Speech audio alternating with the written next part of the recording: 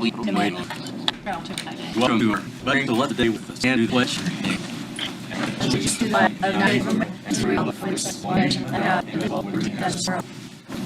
Okay, we're a long day, but late day. The food's necessary to we go here. Do that.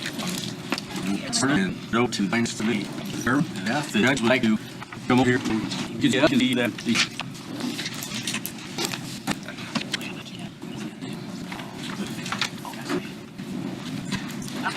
This morning, for everything, you know, double you got to get the beer money like better or the infant.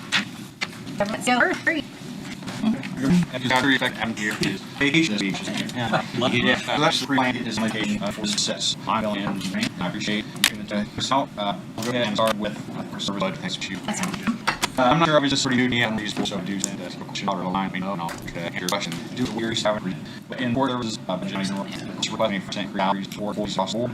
Not sure what you see, so but I believe the amounts reflecting the 2027 that you're looking at. I can read it from one we went to out. So I have this in front of me and that for you. There is the solid line. First English question line 247. Books that said renewal increase costs of this materials for the gym works. There is the amount and I'm 3-1 medical testing. That's the increasing amount of dollars to income increase need for compensation. Rest ratings on the support. You will point out there is some change in the amount requested line through between legal services. That was used to enter claims. Supreme Court was rank of $5,000 detected for bar interpreter needs. There's a $5,000 increase requested in line item 33-170 for criminal appeals. It's my understanding that $5,000 was transferred to that line in 2025, and it remained the same in the budget for 2026. But those costs are going up, and $5,000 is expected to cover, the additional $5,000 is expected to cover costs in 2027.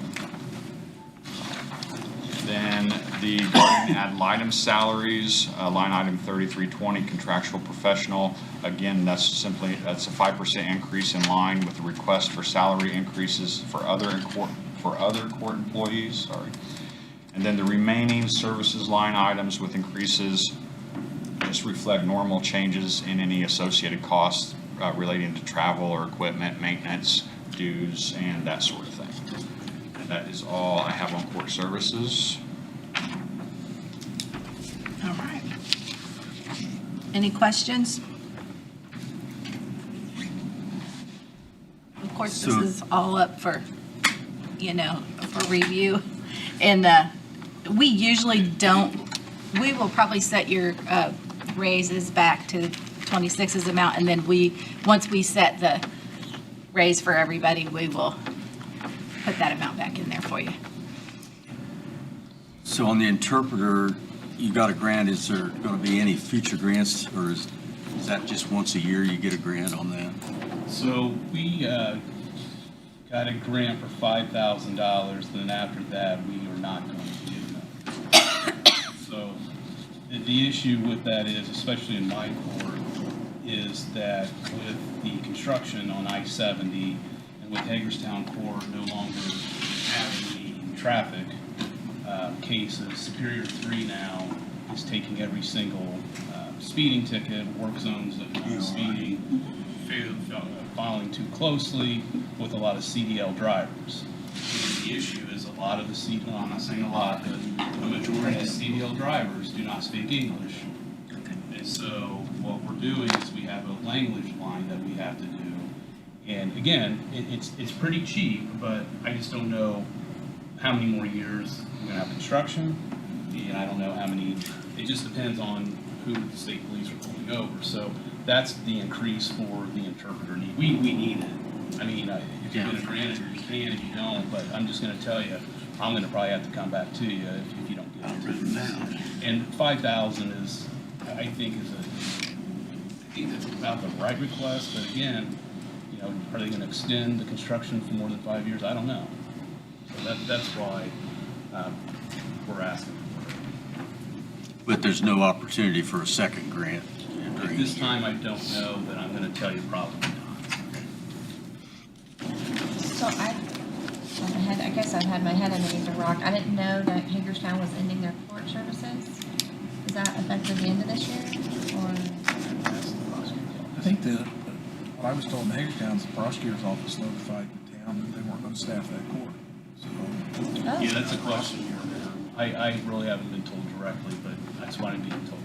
And I'm seeing an uptick of bench trials, at least 3 or 4 per week, more than what.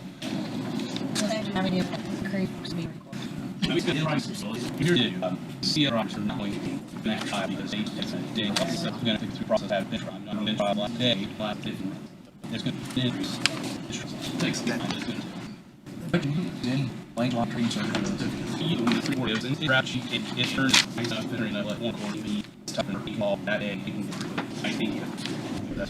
It's phenomenal. It's something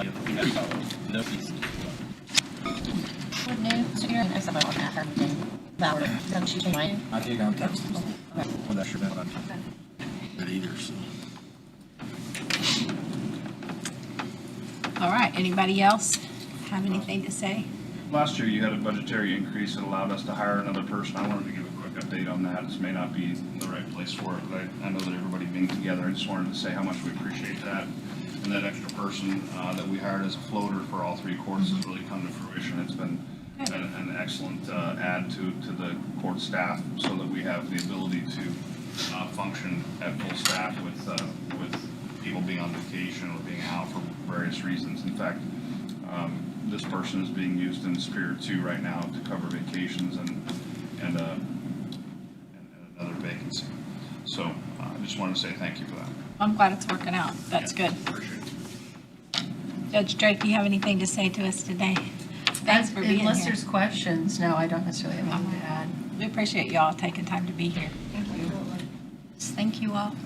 Thank you. Excused? I think so. Do you have anything else? No, but public defender, they all could have some input on that. I think you've answered maybe. Who's got Is there anything on public defender? Well, so Superior 3, Judge Cox kind of covered, there was a 5% increase or requested again in court employee salaries, and then the $5,000 increase also requested in line item 33-120 for legal services, which covers competency evaluations, restorations, and interpreter claims. So that is what will be used once that $5,000 grant is exhausted. I am seeing an uptick on competency exams as well, and misdemeanors and felonies, so I just let you know, sometimes we don't have them, and then they just flow. So that's why I'm asking for the increase. So are they're fully staffed right now, right? Superior 3?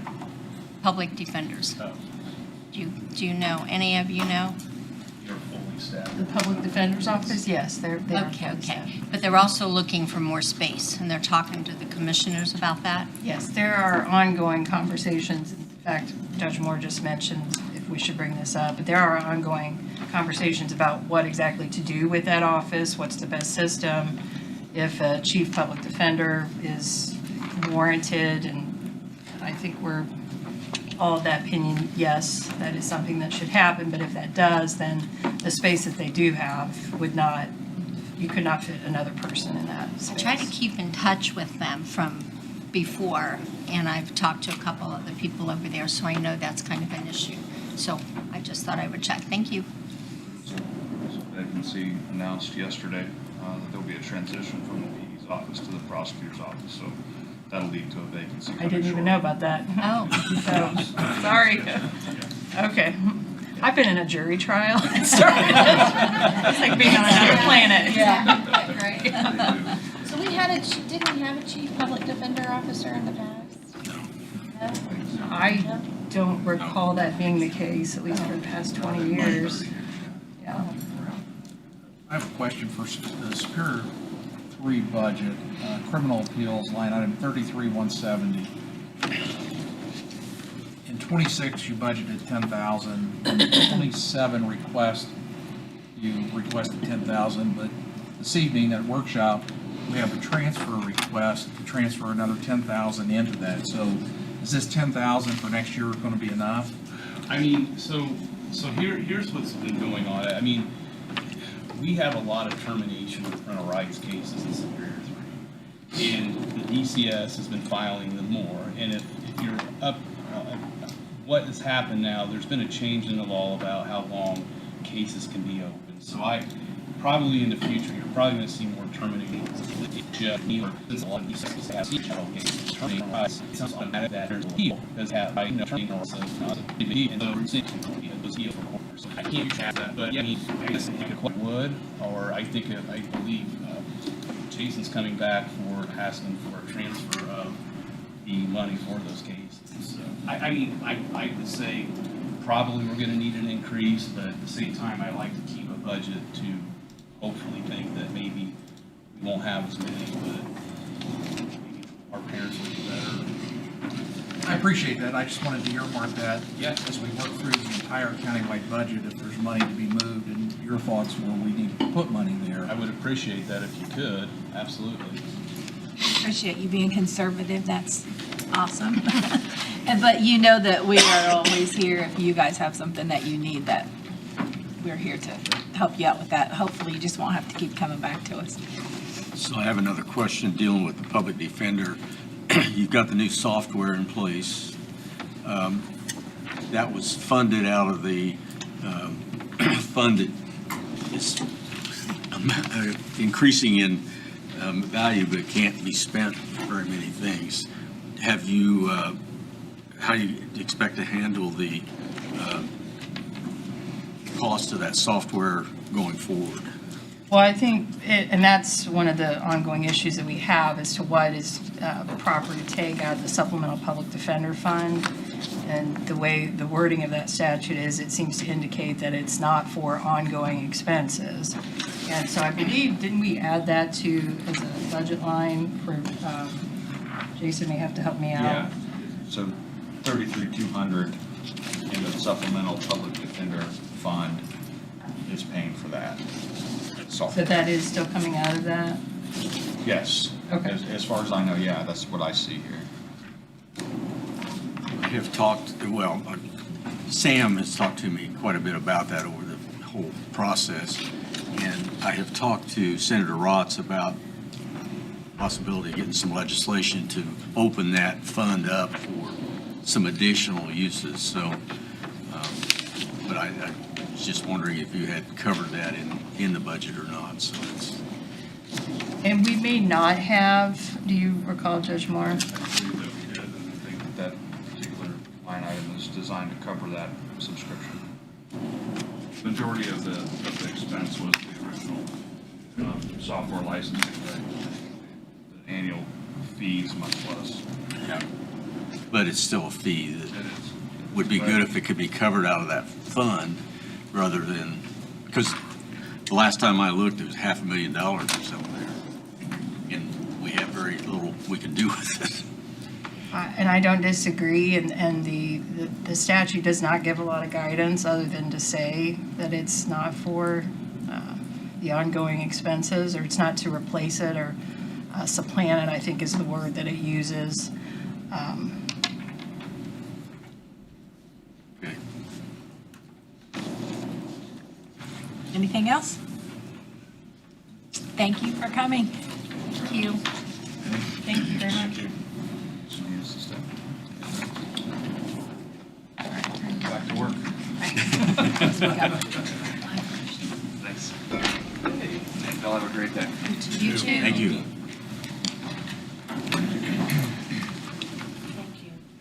Anybody else need it? Need what? Spreadsheet. This is someone's phone. Yeah. Well, I'm going, like, I'm working off of my. That's what I want to do. You said it's I see, fax. yeah. Okay. You did? Where did you, He's not up there. county or? AJ, at some point, as soon as possible, we need the non-general fund Yep. stuff. Okay. I can just plug this in and drop it right on your desk. Go ahead. That's how you do it.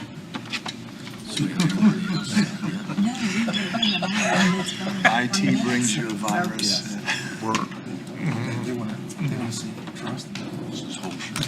That's a cybersecurity risk. Probably. You're supposed to tell him, no, don't put anything on it. Who else are you gonna Just say no. present for the prosecutor now? Or I mean, the probation? Yeah. Yeah, okay, And let's then- continue. We'll go ahead. Yeah, go So ahead. still in the public defender, I know we've covered some Okay. of that already, but there is a 5% increase again, in salary line items, that mirrors all the other requests for court employees.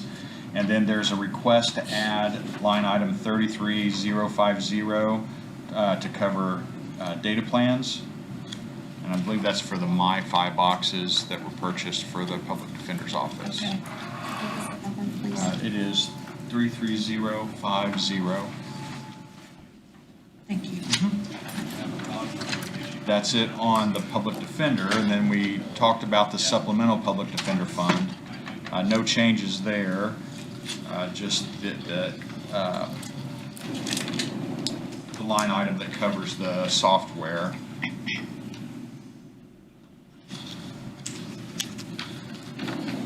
And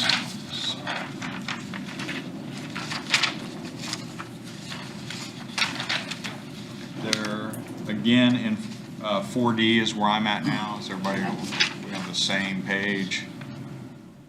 4D, 4D. we will be in just a second. Okay, I was just going by the agenda, so if you want Yeah, me to you're go fine. a different order, You're let me fine. know.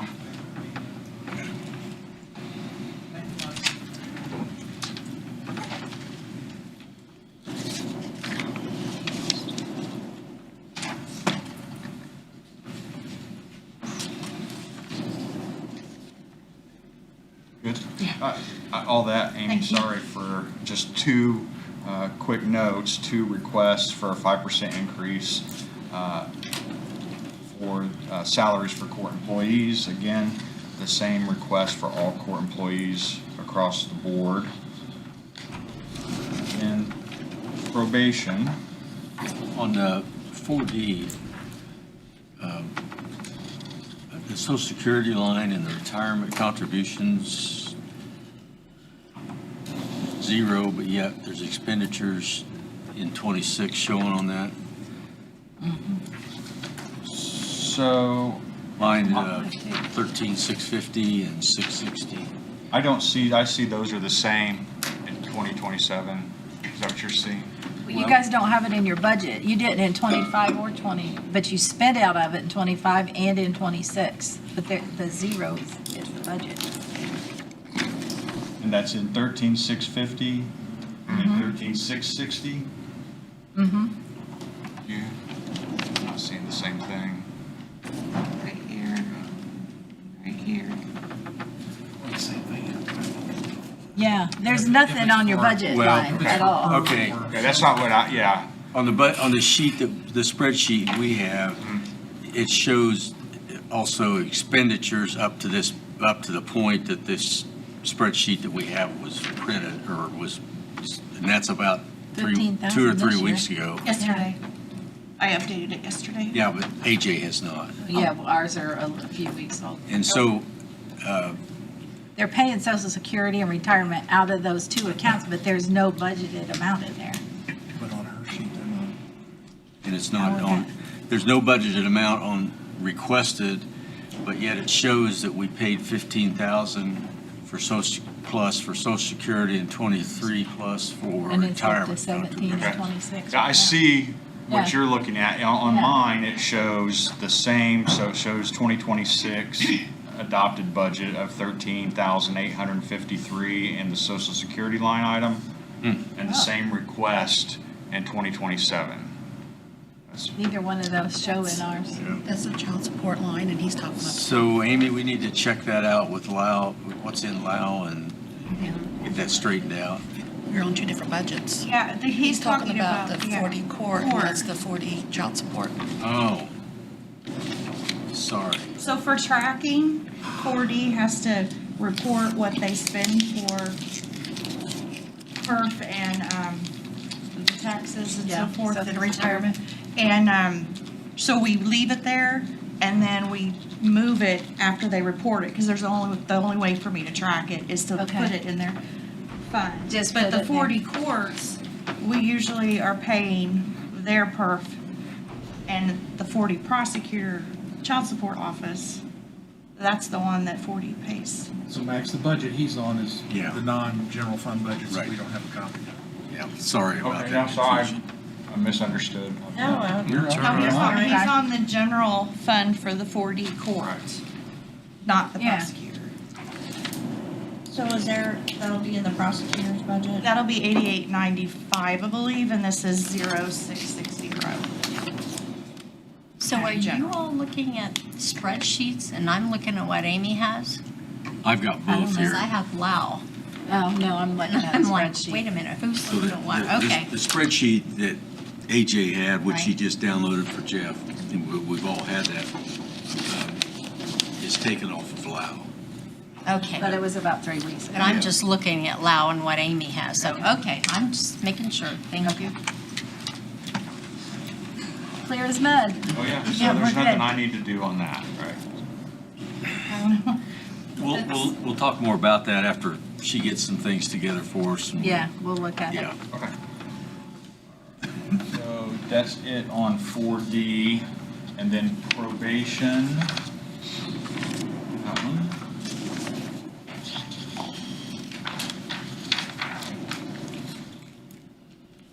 Okay, so for probation officer salaries, there is no change in the 2027 state salary schedule. And there were also no changes requested in the county general portion of probation officer salaries in 2026, and there are none requested for 2027. The changes that you do see in 3 of the line items, 10260, 10380, and 10470, those are just normal increases in salary based on the officer's years of service. And I want to take this chance or this opportunity to point out that we are requesting to move the position that was previously paid with the DOC grant to line 10440. And the reason for that is I know Adam previously communicated that we were expecting no DOC grant this year. That was pretty much communicated across the state. However, well, let me back up. Over the last 11 years, that grant has funded completely a probation officer salary until this year. So that was about $892,000 that we had received from that grant from the DOC over those years. We did find out a few weeks ago at the end of June that Wayne County is expected to be one of 16 probation departments that will receive a DOC grant this year. However, we have not received that award letter yet. We don't have a signed contract. So we're expecting to get it, but we don't have it. So we would like to keep our requests as they are until we have that signed contract from the DOC. And as a note to that, Adam did contact me. We spoke about this. I told him to go ahead and do that until we find out what they might be getting and they signed a contract. That was the easiest way to do it. So they did what I asked them to do. Good. And we don't know yet how much that may be, right? Okay. At that point, when I talked to Adam, he did not know. Well, we've been told, but we don't have a final amount. Okay. So.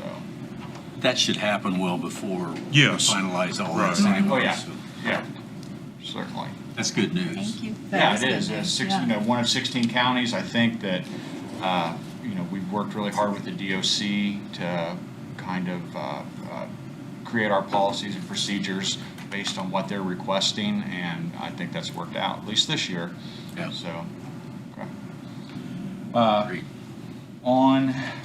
Beyond that, there is a 5% salary increase requested in line item 10933. That's a clerical position. Again, 5% requests are across the board for court employees. And then any of the remaining service line requests are just simply to cover rising costs for things like phone, copier, subscriptions, things like that. Annual increases that we are expecting. And then the probation users fund.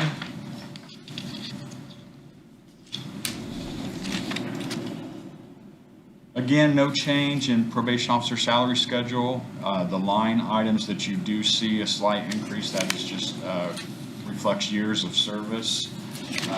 And again, same thing here. We're requesting to move the probation officers is paid out of line item 10472 to 10440 to match their line item in county general. And then that will all kind of play out as we get word from the DOC on what we're gonna get, then we'll know where that needs to go. And as Jeff mentioned, we're just requesting that we hold off on that until that comes in, and then we can come back and look at any changes that are needed. And that's all I have on the probation users fee fund. Jason, just real quick, on 13,640, you guys have done it really well on the overtime. You cut it from 3,500 down to 2,500. And for example, this year so far, you've only expended $187 out of that. Do you feel that there may be an increase in overtime being used due to some cutting of the grants, or do you think you're going to be okay with that $2,500? I don't want to speak for Adam, who's not here. We have not had any kind of discussion or concern that our overtime costs are going to go up. So on line 33-130, it says juvenile. And we budgeted 140,000, but we only spent 26,000. Is that juvenile officers or is that programming? That is juvenile detention. Okay. So that, as you know, we use multiple facilities throughout the state. They all charge a different daily rate, and we never know what those needs are going to be. And you never know how many you're gonna need. Right. True. Today, that could go bad, so. Yeah. I had heard some discussion that Henry County might be going to reactivate theirs. Is anything happening on that? I've heard the same rumors. We've seen no real movement on that. There's talk of it. It'd be nice, obviously, if they opened a facility back in Henry County, but I've not seen any, firm steps in that direction. So Jason, is it still the same protocol at the end of the day? Like if it's a juvenile enrichment, if they don't have enough officers to transport, then the kid isn't transported, or, how is that? I've heard in the past that Richmond, if they don't have enough officers to transport, can't transport. I can't really speak to that. That would be a question for the police That's right, department. okay. When Adam does the juvenile side too then. Yeah, I've not had any issues with transport, but it's a police department question. It's up to them we do the placement, it's their responsibility to transport. It's a public safety issue for me as a citizen in Richmond. Sure.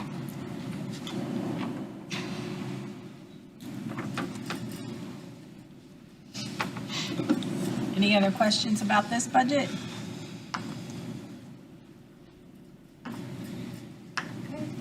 I'm sorry, but I'm locked out and I have to restart, Okay, so you can't see anything. I that's okay. apologize. We're looking at it right here. Yeah. Yeah, I'm done. Delete it. Caleb, I can't get out at all. Thank you. Thank you. All right, thank you, Jason. Thanks, Jason. Sorry, I'm trying not to panic. We'll see you later today for that I'll be transfer. back, Trying to get yep. out, it won't let me out. You sure you want to come back? What's that? You sure you want to come back? You're going to be here, I do. That was sweet.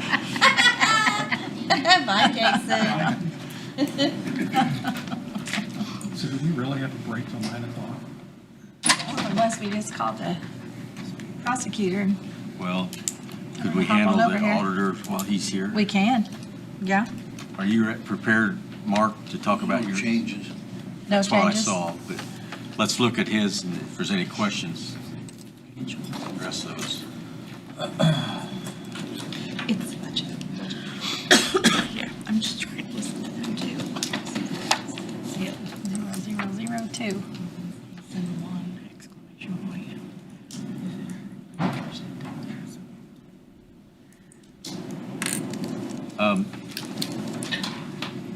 The grant clerk, the reason that was different in 26, was that a part-time or was that, It's a part-time, is it part-time now or? yes. But we've got, the request is for, looks like a full-time salary. I've done that every year since we started it. And then we reduce it to the part-time. This year. But it's been expended. That's in at 47, let's let that ride through the budget process and not maybe do anything now. Let's, we're gonna have a change in that office. Let's Yeah. wait and see We've- what. It really is a full-time job. We've spent 5,000 more than the budget though. This year, 2026 expended amount? On the grant On the- clerk? Yeah. 10709, we've only spent $1,632. I don't think our numbers are right. I don't think our numbers are Because right. what I'm looking at It says. says we spent 47,000 so far this year. Yep. 47,646. Yeah. So what are you looking at? I'm looking on the AJ sheet. AJ sheet, and the adopted budget was 47,464. Well, I'm We've looking at only- AJ's sheet that I Me just too. got this morning. Weird. That's what I got. And then the other one is the executive secretary. Were you asking for that again for 2027? No. So that's in there as requested. It's still on there. It needs I to can go take it away. out. I can take it out if you don't want that in there. Yeah, it needs to go away. It's not even Let me see which line item is that? 10, 9, 12. Well, I think there's like columns messed up or something. 'Cause I'm seeing like 2027 requested budget, and these are numbers. Oh, yeah, you're I right. think it's, look up at the columns. I think that's what's messing things up. My spreadsheet shows the executive secretary at 0. Weird. And I just took it out, so if you're looking Okay. at what I'm looking at, it's gone. This is showing me something different. I got my sheet from you. All right, well, people, Me I think too. we have a few little issues. It's already there. I think some of we got some glitches. Well, We and do. what she's showing up there is current, where this is 3 weeks old. It didn't do this So on the the last only, one, but on the auditor. just for me, and I checked this Budget with Amy, is I really Yeah. like to not showing have up right. the document that we're Well, gonna you be gotta go working down on. to this. I don't know why, but go down to this. I'm listening, Misty. I'm We could be listening. here a I get it, because I'm looking at Lau with what she's Yeah, doing. so So I- I'm not seeing the other. I would really like, so y'all know I can't have Lao on my personal computer. That's not allowed. So I have to go off of the documentation sent to me. And I appreciate this, but I like to have a document that I can look at and add notes into my columns. And you can on the one that AJ sent. But if it's not the right document that we're all not looking at, that becomes an issue. The one that AJ sent out, if you're looking at that right now, the top several, That top 12 rows section. are not, I don't know why they're there. The Yeah, there actual you go. budget starts on line 14. I see that now. 14. Go down to the second section in that budget. I don't know what that top section is. Me neither. So if you're looking at the top, things Yeah. are messed up. There we go. I see that we have this extra. 10,912 under the bottom Yeah, portion of it is. He didn't separate. Okay, but Got this it. is what we need. Yeah. And this shows right, like the executive secretary says 0 down here. Yeah, and I already took it out of the. Okay, gotcha. And last year, there was some part-time money, or overtime money, that's still there. But there's part-time too, so that position's been eliminated then. Yeah. Okay, but it doesn't show that. Yes, Well, part-time 2 is yeah, empty. empty, yeah. Okay. Okay.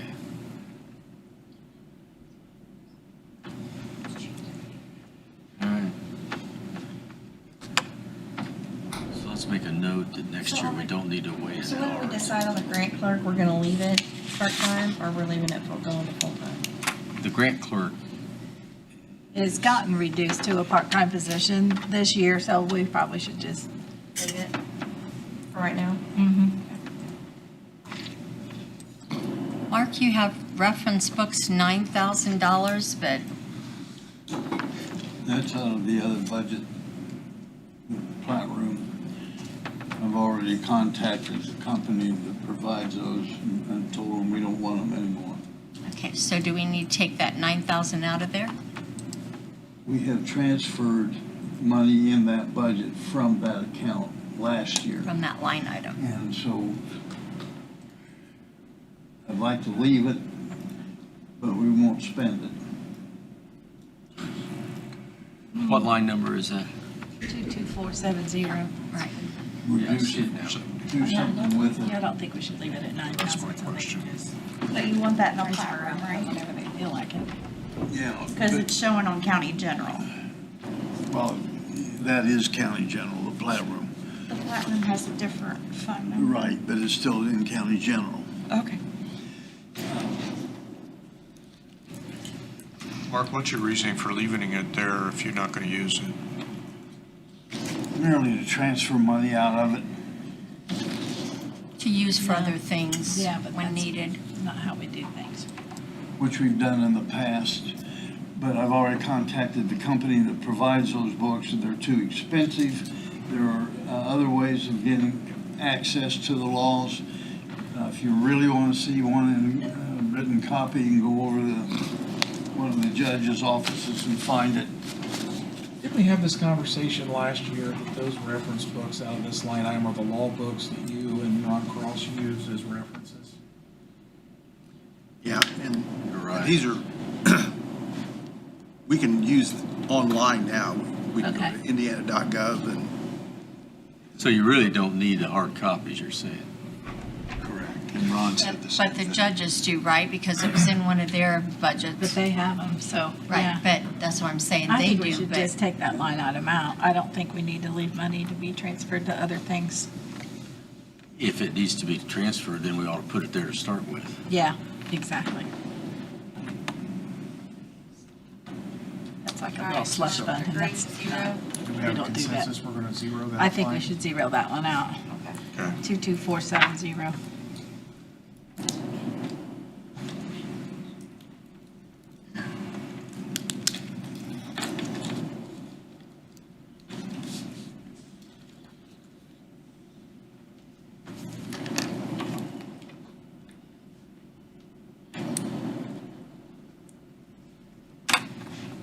So we don't have to do, I mean, obviously we don't, there's something there, but advertising or legal, we don't have to do any of that any longer? That's in the commissioners. That's, yeah, The commissioners. Gotcha. it won't be till next year that we can do everything online. I think it's like next July, right? Where we can do stuff online instead of publication. That'll save money. Yeah, a lot of money. Remember how often they update that, the online version. It's pretty immediate. Whenever the new statutes go into effect, like July 1st, it's pretty immediate. I remember Quickly how than it was printed with- copies. And what will that be real quick? Like, we advertise on Gateway websites, like what'll the advertising, where will it go? Website Our website? and Gateway. Both- And Gateway. Both options. And will it be still 10 days or will it be like the 48 hours? Do we know what the time frame is? Timeline hasn't changed. Timeline hasn't changed, but we can just stick it on the website. Awesome. So we don't have to meet the weekly No, publication we don't have to schedule. wait for papers to come out and things like that. That's good. Okay. Mark, can All I right. ask, what are the items that you get for printed office supplies? What do you, Checks. just checks, that's it? Basically. But we send very few checks anymore, right? $3,000 isn't much for checks. No, but we have to order like 1,000 at a time, Oh, or it's too okay. expensive. Okay. Okay. I was gonna say $3,000 for checks for this. Well, I didn't know what it was they were getting that was printed. I was Last year, just curious. We had a check that we had a problem with, payroll check, and we had to reorder all the checks that we wow. ran at that time and destroy the other ones. Okay. Thank you.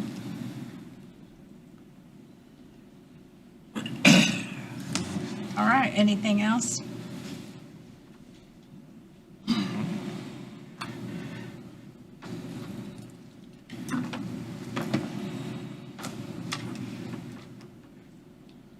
It's good.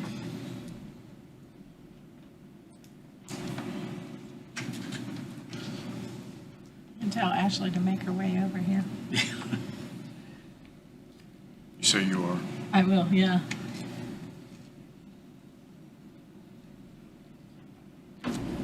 The perpetuation fund for the public defender, which we was talking about earlier, has a balance in it of over 550,000 now. What did the senator, when you were talking to him, Yeah, was he supportive of that, or was yes. he? Well, so far, I got to get him to meet with Sam in the office and talk about the specifics. And I told Sam we need to get that done in the next couple of weeks. So I'd like to be present when you do. Yeah. Yeah, it's silly to have a fund with that much money that you can't really spend. It pretty much specifically says you cannot replace Yeah, budgeted expenses. Right. But they don't have extra budget requests very often. It's crazy to have $500,000 sitting here that you can't use, and people are paying into that I agree. continually. So I think it'll probably be something that have great support from other counties, and I would think those counties have a pretty big I think fund like prosecutors that. would, Yeah. so be in support of that. Yeah. I'll get it at the same time. I'll ask him. Okay. I also, on mine, auditor, I have the plat room budget. And I don't know that we were talking about that or not. You can, because we don't have a that's separate a- budget for them. it's a non-general fund. Non-general fund, okay. But- We don't have those, do we? She should have that on WOW. I have it on the screen for you. Oh, okay. I gotta look right here. Yeah, I lost one. Put on here. Is there any changes there? No.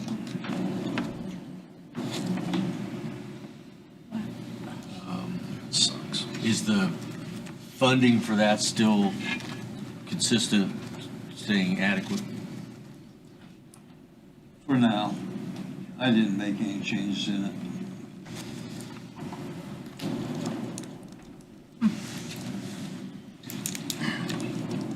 There's Lonnie, if you want to.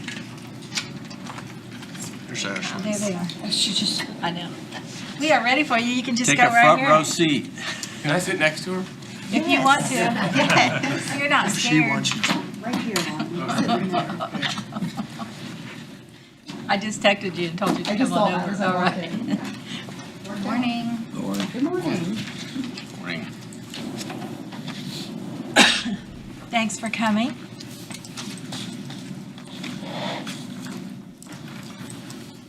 You can go right ahead. We're going to start with the prosecutor's budget. Pretty straightforward. We did not ask for any changes or additions this year. We will have maybe some small extra expenses, but we have the benefit of our discretionary funds, so absorbing those to keep things as they were and not ask for additional from the county. Wow, that's nice to hear. Does anybody have any questions about anything in their budget? So on Lau, we have you must be requesting a pay raise, a percent, because it's more than it was for 26. Is that right, Amy? That's the way, yes. Okay. No, it was, so what we requested last year was before the raises were approved. So if you look at the adopted budget amount for Same on this 2026, Okay. back to what we're requesting, it's the same. Gotcha. Thank you. Yeah. Okay. How come we have one deputy prosecutor that is making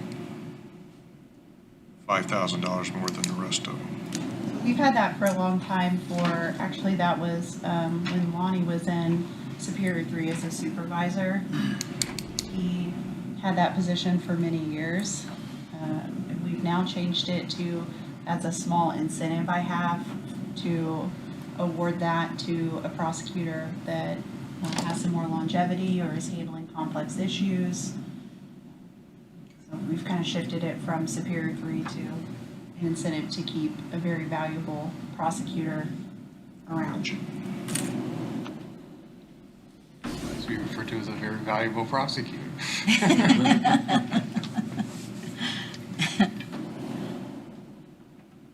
Everything else must work out for you, looks like. You never spend all of that, what's budgeted, probably, so. Yeah, we look like we run pretty close to spend down. There are additional funds we use from discretionary that you don't necessarily see, like office supplies, but it's almost always. Okay. We go over on that, witness fees, depositions, things like that, that typically come out of our infraction deferral or prosecutor law. Okay, that's awesome. Same thing with office equipment. I think a few years ago, Mike used one of our discretionary accounts to purchase a new color copier, so we didn't have to ask for that. We're looking at coming up, replacing some office chairs and some other furniture with those funds as well. Good. Came up a while ago about, can you give me a little history on the decision about the Hagerstown court? Yes. So that has been a long-running program that Lonnie actually handled. It was pretty convenient for Lonnie for years as he lived over in Hagerstown, and he could speak more to how that started and what it did. But the last few years, Mike and I have been considering stopping that court for a couple reasons. One, a deputy we have to staff that monthly, and that's an after hours. They're not paid anything additional to do that. There's a lot of prep time for it. More than anything, it was nice for the city of Hagerstown and some of the officers or troopers that lived over that way.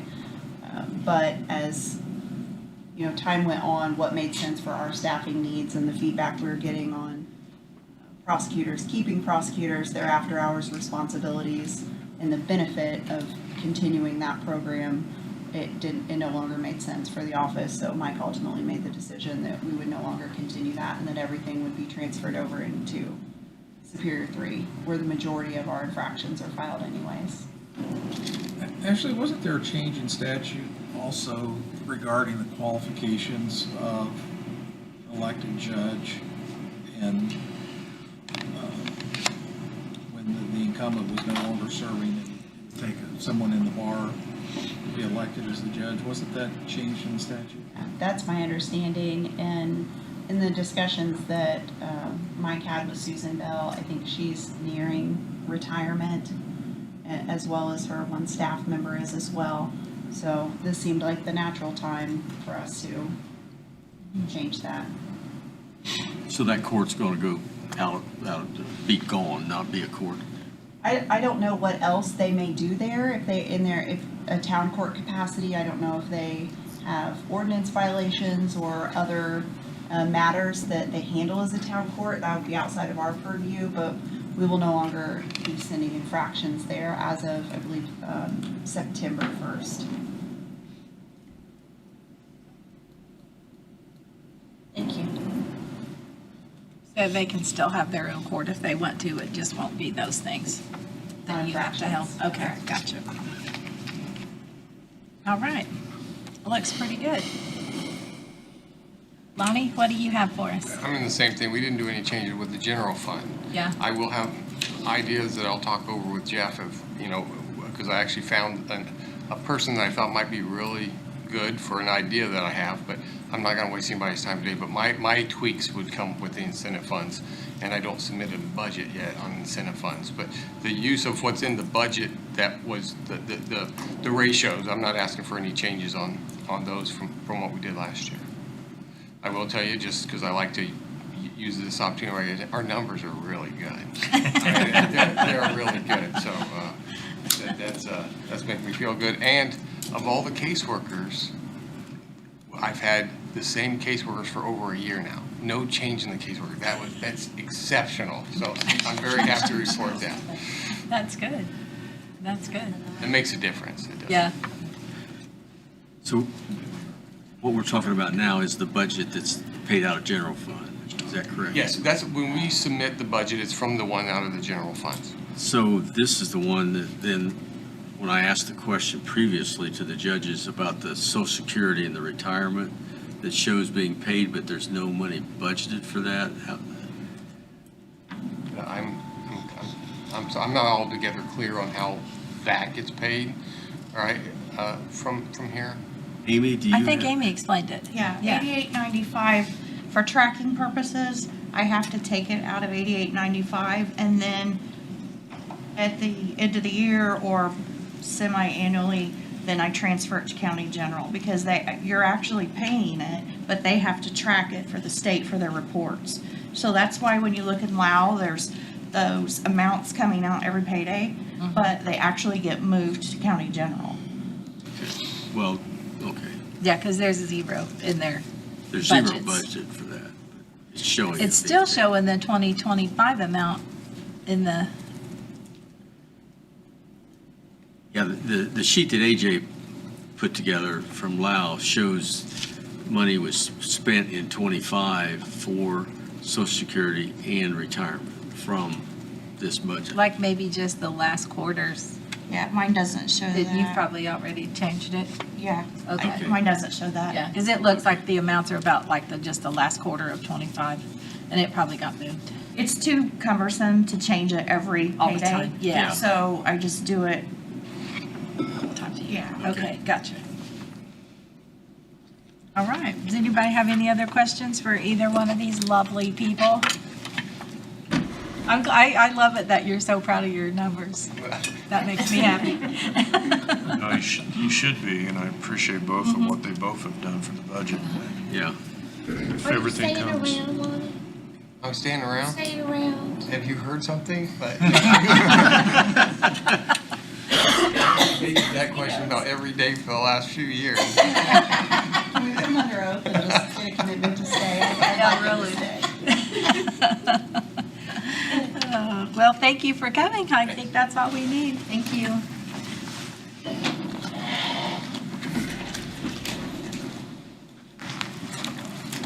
We should have a crowd of people walking in here in just a minute. If anybody needs a break, you can take one quickly. Saw Tim. I saw Tim and his whole crew go that way, but they didn't come in here. Oh, are they waiting? Okay, well, we can tell them to come on in. You guys are looking at spreadsheets, we're looking at what in Lao, so it's kind of confusing here. Yeah.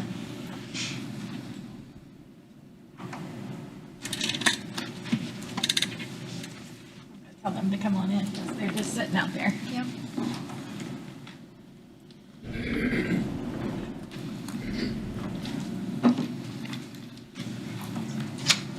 Mr. Smith? You can call to the office. We're ready when you guys are ready. The clerk's not here yet. We go first. Thank you. It's okay. I'm taking vacation. Yep. Where do we sit at? Right here.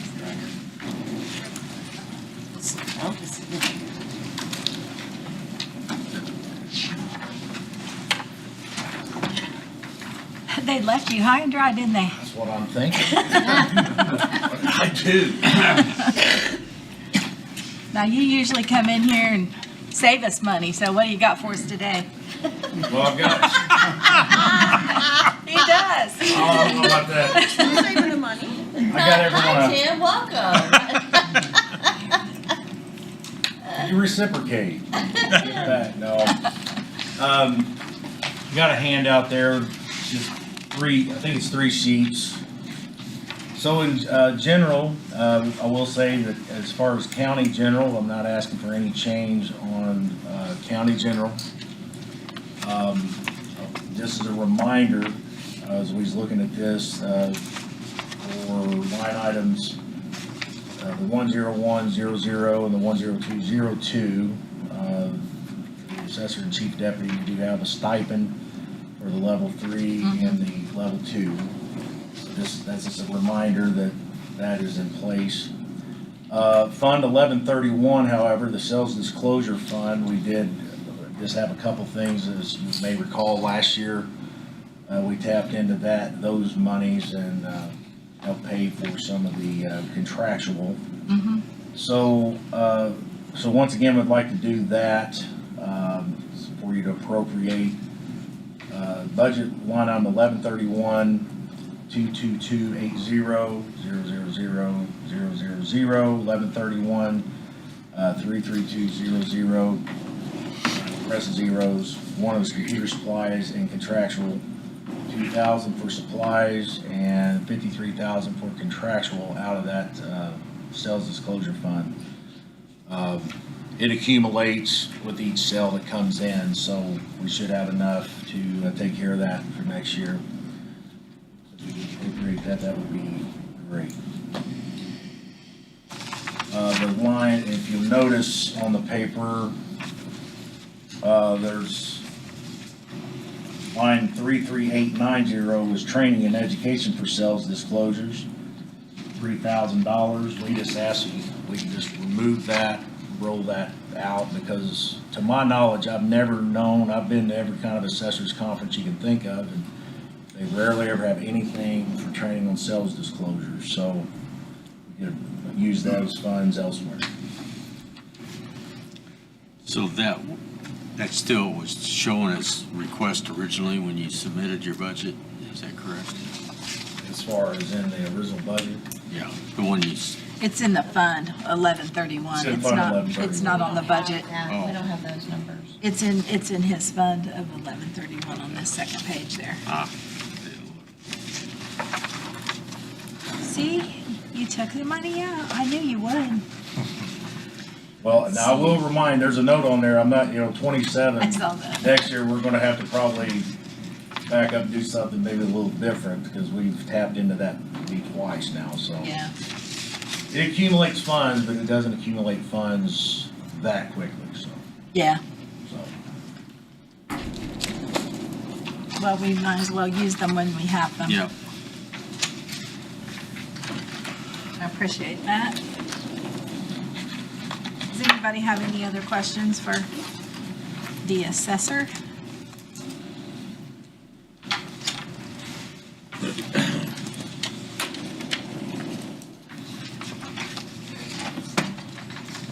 You're always so easy to work with. I appreciate that. We try to be. My wife would disagree with you. Understand. Okay, I think we're done. All right. Thank you. Thank you. Thanks for all your support. Thank you. We certainly try. Thank you all. All right. Terrorist. All right, clerk.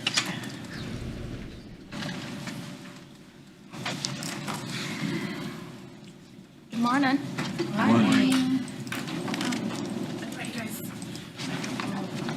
Spreadsheets real quick. Sorry I didn't email them sooner. I thought this might be easier. So you guys can look at them now and look at them later. Don't trip on all those wires. Yes, There's a lot in there. don't call OSHA either. You just said that on TV, so. The top one is about, our printing supplies. It's Fund 22120 for the clerk's office. I'm asking for more in that because I'm ordering more envelopes. We go through a lot of envelopes. I do get a break because I'm ordering them by bulk instead of the way we used to do it. That's helping, but it does cost more. And I talked to the printers yesterday, and they said to up that price 5% for next year. So I wanted to let you guys know about that. And so that's one reason I want to up the budget on that line item. Is that gonna be double? On that spreadsheet, I times it by 3 because there's a chance we will order 3 times a year. We're getting ready to order our second time now. So I went ahead and ordered, I just went ahead and tripled that. On the budget sheet, 30, this Yeah, I is probably need to up that. 22,120? Is that the line we're talking about? 22, yeah. Yeah, So it did 22, Yeah. 120. In 26, it was 7,500, and this year's 15, which is double. It's double. I probably need to double that even more than what I put in there. More than the 15,000? But you've only spent half of, we're at the half point, you've already spent half. So why would we want more? Well, I'm just thinking if I order more next year, it's just fair. So you're sending a lot more letters out than you used to? Yeah. I'm we're spending a lot more with jury and courts and everything, so. I don't think it's gonna warrant that much though, Tara. Because the most you ever spent is 8,500. And that was a budget, so actually the most you ever spent is 7,500. Yeah.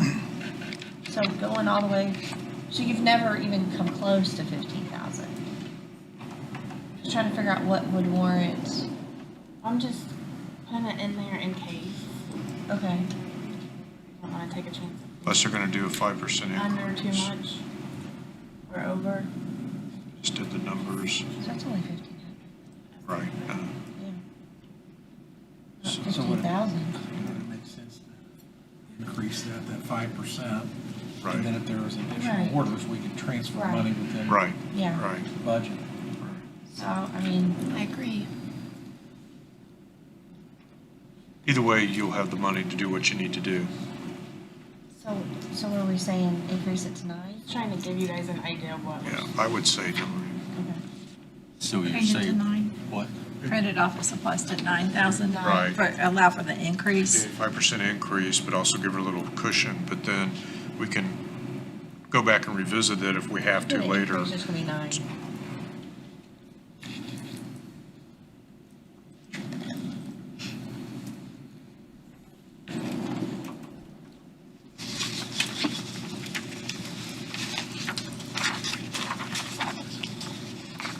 What else are you looking at? Then, for elections, that's all for the clerk. On the election, on my, equipment, on 33670, the next spreadsheet is our equipment. that I So we're in the quoted. election board budget now? I'm trying to get there, yeah. There we go. It's okay. It's all right. 3367.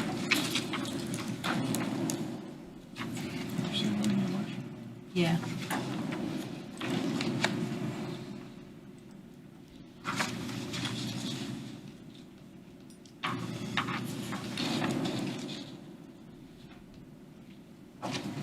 So what are you asking for on the election budget?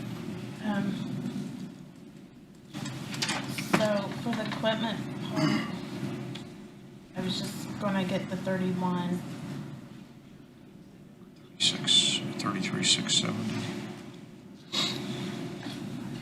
There's a $10,000 increase in 33,200.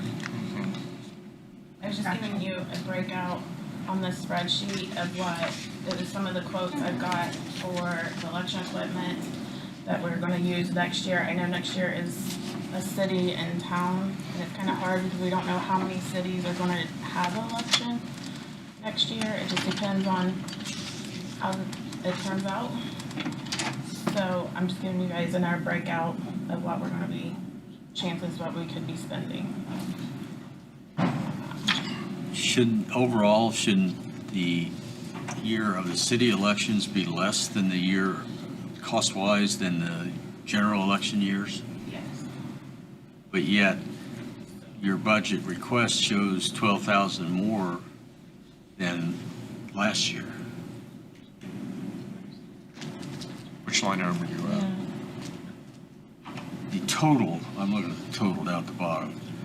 Oh, the total budget? Total budget? Oh, gotcha, okay. Well, there's a 10,000 raise in contractual professional for some reason. And there's Contractual nothing. and other. There's a 2,000 in other. Yeah. But what I'm, the total cost for 26 is 171 plus, 171,000 plus.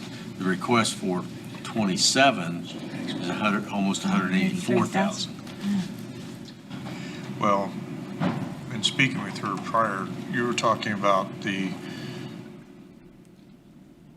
election people told you on the software that you're going to have to possibly get new iPads or something to software to be able to run the election. And she's trying to get quotes on what that would cost. Were you able to get those? That's what's here. Is that what's here? No. I mean, that's what we pay with the current iPads that we have right now. their what their program, they're not gonna be able to run the new equipment that you're gonna. Okay. Do you have any idea what you might be looking at on these new ones? 2 options right now. I have one quote, but I don't have the other quote yet, so I'm waiting to see what will happen. Now they're saying that we can wait until state passes a code, and then that will determine if we need to. But I think we need to have an idea in case, because we don't want to just all of a sudden get news that that code's changed and not have much time. So that could be something we put on our one-time list in case it happens, because it sounds like, you know how that is. They're talking about it. So is that why 33,670 is nothing? 0? I don't know why that one's 0. Well, It that always line, is. yeah. That's what she's talking about Yeah. is service contract, sorry. I saw equipment maintenance and service contracts is 0.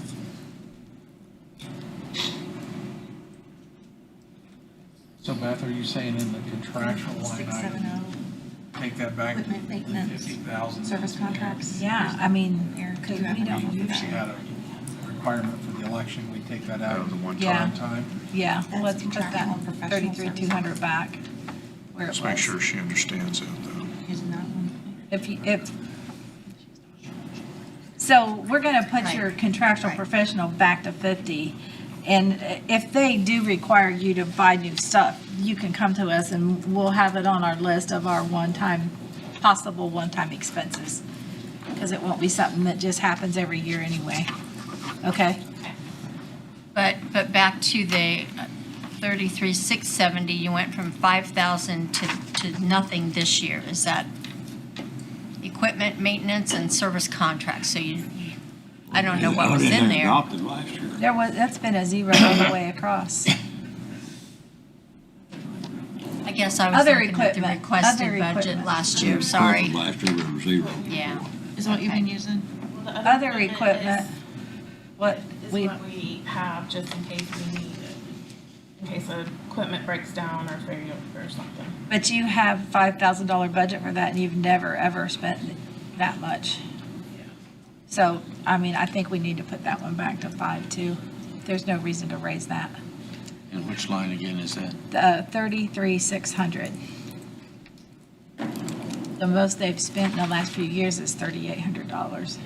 Which was last year? And most years it's less than that, so. You never used it. 5, What it was in the past. what it was.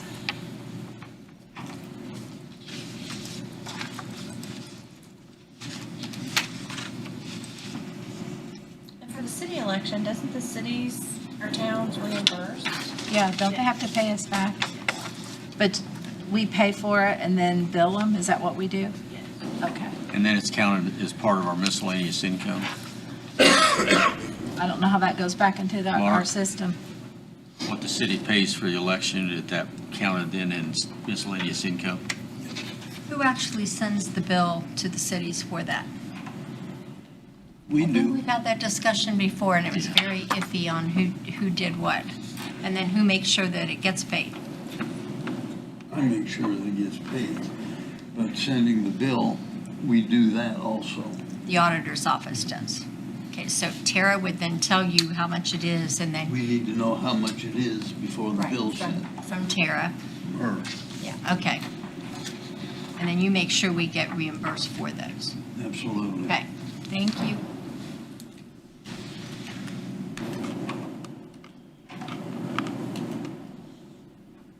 So just to recap, you brought that budget back to what it was last year, correct? Yeah, basically.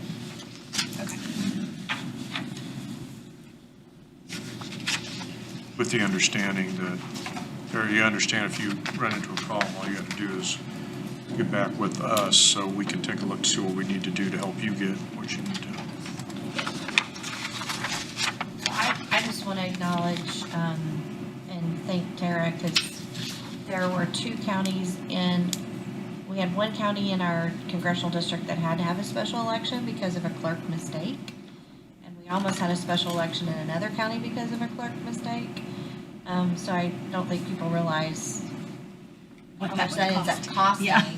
the taxpayers when the clerk doesn't do their due diligence on the process. So All right, anything else? Thank you. thank you. Thank you. Is Gary here today? I don't see him. No. anywhere. You have Sharon. Oh, she's gonna have, okay, there we go.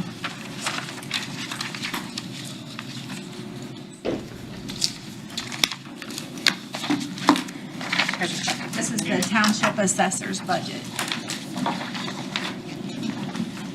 Will you pass that down?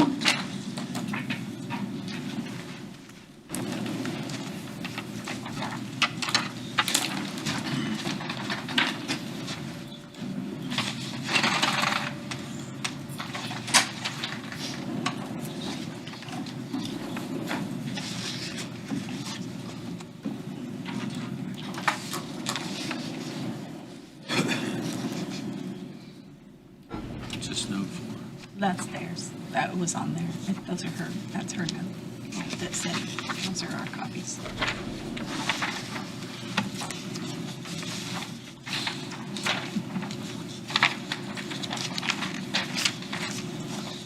Okay, what do you have for us?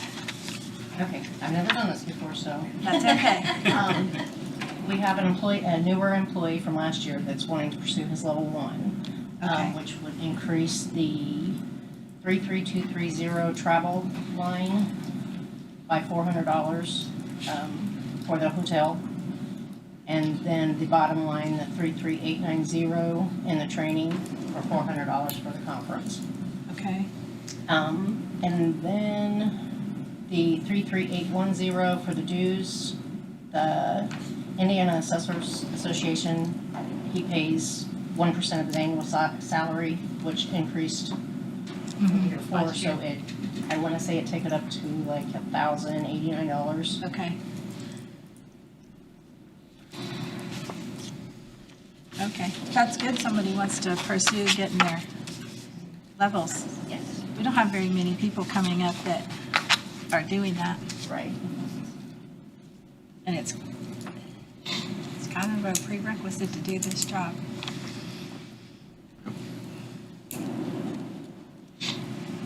So those are minimal changes, but I think necessary ones for this office for sure, so. Does anybody have any other questions? It's pretty cut and dried. Great, thank you. Good job. Tell Gary you did a fantastic job. Thank you. All right, the surveyor.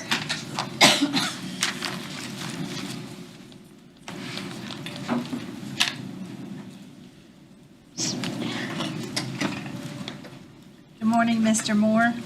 Morning, all.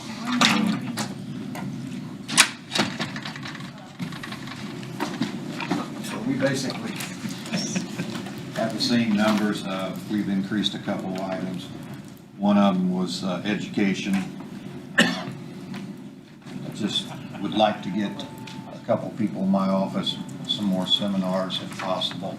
Technology's changing, and I want to make sure I can keep up with that. I would like for you to take a look at 33810, which is dues and fees. I think we're a little high there. I see a reason why I need $1,700. I think we could drop that down easily to 900 and be comfortable. It was 700 last year. You think the amount for increasing the training got put in that line instead of the one below it? Because the one below it stayed the same. You know, that's very possible.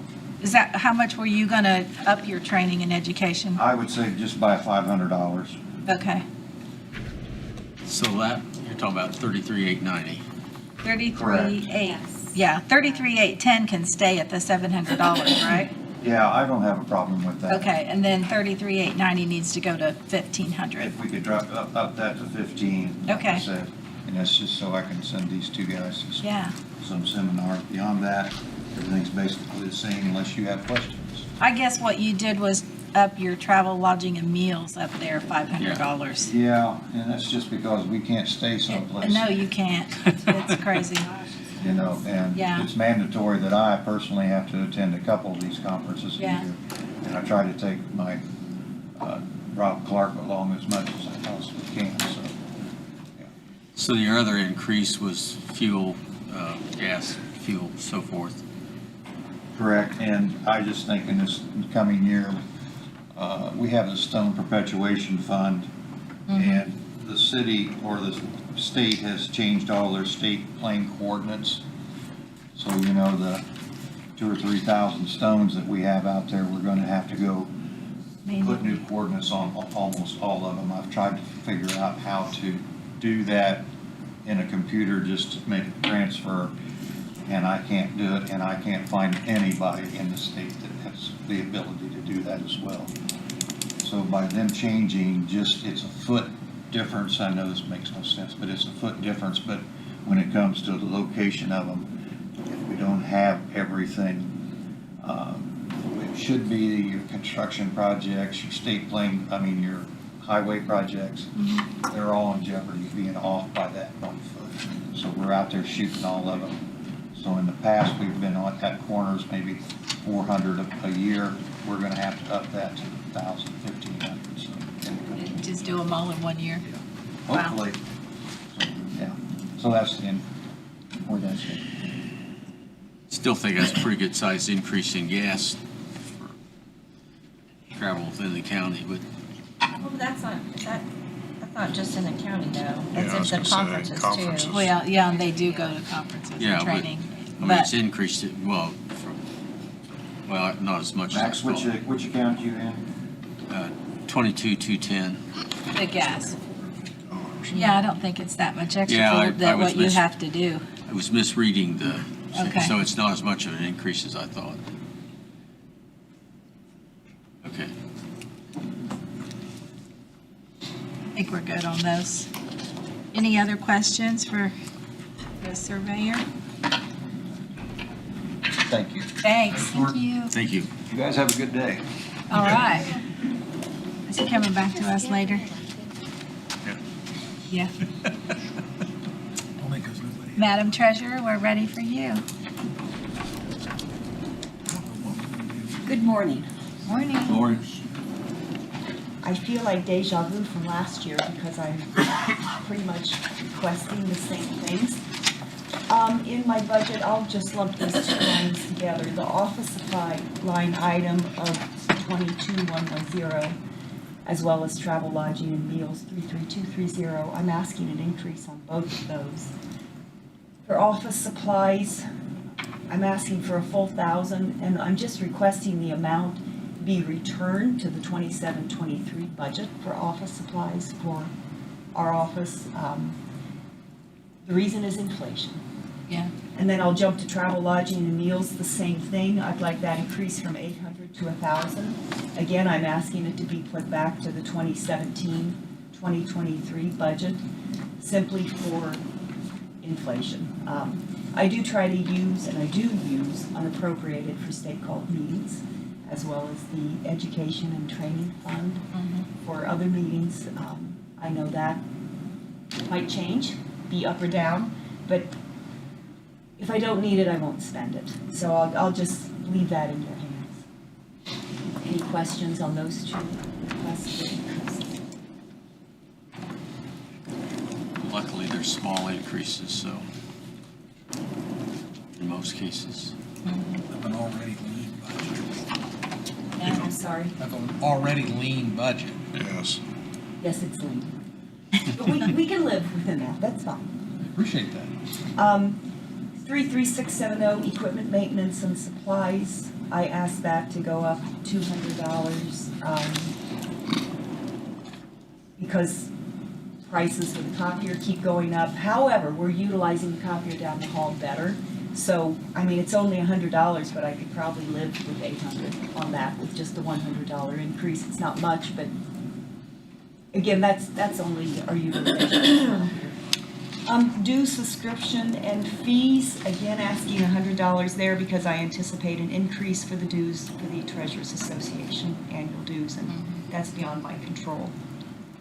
Pending from 26, I asked council if it would be appropriate to use your one-time funds to replace our money counter validator. It is from 2014.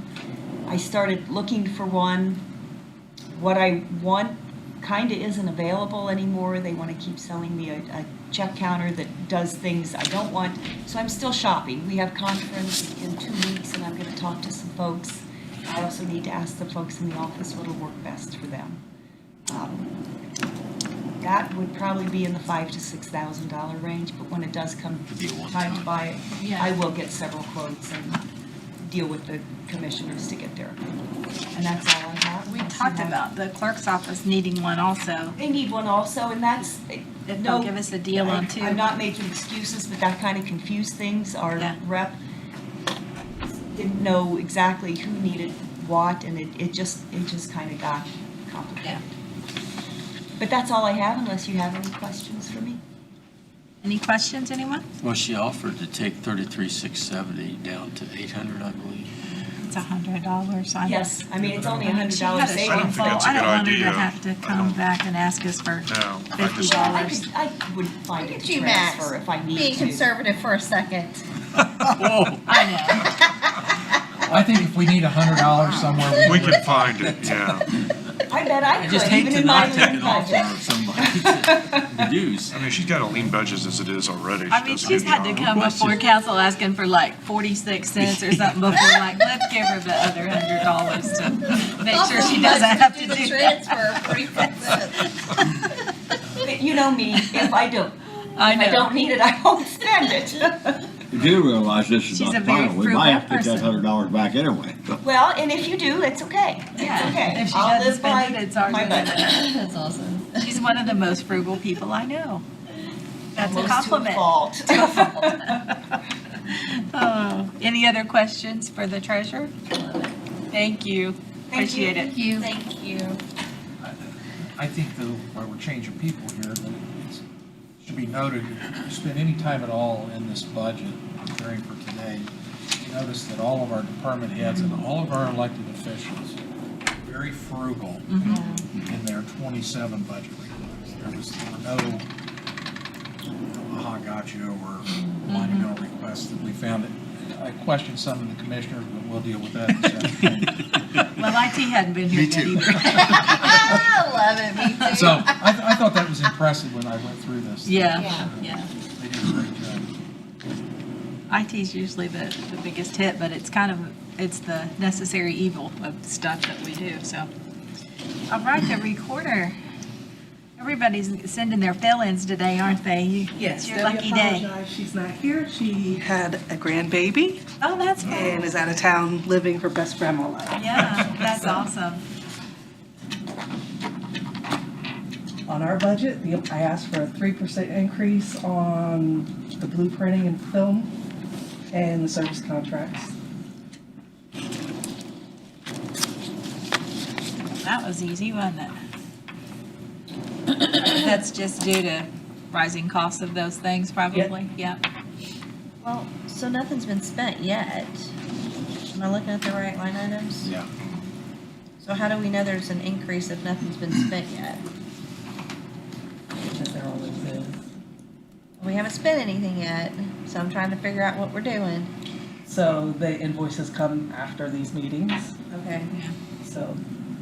Look at you being conservative. Once a Yeah, year. So in 25, they spent almost the amount that they're Yeah. asking for. Yeah. And we generally spend some out of our RPF fund to cover anything that those amounts don't Yeah, cover. Debbie's good about using her fund, and it pays for an employee and all kinds of things that save us money. In the print, isn't it normally annually, there's an increase usually?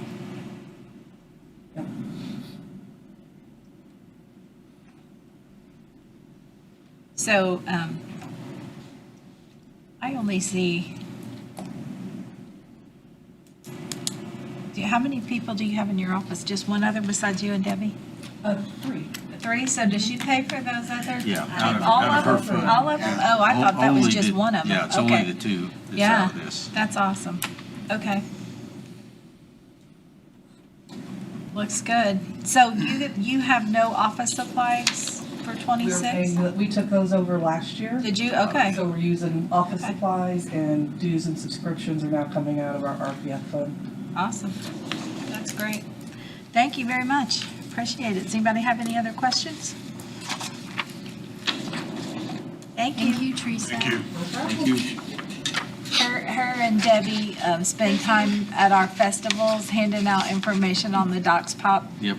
the free service that they offer for checking, make sure people don't file things, record things in your name, so. I happen to, it only goes by your name, like, it picks out my last name, and there's a trailer park here in town that has a lot of things that get filed with the clerk's office, so mine pops off all the time. I have to call and make sure it's not anything about me, it's usually somebody in the trailer park thing. Hey, did you hear that? I heard somebody call for a break. Did somebody call for a break? Well, here's the deal. It's time, I mean, it is time for a break at 10:15, so we need to sit here for 45 minutes or more. Let's take a break. Let's take a break.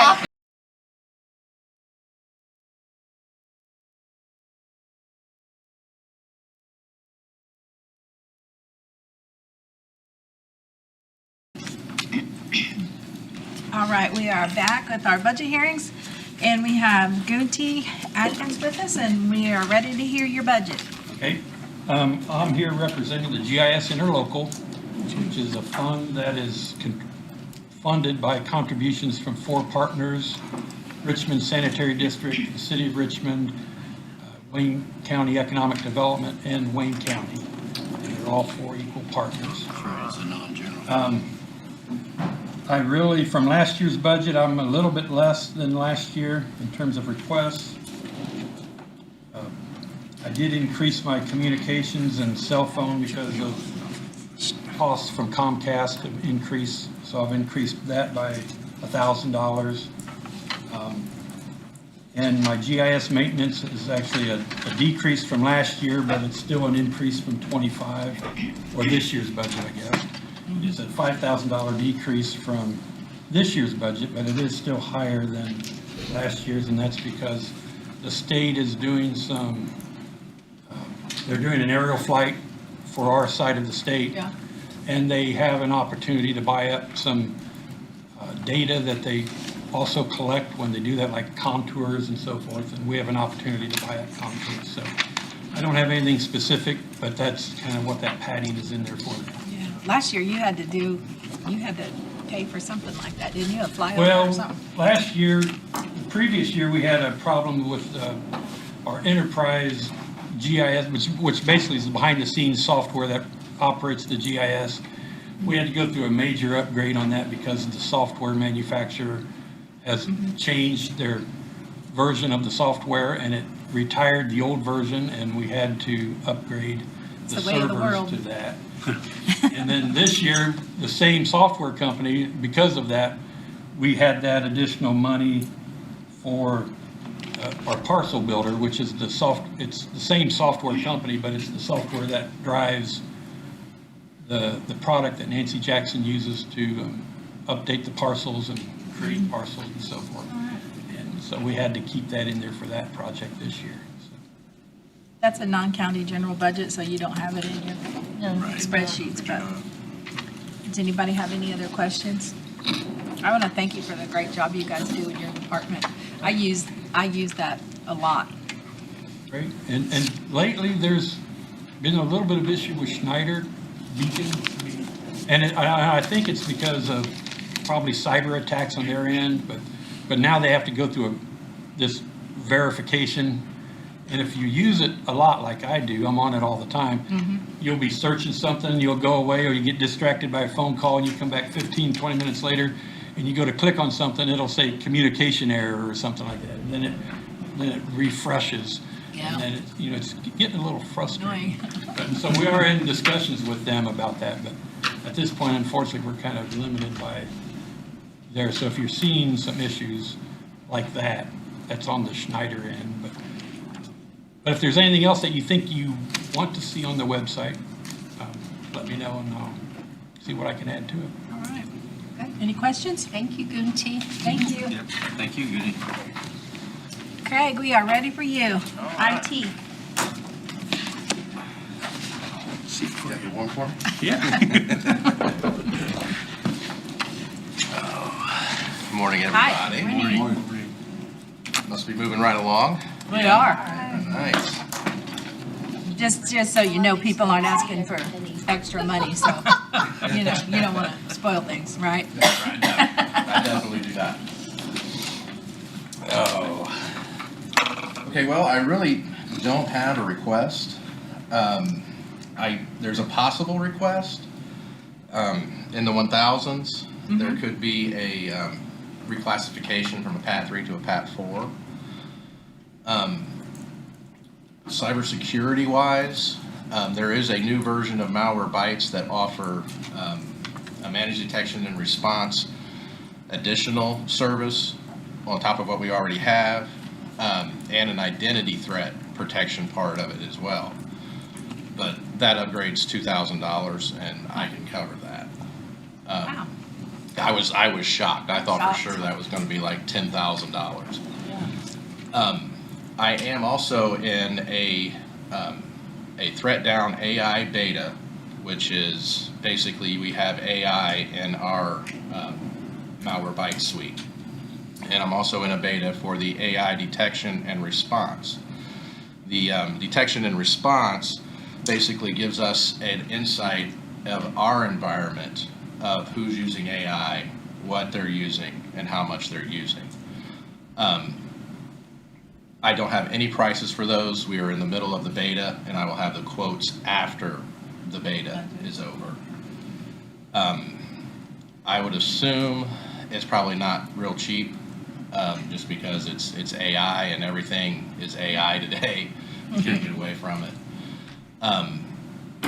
So I don't know. The Ask Threat Down AI that I am using right now in the beta is actually pretty good. It's kind of like having a support technician right there in the console.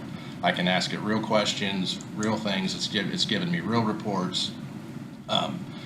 It's really showing me things that I really would like to see, and so I am liking that one. The AI detection and response, that I think would be. I am curious to see who's using what and how they're using it, but depending on the cost, I don't really know if that's something that we need to go in right now. Is that could be something that you all may want to start thinking about as well, is actually an AI appropriation. AI is coming. I spend about $6,000 a year right now out of my contractual software support on AI. So if you wanted to create a new AI appropriation and move $6,000 out of $3,375 into that, that would be a way that we could start tracking our AI spending. Because it's taken over everything. So that's something to think about. What else? So your AI stuff you're talking about, how much of a threat is that to the security of our system? What's that? Of the AI things you were just talking about, how much of a threat to the security of our system is that? AI is definitely a threat. And without having AI in our suite to combat that, we're never gonna fix it. But the AI detection and response is inside our environment. It is not necessarily out looking for AI threats. Our detection and response is doing that for right now. It's probably something we're going to look at in the future, though, right? Yes. Yeah. So Craig, you're saying take possibly some money out of $33,750 your contractual? Yes. You would suggest maybe like $6,000? Yeah. Because right now I pay about $800 for an OpenClaw cloud AI server. We have about 10 seats of Adobe AI that I pay for. We have 3 seats of Microsoft Copilot, and then all of that adds up to about $6,000. So that's about what I'm spending right now. Do we need to do that in a regular meeting, create that line item? Probably we can do that if everyone wants to do that. Put notes in here to how much he wanted and I would think we should go ahead and do Create that. the line item. I mean, we can do it right now. I'll second your We motion. can do it right Okay, now. I make that Fine. that's a motion. good idea, so that way we can start tracking how much we're spending. And then Gary Amy, seconded know what we're it. doing? We're creating a line item. And Kathy made a motion to create it, I and Gary second it. seconded Okay. it already, so all in favor? Aye. And Any what's the- opposed? what There is- are none. What is the name for this line item? Could be artificial intelligence. Is that good enough? I think that's. You and for Amy to know, us to know what it is, okay. And are we all in agreement that we'll take 6,000 out of 33,750 and place it in that line item? Yes. Whatever that Do number we want to is. do that now? Like, are we going to do that as of today? Just go ahead and make the change, or are we doing this for the 27 budget? How do you want that? 27. For the 27? Yeah. Okay. So we're creating artificial intelligence for the 27 budget in IT's budget, and we're Yes. taking how much from where? Because I have to get a number, I can't. We're say taking it right 6,000. now. From, 33,750. yeah. So what would the That's new the line? contractual software line. Yes. And Yes. we'll just take 6,000 from it and put it in the new line that you make. So you need to give us a number for that line. Yes, She and I can do that She'll while do we're it. at lunch. Oh, okay. But I can't right now because I have to look through the system. That's fine. That was easy, so we got that taken care We of. got that taken care of. That was easy. So where are we on phones? Okay, phones, we are about 85% done. Yeah. We are waiting on the port for 911, and we are not moving until we get 911, focusing everything on 911. When 911's complete, then we'll move on to the sheriff's department. And the sheriff's departments and jail are the last ones we have. And where are we on money on this project? We are on plenty of money. Good. Dexter's been really good, so we shouldn't need any more money. At least not this year. Yeah. Next year we could have more people. Yeah. I mean, and there could be some different things, but So this year we accomplished all the recabling. Was that this year or was that last year? The recabling, I can't remember. for the health department. Didn't we do a lot of In recabling all all over the, you Yeah, recable we- for the new for the system. phones? Yeah, we Right, did. and so that's all done and Oh, yeah, that's all done. Paid for. that's great. So will you have enough when the health department moves over to the old WellCare care building to do whatever you need to do over there also? Yes, Okay. yes. Craig, That's create one or two new telephone numbers on this VoIP system. We may potentially want to port numbers to in the 911 center. Is that a per line cost that would be within your master contract?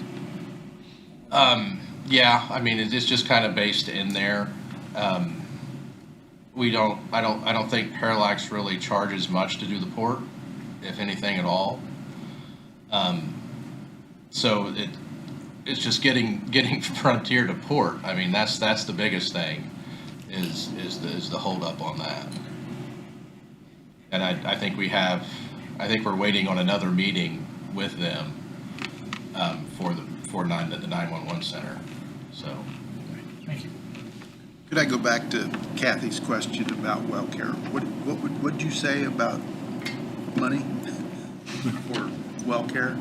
That he didn't need any. Yeah. That's what Yeah, I he thought said you he'd have said. it all. I've already got the UPS. I've already bought the UPS to go over there. So this bill or this quote that AJ had gotten for all the drops, which was about 25 grand. Yeah, I was going to take that out of 4445. Okay. Okay. See, the big thing about today is the spending. Like, my spending is completely different than what it was in 2021. Absolutely. And I can use my 4445, a lot more now because I am not buying 300 computers at a time. I need $400,000 in that account. You know, computers are $1,100 to $1,300 a piece. I'm buying 2, 3, 5, 10 tops. Most of the time I can only buy 5 at sale price. So my spending in that line item it's not decreased. I still need every penny I need in that. I'm just having to spend it differently because stuff is so expensive. So to have the money to drop the wiring is I will have that. Great. So. Good job. Thank you. I know. He's in a good mood now. Because I was gonna talk to you guys later about that. Yeah, really. That's 25 grand I don't have to ask you for, so there you go. Great. So while we have a minute, do you want to talk about data centers? Or do you not want to talk about data centers? Data centers? Yeah, what you know, what you think. That's all coming About around. coming in? Yeah. Negative. Yeah, I put you on the spot. You don't have to. Yeah. You don't have to answer. Well, that. I mean, data centers are great. I mean, it's technology. It's, you know, we know we're getting, but I know they take up a lot of resources, and a lot of people aren't happy with them coming into the counties and, you know, into their areas. But I do see it as progression. I mean, you know, we have to have these data centers where, you know, our data is insane. AI. You know, these AI warehouses, I mean, they're going to need cooling and stuff as well, and power. And I think we're going to see them, you know, unless, you know, Tesla can get them into space, I don't see any way around having them come into your neighborhoods. It's really a necessary evil, actually, right? It is. Unless everybody's going to give up all of their cell phones and all the data, their pictures, and all the stuff they're keeping, that's got to be stored somewhere. Right. Whether it's in our backyard or Somebody 3 else's. counties over, it's got to be somewhere, right? Absolutely. I think sometimes that's what people forget. They just see the bad side of, oh, it's going to use all of this stuff, which is true. But then again, if you don't have it, where's all of the other stuff going to go? So you really have to, and I'm not saying I'm in favor or not in favor either way. I'm just saying here's kind of the reality. And a lot of times when you see the comments and things, you only hear one side. You see all the bad stuff they don't talk about. But if you don't have that somewhere, what happens otherwise? So, yeah. Thank you.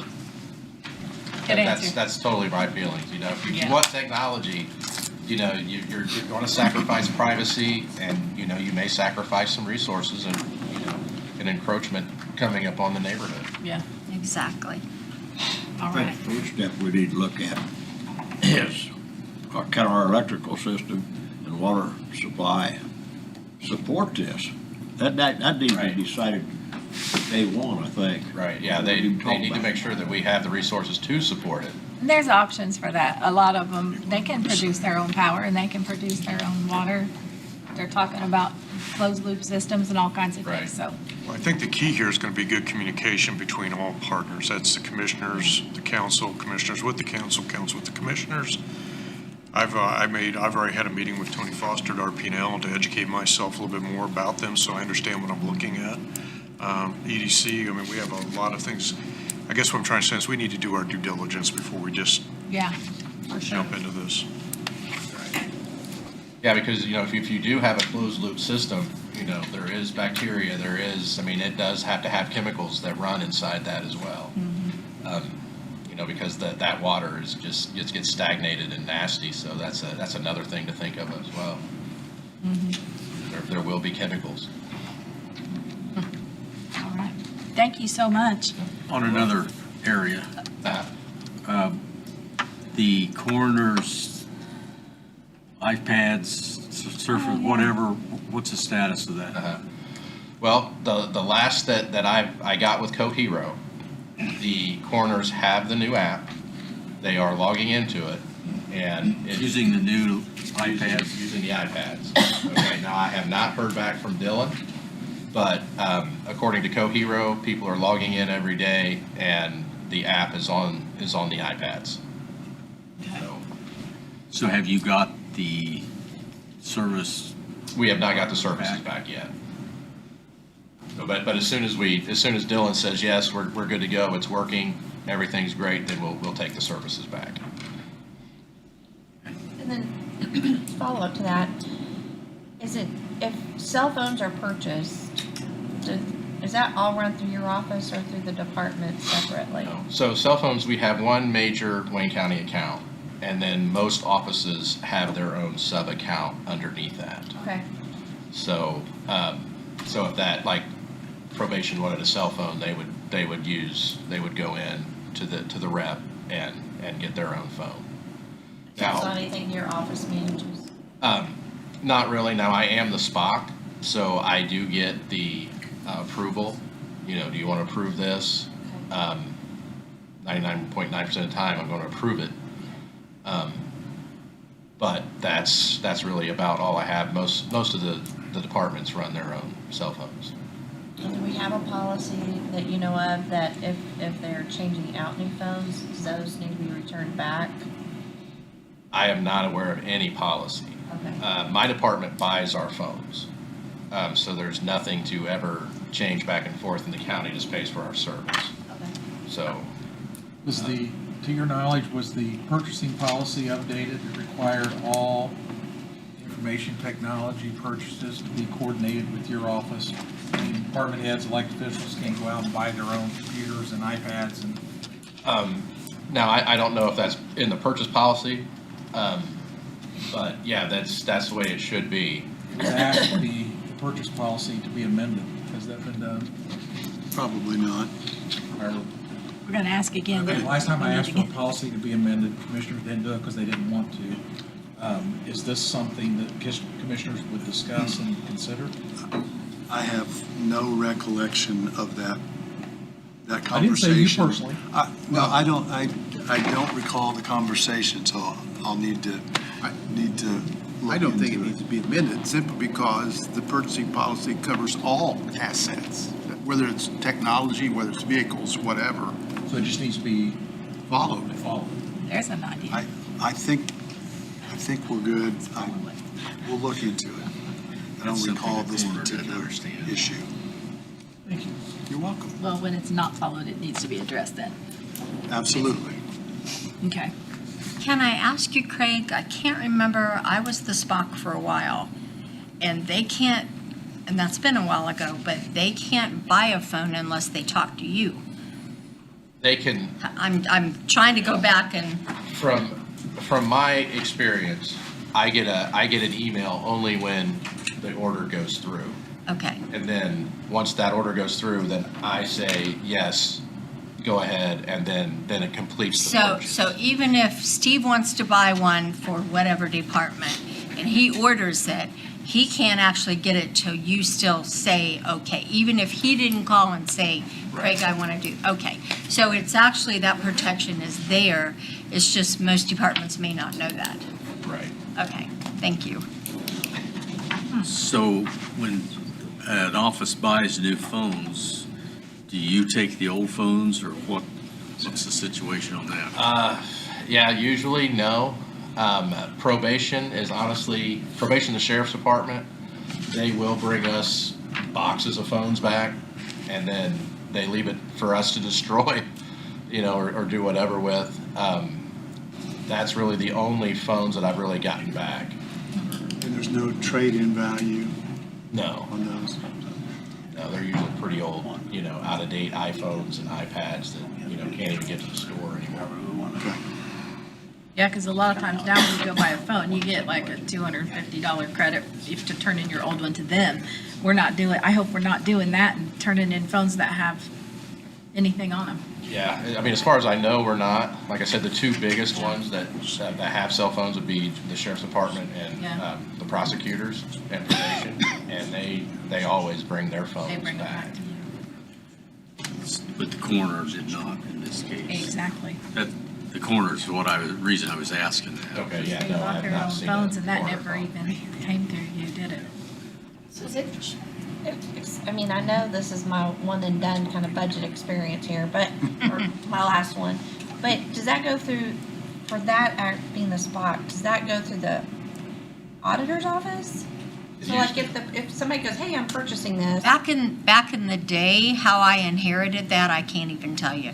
It should have been through the auditor's office, but it was not. Did you know that answer? Well, I was the Spock. She was the but Spock. I couldn't keep up, so we gave it back to him because I kind of busy. Because I thought I was getting out of work. Yeah. And then they're like, no. take this back. Amy's not doing that. You can do So, that. but is that triggered from the auditor's office is my question. So who triggers like, hey, we need to make sure that he's approving it? Nobody, we're just trusting that people are doing the right thing. Well, if they go through Verizon, they have to, If or it's they through can't Verizon. order it. Gotcha, Because okay. they won't approve it until the SPOC says, which stands for, I don't know, special, whatever. Person of I thought it was Star Trek. Jeff has a question. Greg, when you get these items, and like you said just a minute ago, you made a comment about to destroy them. Do you have a policy on how you go about destroying them, such as a log? Who destroyed the products? What products were destroyed? What date it was? How they were destroyed? Sort of. I won't say it's all the time. We do integrity metals, and they go down and they sign, and they completely agree that all data has been destroyed. You can't go filter through there and pick up anything. Where are those records maintained at? In the IT department. Okay. I don't want to cause you more work, but I think it's very important that we have a policy for the county on how that's done. The only thing with like when I get a big box of phones and stuff, I know that's hard to write down every number and no everything idea else. whose they are, what their phone numbers are, nothing. Do you photograph any of that? No. Photograph? Yeah. When they're destroyed, do you take photographs? No. You know, the world I came from is pretty much policy driven. It's making sure you see why. Certainly can. I mean, we should have a policy in place on how we're going to do that, so you don't have to worry about it coming back later, that this is how, on this date, we destroyed so many phones. I mean, just. Yeah, I mean, I agree. That's something we can ask the commissioners to look at also. Write that on your notes. Sounds like Jeff knows how to write that policy. Because Jeff had to, but anyway. But I think that in the future, we should take some looks at some things like this, just so we're totally transparent, so we understand where everything went. Yeah. It's good to know. Thank you. We appreciate it. Any other questions? All right. Thank you very much. I think that's the easiest IT budget I've ever been through. We appreciate everything you do. He makes it easy. Just real quick, I can give you guys the money that you spent last year on Comcast. That project is done. The fairgrounds and the highway department are now connected to the network. Awesome. Like they're just right in the same building, so that was a plus. Obviously, we're still moving on with the phones. We're about 85%. The Microsoft 65 business to the government plan, we have been successfully migrated. I have a post-migration meeting today at 2. There will be probably about an hour or so downtime over the weekend when we cut over to the domain. And there will be about a 10-minute interruption in everyone's work individually, because none of your passwords or your two-factor authentication comes over since it's a new tenant. So we'll have to come in there. But now this is all while you're still working. We're not interrupting. We're actually doing this on the new domain before the cutover. So we'll get your new password in and your two-factor set up on your new domain. And then once we cut over, you sign into the new domain, your two-factor is already there. You basically type in the number, put your finger on it, and you're in. So that'll stop some confusion after the migration of no one can now log in. So When is that, Craig? I have my meeting today at 2. Okay. And as soon as I have the list of credentials, then you'll start seeing my team come around and they'll start getting in everybody's computers and logging into the web and using Since their mine's going to be at my house, somebody's going to right, send yeah. me a message Any or device something. that you're connected. But I mean, we really don't need your device right now for the two-factor, as long as we can sign onto the web, get your two-factor set up, and then when you come back to that, you should be signed out. They should sign everyone out of all their sessions and devices, and then when you sign back in, your two-factor's already done, so you just go ahead and do it. Okay, thank you. So. All right. But yeah, so the three major projects of last year are finally seeing either done or seeing the end of life. So very happy. Thank you. Y'all do a great job and we appreciate it. Oh, thank you very much. Thank you. On to, I still have another big project, but it's not going to be next year. Look how he walks out the door. All smiles. He's going, ha, ha, ha. All right, Brandon Sanders with, I'll be okay here, with the bridge budget. Okay, good morning. Good morning. Just No, we don't have bridge. Well, We usually have those on I another didn't tab. get AJ to do the non-general fund. I really should have. Sorry. But Amy has them, right? Yeah, they're on the she- screen Amy for can you. Show them to us. Got it. All right, Brandon, it's good Okay. to see you. Yeah, so not many changes in the 20,000, 30,000 line items. I'm going to skip to the 60,000 line items, which is our project specific. Line item 60,040 and 60,037 are two bridge projects. They're rehab projects. We're just doing a mill and rigid deck overlay on those. We don't need a full deck replacement on them, so we're just replacing the wearing surface. I've got in the 60,040, I've got 175 in there, and for the 60,037, I've got $225,000 in there. I would like to apply for community crossings to cover half of that cost, and our match I'd like to pull from the low HUD or the lane mile distribution funds for next year. So I did put them in our budget in the bridge fund. However, if we're okay with utilizing the low HUD, then those can be removed out of the bridge fund and paid for out of low HUD. Just kind of put them in there as a placeholder. 60,016, that's our Fountain City Pike project. That is one of our remaining federal aid projects. That was one that we've discussed over the last several months of being short. Just as a reminder, that one is short, right at a little over $1 million. And that was just based on the time application versus now. We're not getting the full 80-20 split on that because of the increase in construction costs. I do have that in my budget as $1,400,000, but $1 million of that we will probably need to look at coming from an additional source. I know that that's over the balance that I will have at the end of next year. So again, it's in there as a placeholder.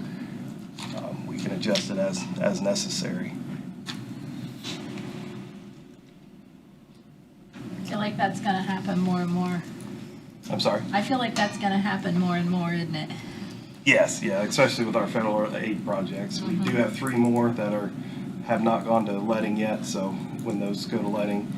The Waterfall Road Bridge, we've got some time. That one's short about $860,000, but that has been moved to fiscal 29 or July of 28. So we've got another year to figure that one out. So you're looking at doing Fountain City Pike next year? Correct. Yeah, right now the federal aid projects, the environmental process is kind of delayed based on federal highway. 60 to 90-day review on any environmental documents is taking 18 months. So it's totally out of my hands, but that's why these projects keep getting pushed. And we may have to come back at a later date and look at additional funding as the construction costs increase. It's just the nature of the beast here. So, Fortunately.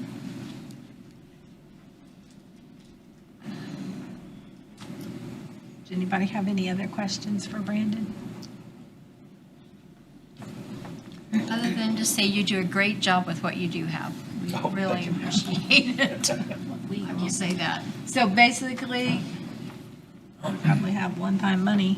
I don't know what we'll do, but you'll need at least $1 million on that Fountain City Pike Bridge.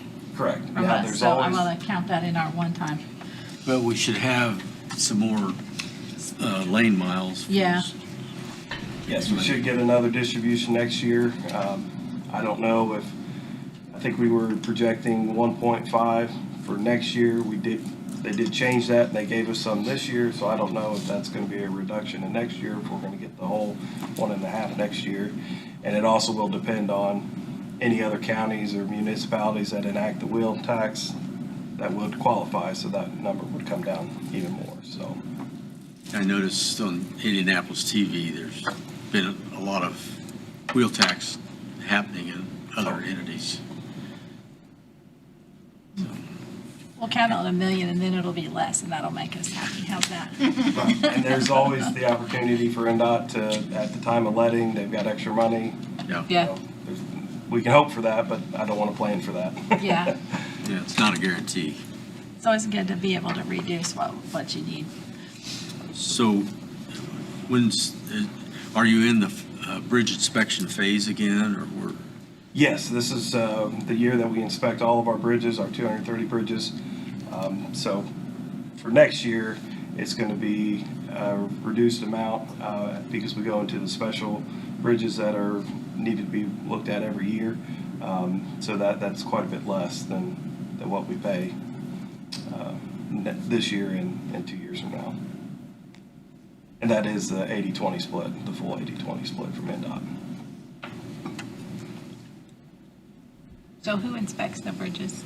Currently, we have BFNS and USI doing our inspections. Okay. For this 4-year cycle. That's why I see those USI trucks everywhere. I'm sorry. No, it's okay. Go It was on the radio this morning that they're inspecting the G Street Bridge. Yes. Any idea off the top of your head, what does it cost for them to inspect that bridge? What do you pay for that? The routine inspection are $500-600 a bridge, and then for the field inspection in office is another $600-800. The G Street Bridge and the Richmond Avenue bridges have a special inspection where we hire a UB60 or a snooper truck that can reach over and look at the underside of the bridge because of the height. You just can't see it from the ground. So that's why it's a little bit more for the snooper truck inspection, is what they're doing today and tomorrow.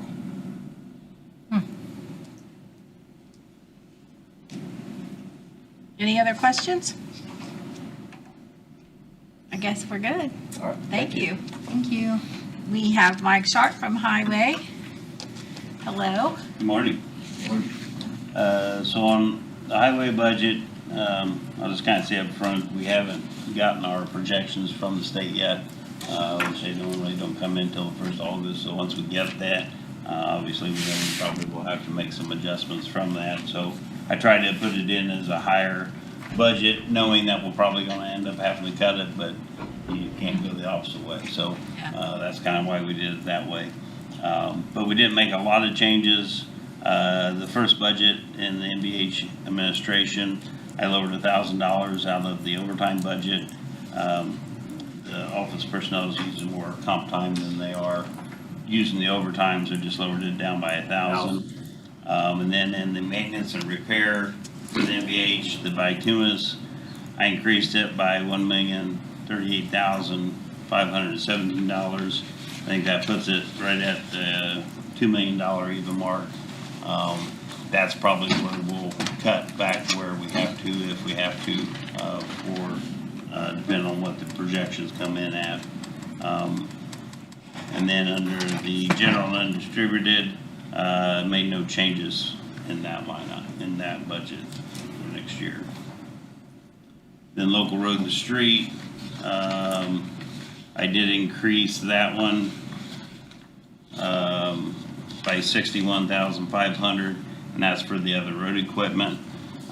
So kind of looking in for next year, we're looking at replacing a pull broom, a road grader, one sign truck and one crew cab truck, and then the asphalt distributor. This year we bought a new chipper box. That's a full width chipper box, so when we go single ceiling, I didn't like the way they got their bars or how they designed them, so kind of designed my own bar, and I had the guys build it in-house to fit what we need to do for our strip sealing and for that. But our distributor that we use for tack for the paving is getting pretty old. I think I forget what year it is, but it's getting up there. It's a 1990, so it's 37 years old will be next year. So replacing that one, and then the older one that we have now will go to run the tack part of it, and then get the other bar built and put on for, that way we have two distributors. So when we do our single sealing and so forth, right now, like when we're strip sealing, we still run two crews. We've got two chipper boxes, two distributors. We can run two crews to get through everything. Probably this week we'll be finished with north of 70, and then we'll be moving south. Probably tomorrow, one crew will be moving south. So we just have south of 40 to do on our distributing or strip sealing, so it's going pretty good. So, but this will help when we do a single seal. We can have two trucks that can load and then shoot, and then that keeps the progress going on a project like that. So, looking at $679,000 in the capital outlays. Council's been given $150,000 towards those every year, so just kind of still counting on that if that works in your guys' budget for that. The other newer part of the budget that we added for next year was, so the low hut for the county wheel tax, we're estimated to receive like $744,000. Around that average is what we're expecting to receive. We'll know after this year kind of what it is, and then it could vary from that. But what I did for the 27 budget was go ahead and kind of split that $370,000 put in bituminous, $370,000 in bridge and structural materials. If we put it in the budget at that point, and then we can decide if more needs to go to bridge, we just do a transfer, or if he's getting money from somewhere else and we put more into the highway projects, we just transfer the money around. So that way it's already allocated. You don't have to do no appropriation on that part of it. And then for the lane mile distributions, this year we received $399,500 and some odd dollars, $82 or something like that. So for the 27 budget, what I did was just put $399,500. I put it all into bituminous line item, but then again, going into next year, then we can decide, and we just have to do a transfer of, depending on where the money is going, whether it's going to bridge or to my projects or how we're splitting things up. There's community crossings coming up here in September, so we're going to be applying for that.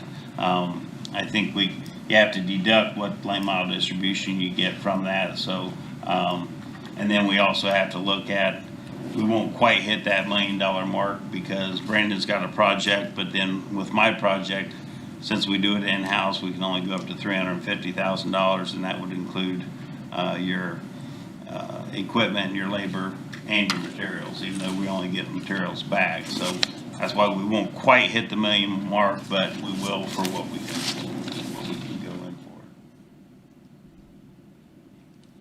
for. So I see the state's sending us money back for the gas tax withheld. Right, and I think that did come in. I think I say it was supposed to happen I think Beth called this morning, and I think we should maybe get it tomorrow or something. But it's only for the first. I think it's for April and May, and then I'll have to do another vote. And what I seen on from what I kind of read was I think it's around $240,000. I think between Local Road, Street, and MVH is what we'll be receiving here tomorrow or whatever to put in there. Now they'll have to do a vote for the rest of that type of money and how quick that comes. The one news article said, by November we should have all of our money. So we should be whole this year, but in the same sense, we did kind of trim back a little bit what we're projecting because we never know if this money's coming in. So you don't want to put yourself in a pickle. But I think we're getting our roads taken care of and what needs to be done, and then we can always go heavier into next year if the money's there to progress with that. Yeah, what I read is $207,385.50 for MVH, $33,976.10 for Local Road and Street within the next 3 days or something. Right. So hopefully. Part of the other problem we had this year also is normally in March, we jump on with NDOT and go out for our salt bids for salt for the next year. So I have to tell them how much salt we want to use for the 26-27 year. So they go out for bids. They've done that ever since. It's been probably 10 years or maybe a little bit more that they've done that. And the year after they started that was the year before that.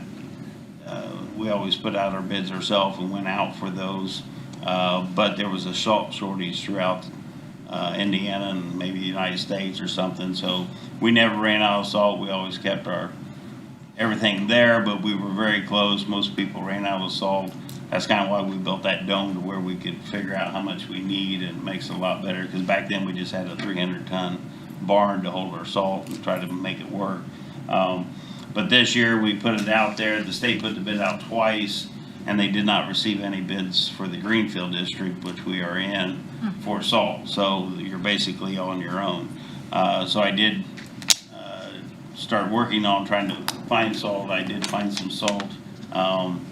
Most people wouldn't come to me, or they wouldn't say, yeah, we'll get you salt by winter time, but I did find a company. So they're supposed to start bringing it in, got all the paperwork lined up. They're supposed to start bringing it in here anytime, and by September, first part, we should have 800 tons of salt, which will fill our barn back up and just for the winter. So we're set to go for this winter. But last year I ordered salt like in November, and we didn't receive any of it until this year, and then it trickled out until springtime till we got it all. Because of the salt shortage, they were trying to spread it all out. So my salt budget we already spent for this year, and I'm getting 800 tons. I don't want to wait until October, November to order the salt, because you may not be able to get it. So I went ahead and ordered it. So we're gonna have to do some money transferring around coming up, just to be able to, because it's going to be 800 tons. I think it's $139 a ton.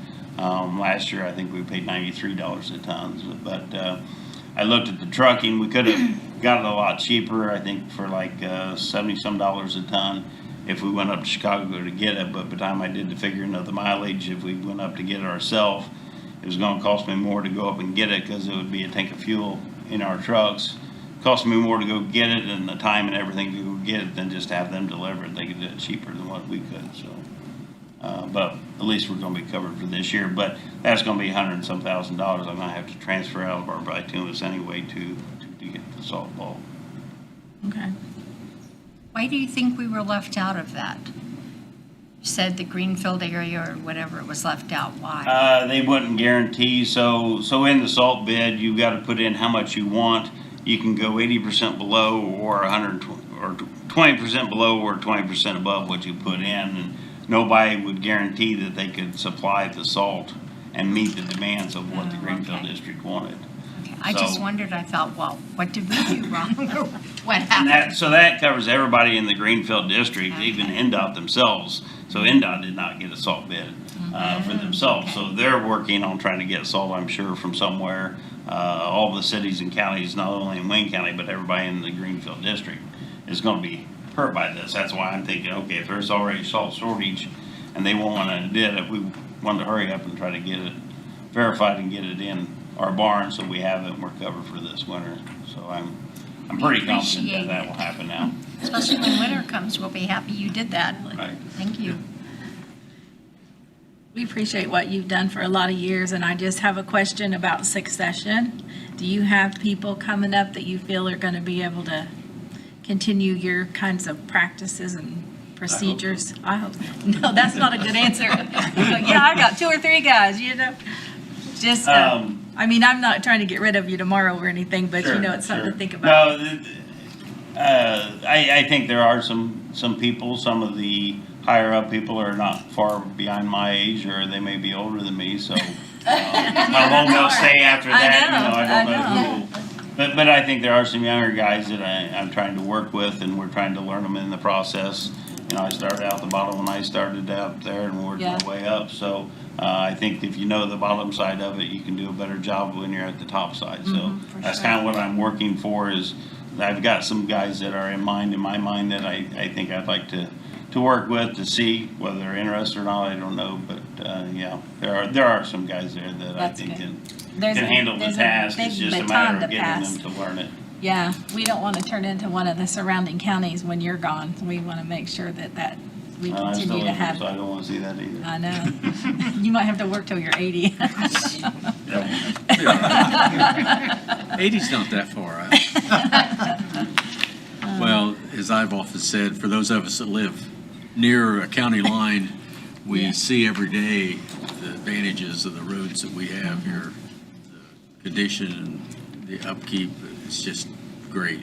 And it's something that everybody in this county should be proud of. And we've been that way for many, many decades now. And My guys do a really good job, and I think they try their best, and they take pride in their snow routes and in their routes and in what they're doing. And, you know, you always have a few there that you wish would do a little bit better, but all in all, I think our crew really does a really good job and doing what they love to do and making sure it's right, because we don't want the complaints. And if you guys aren't getting complaints, then that means it's going a lot better, because if you're getting complaints, then I'm not doing my job. So hopefully your complaints are down. We really appreciate the job you do, you and all of your staff, so if you tell them, we'd appreciate that.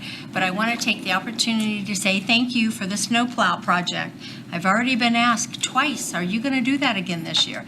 I said, I don't know, that was a lot of work on my part, and you guys, people really appreciated that. And if you haven't been out past the highway department, go out, and he has a big display of big plows where a lot of our schools, not just Richmond, but around the county, painted those, and they did a great job. But thank you for that. I'm hoping the winter is good and we won't have to touch them, and they just sit there. We won't use the bee plows, and then if you do it next year, we'll have some other ones that weren't painted that we can add to the collection there. So hopefully we don't have to paint them because we've used them. Well, it was That's my hope. appreciated, so thank you. Exactly. Won't need that salt either if you're. That's right. Carry it over. Anything else for Mike? Thank you very much for Thank coming. you. Thanks for coming in If you, early, guys. as you go through it, if you get questions, please don't hesitate to give me a call. Thank you. Steve. Let's move down to Steve before lunch. Steve, can you jump up and do your stuff here before lunch? Because we've got lots of time today. It's going to be a short day. Long lunch. Don't jinx it. I know. Got your lunch. Long lunch. Yeah. Hey, good time. It's not over yet. No, there's a lot on our workshop agenda, actually, so. Hello, Mr. Higginbotham, it's good to have you. All right, just going in the order that you got it listed. Okay. On the Plan Commission. No changes in that budget.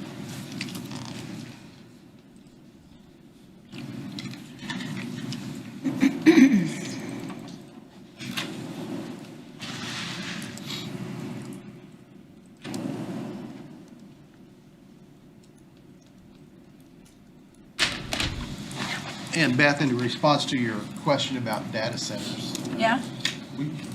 our department's been meeting regularly for the last couple of months with the city. We have a group of people that includes RP&L, American Water, obviously all the other utilities, as we talk about where we want to go with data centers. And so the city will, obviously, with their zoning, address their zoning with respect to data centers, as well as we will.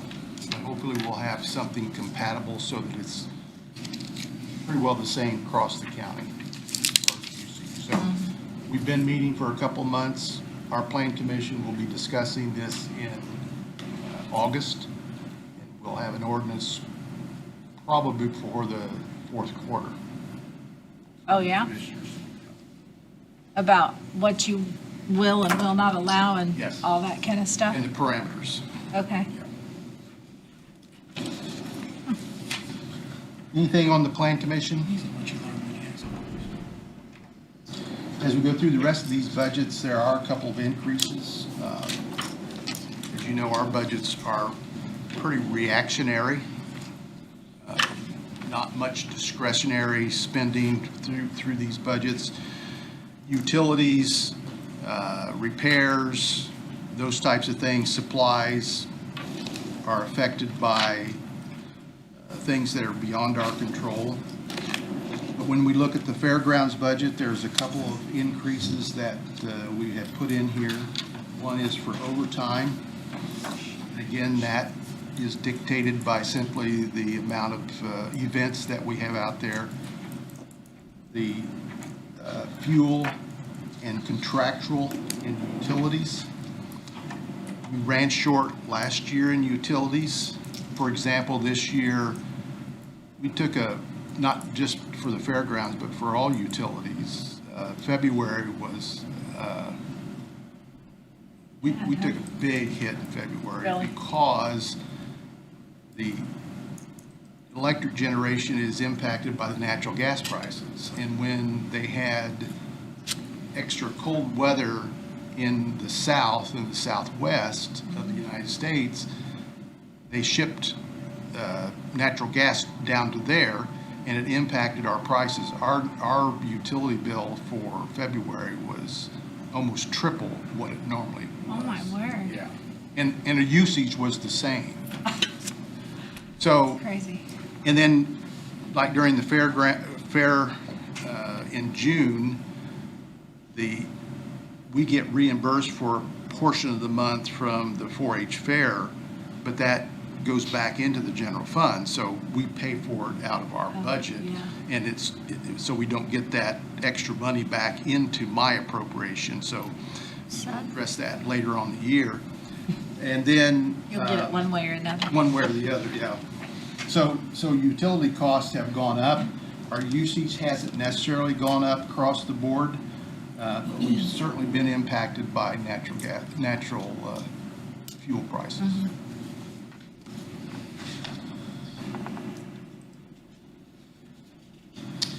And then with respect to the fairgrounds, we'll come to you in whatever works for you at your meeting in August or the workshop in August. We want to give you a report of the first 6 months of this year. Remember, Shelby was in the first year, and we showed you the quarters as they compared for the last. We still show increases, still show an income increases. This has been a pretty good year this year. I think we'll have our best year with respect to income, so we'll want to show you those numbers as you further get into your budget process over the next couple months. The building department budget, the only change in that is a slight increase in cell phone. You had your conversation with Craig on the cell phones. We have cell phones in both building and grounds, plan department, weights and measures, and the building inspection department. And we split that between the building and grounds budget and the building commission budget. So there's, out of that entire contract, we pay the first portion of the year out of building and grounds. When we've expended that, then we switch to the building department budget.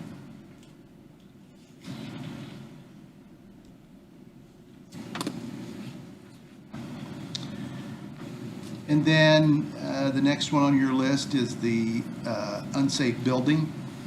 The unsafe building, I don't know, it's not general fund, but it's 1207. And that is a non-reverting fund, if you recall. So whatever money is in that, you just simply appropriate that for the next year. We don't add any extra money to that. That's been populated with money. If we tear down a house and then we send a bill to the property owner, we get that money back. And so we've not put any money in this for the last couple of years. And so this is a non-reverting fund that will just simply carry on. Okay. Steve, can I ask you, because I asked the auditor that question about Tara who's sending the bill and who makes sure the money gets back. Do you send the invoice when you do that and then you make sure it's back? Yes. Okay, thank you. Then in the building and grounds department, this obviously is a department that takes care of multiple buildings. And remember that we have a budget in the CUME court line item, which is 1140. And we have set $400,000 aside, and that does maintenance and repairs for the annex building, the courthouse, and the sheriff's building. We cannot use that money on the health building or the fairgrounds. And so for those buildings in the building and grounds budget, which is item 1180, the miscellaneous operating expense, that is where we take repairs out for the health department building and the fairgrounds and the maintenance buildings. That's over by the sheriff's department. We cannot spend court on those buildings. Okay. We also, in the same thing with utilities, the same logic that I'd indicated to you before. And then there's an increase in contractual. We've not had any increases for several years from the people that we contract with. We hold the contracts and pay for it out of our budget for all the elevators. So the sheriff's building, courthouse, in this building, the elevators, we have a maintenance contract for all three of those. Fire alarm systems in all three of those buildings are paid for with contractual out of that line item. We have a manpower person that's paid for, which does janitorial services after hours. We also have janitorial services in this building that's contractual. And then the kitchen equipment that is in the jail, the big fryer and the big dishwasher, those have maintenance contracts that are paid for out of that line item. And then as well as all the fire suppression systems, the smoke alarms, the pull stations, those are all have a maintenance contract that's paid for out of this line item. Do you do anything for the health department out of that? Or they take care of their own? They take care of their own. So that comes out of their budget. I'm not sure where that, although we do pay for their utilities for this building. The utilities for the health department comes out of our budget. Okay. Thank you. So the utilities for the new, when they move over there, will be out of your budget as well? Yes. And so, and that will be a little more discussion for tonight. I know this is specific for this, but we've gotten some cost estimates for what we feel like that we need to do in that building before they move, if in fact they're going to move back over there. But we're currently paying for utilities now in that building as well. So we're going to take a hit in this year's budget. Some of this stuff we're going to be attempting to get reimbursed from WellCare because we got the final bill, when the utilities were transferred into our name June 1st, then they sent the May bill to us. So that needs to be reimbursed by WellCare to us. So that'll be another situation that'll come out of my budget, but won't go back into my budget because it'll be in the general fund. So we'll be carrying a couple buildings, an extra building for a period of time. Yeah.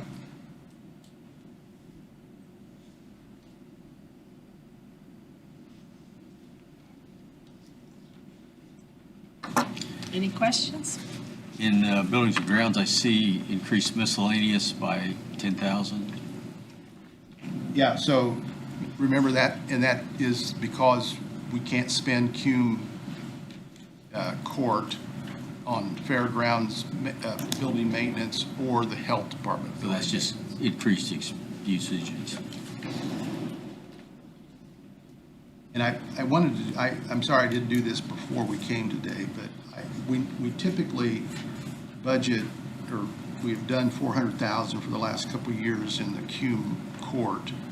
Do you know, Ralph, what that generates per court or per half? Are you able to see that? Less than 400,000. About 400,000? Less than 400,000. Less than 400,000. So we're per year or per half? Per year. So we're pretty. We use that fund not for any discretionary spending. It's mainly to do the repairs, major repairs, and supplies for those 3 buildings that I spoke of. I've come to you before when we have other projects to ask for funding out of a one-time or so on and so forth. So we try to keep that spending so that we don't deplete that account.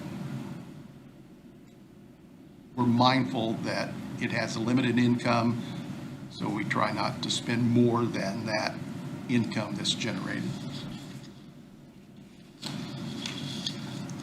So do you not have any big projects next year? I didn't say that. Oh, okay. I was gonna say, we weren't there yet, right? Yeah. Okay. That's for another discussion. And that's what I have for the budget this year. So there's nothing really major in changes in any of The it? biggest thing I see is utilities and in our contractual, our contracts that we have with outside vendors that I'm sure we're going to see an increase in those. So even with taking on another building, I guess that would be my concern. Do we have enough coverage taking on a whole new building? Depends on how long we got to take it on. So tonight, this afternoon when we have workshop, I've got some numbers to share with you what we think is going to need to bring that building up to speed for them to move into it. Obviously, commissioners are looking at, we're having this building appraised. You know, we don't want to keep this building and just keep putting money into it if in fact it's not something that we can use. So in answer to your question, there's going to be 2 or 3 months here that we picked up an extra building, and we're probably going to have to address that with respect to utility costs especially. So does this include what you think that increase is, or do we need to bump that up? No, I think this is sufficient. I think it's sufficient simply because I believe that we'll take some disposition on this property over there before next year, for the 2027 budget. If it happens. So just a update on or a comment on the Shelby at the fairgrounds. I asked Mary Walker how it was going between working there, and her single word was awesome. And I said, well, then that worries me that you'll try to hire her away. I tell you, and she committed to no, we wouldn't do that. Shelby's I don't know if you trust her. Shelby's a very good fit for that. She likes people too, you know. She's not afraid to set up livestock pens and No, she's a do farm social girl. media. It's been a good fit. She's a great person. All right. All right, thank you. Thank you. I had Dan come on over so we've still got an hour before lunch, so we're gonna get him knocked out here. Huh? Yeah. Was workshop scheduled for 5 p.m. or immediately Oh, Good. Thank you. what I know. Thank you.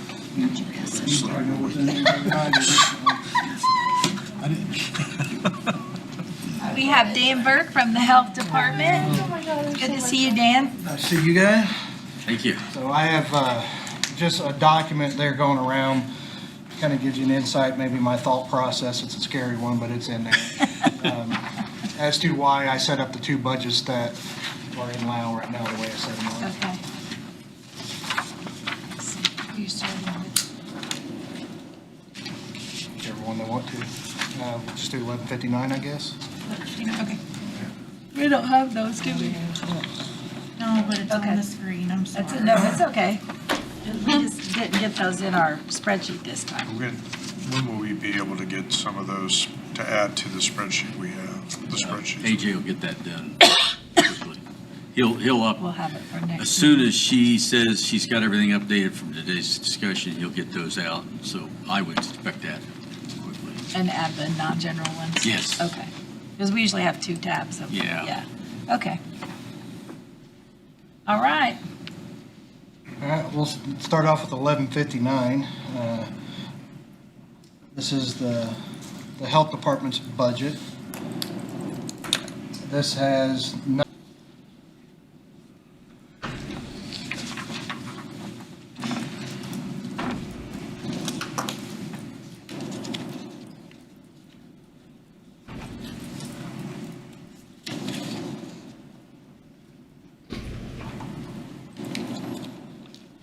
Anybody have any questions?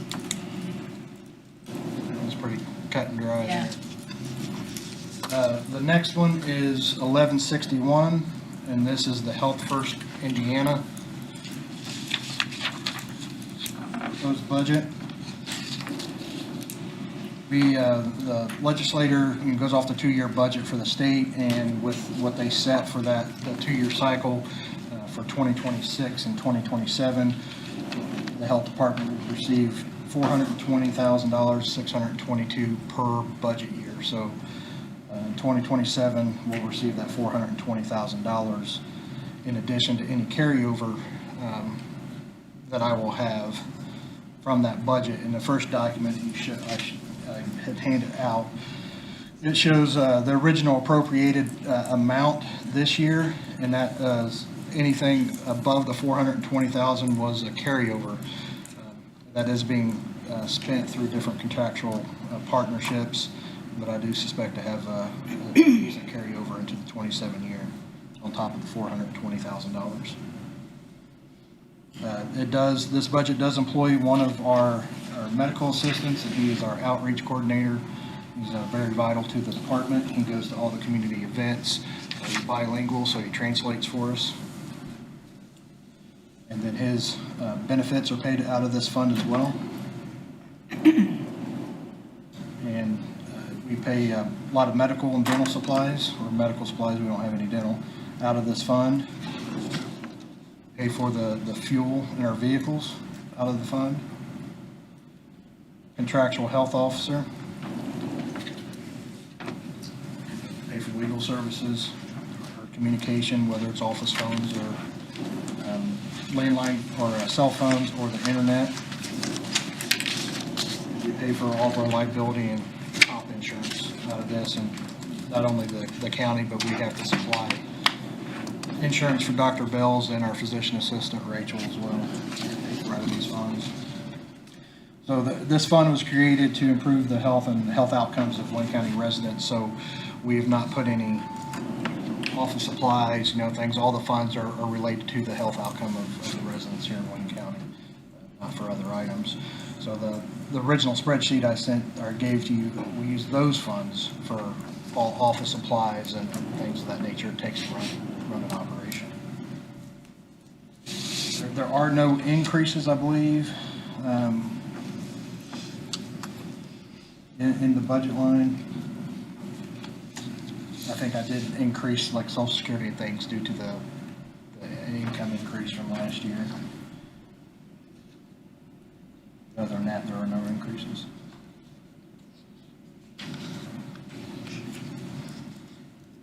Questions on this one?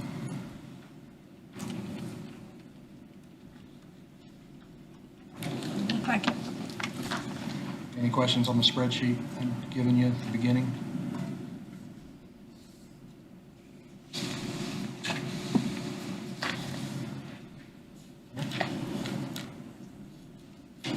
Done with me?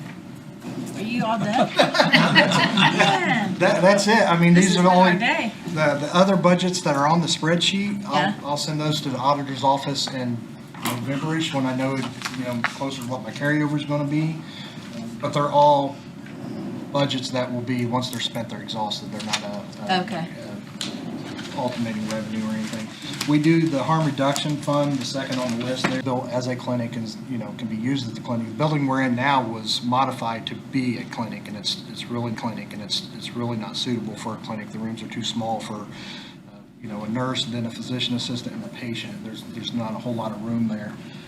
A lot of our medical supplies is stored in the garage, which is not temperature controlled. So it would be nice to have temperature controlled areas to store our medical equipment and stuff in. So it would be a beneficial move for us, yes. So once you move everybody that part of your people are downstairs in this building over, you're not going to have too much room, right? We'll have, definitely on the north end of the building, that will be full. That's intended to be for vital records and administrative and environmental. The clinic side of things, there will be some extra room over there at the beginning. We plan to utilize at least 4 exam rooms. That's what we're running into now. We have 2 exam rooms, then a makeshift exam room in the current building. And there's times where we can't put the patients in the exam. They have to wait in the How many are in the other building? Do you know offhand? 8 or 9, I believe. I think there's 4 or 5 maybe on each side of the hallway there. There's a dedicated lab in the new building where right now we have our microscope on a stand-up desk and a laptop connected to it, to where we can actually, the physician assistant can use that microphone. We're certified, or that microscope to make diagnosis. We don't have to send a lot of things to the lab now, which saves money because she's certified to use that. So the lab will be handy. There's actually a phlebotomy room for drawing blood that would be beneficial. Thank you. Anybody else? So have they got the RV disposed of yet? No, we're still working on that. I can give you an update now. As far as the GROW grant goes, we applied. I brought it to you, I think, last workshop. So we're waiting to see what we get approved for, if anything. And in that, there is a medical unit trailer we applied to as part of the budget. Whether they approved or not, we don't know. So Steve and I talked about it last week a little bit. We're trying to nail down that exact date when we're able to sell it. And then at that point, right now it has a sewage leak. So we can't use it for operations again. This will be the 3rd sewage leak since we've owned it. So it's been repaired at Walnut Ridge and Camping World. There used to be a mechanic. He's a certified, he used to work in the garage. I think his name was Mark. He's certified to work on RVs that Mike Sharp took it to, and I believe he fixed it once as well. But Highway Department can't mess with that area because they're not certified in hazardous materials, basically blood and feces and that. So right now we can drive it, we can do some vaccines and stuff in it, but we can't do any testing or anything that utilizes the bathroom or sinks.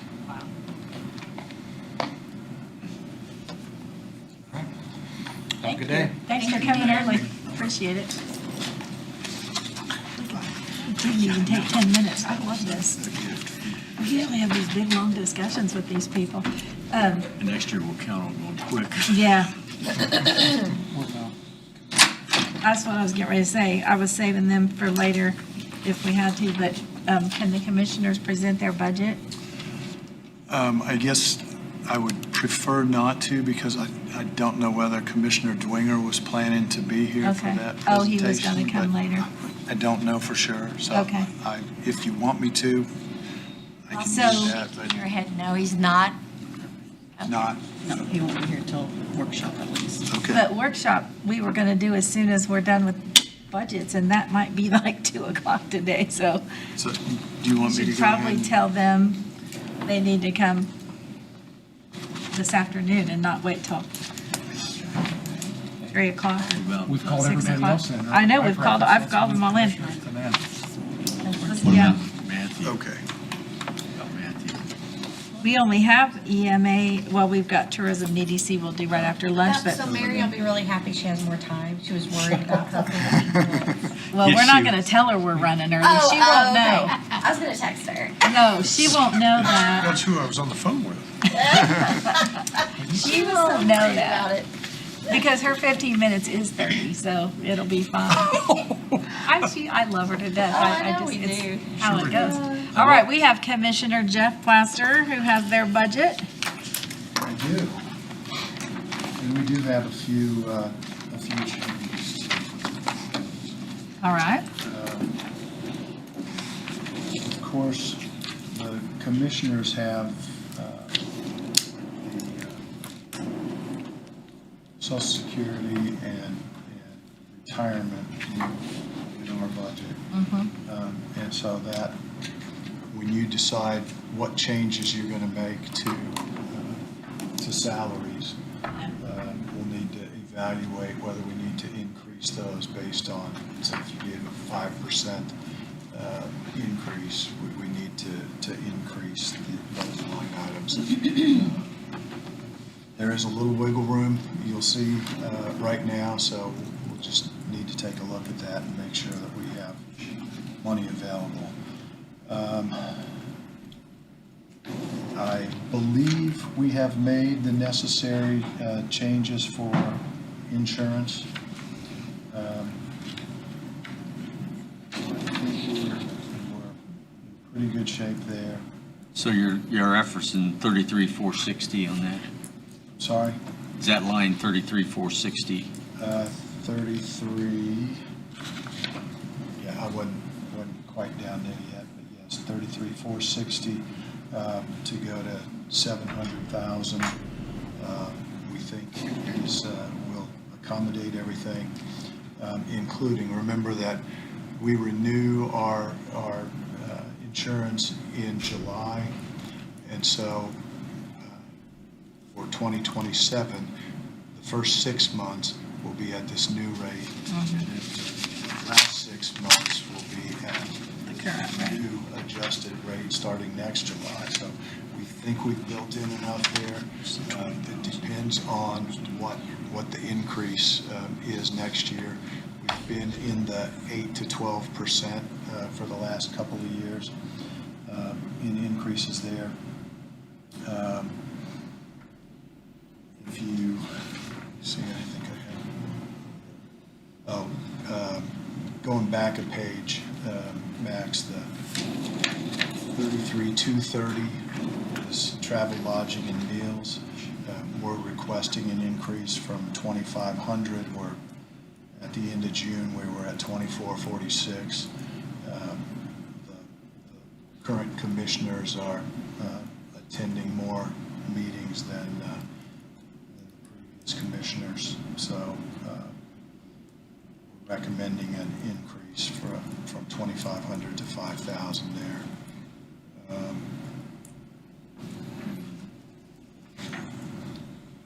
Then transfers. Can I go back to that? So is that, I know you're in a leadership position with the association. Correct, but those are paid by the association, not. Okay. So are these conferences new conferences that the commissioners are attending? No, there are more people attending each conference. Okay. Thank you.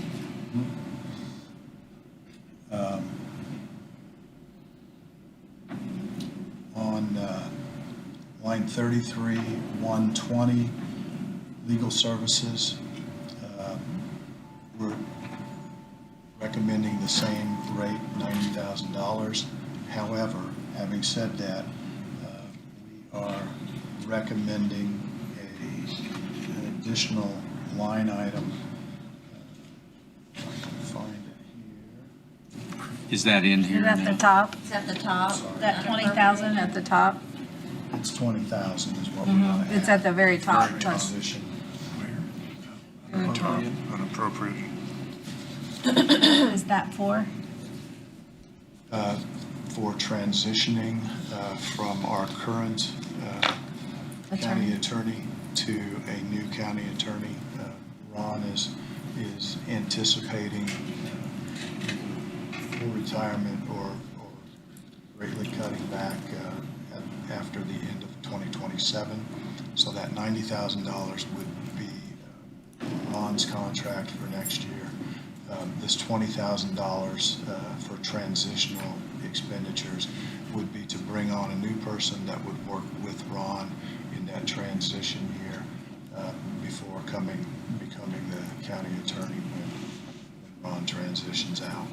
So our contract with Ron is strictly for, not with his firm, but with him? No. It's essentially with Ron, yes. Oh, I thought it was with the firm. I thought it was with the firm. Ron performs provides the legal services. There have been very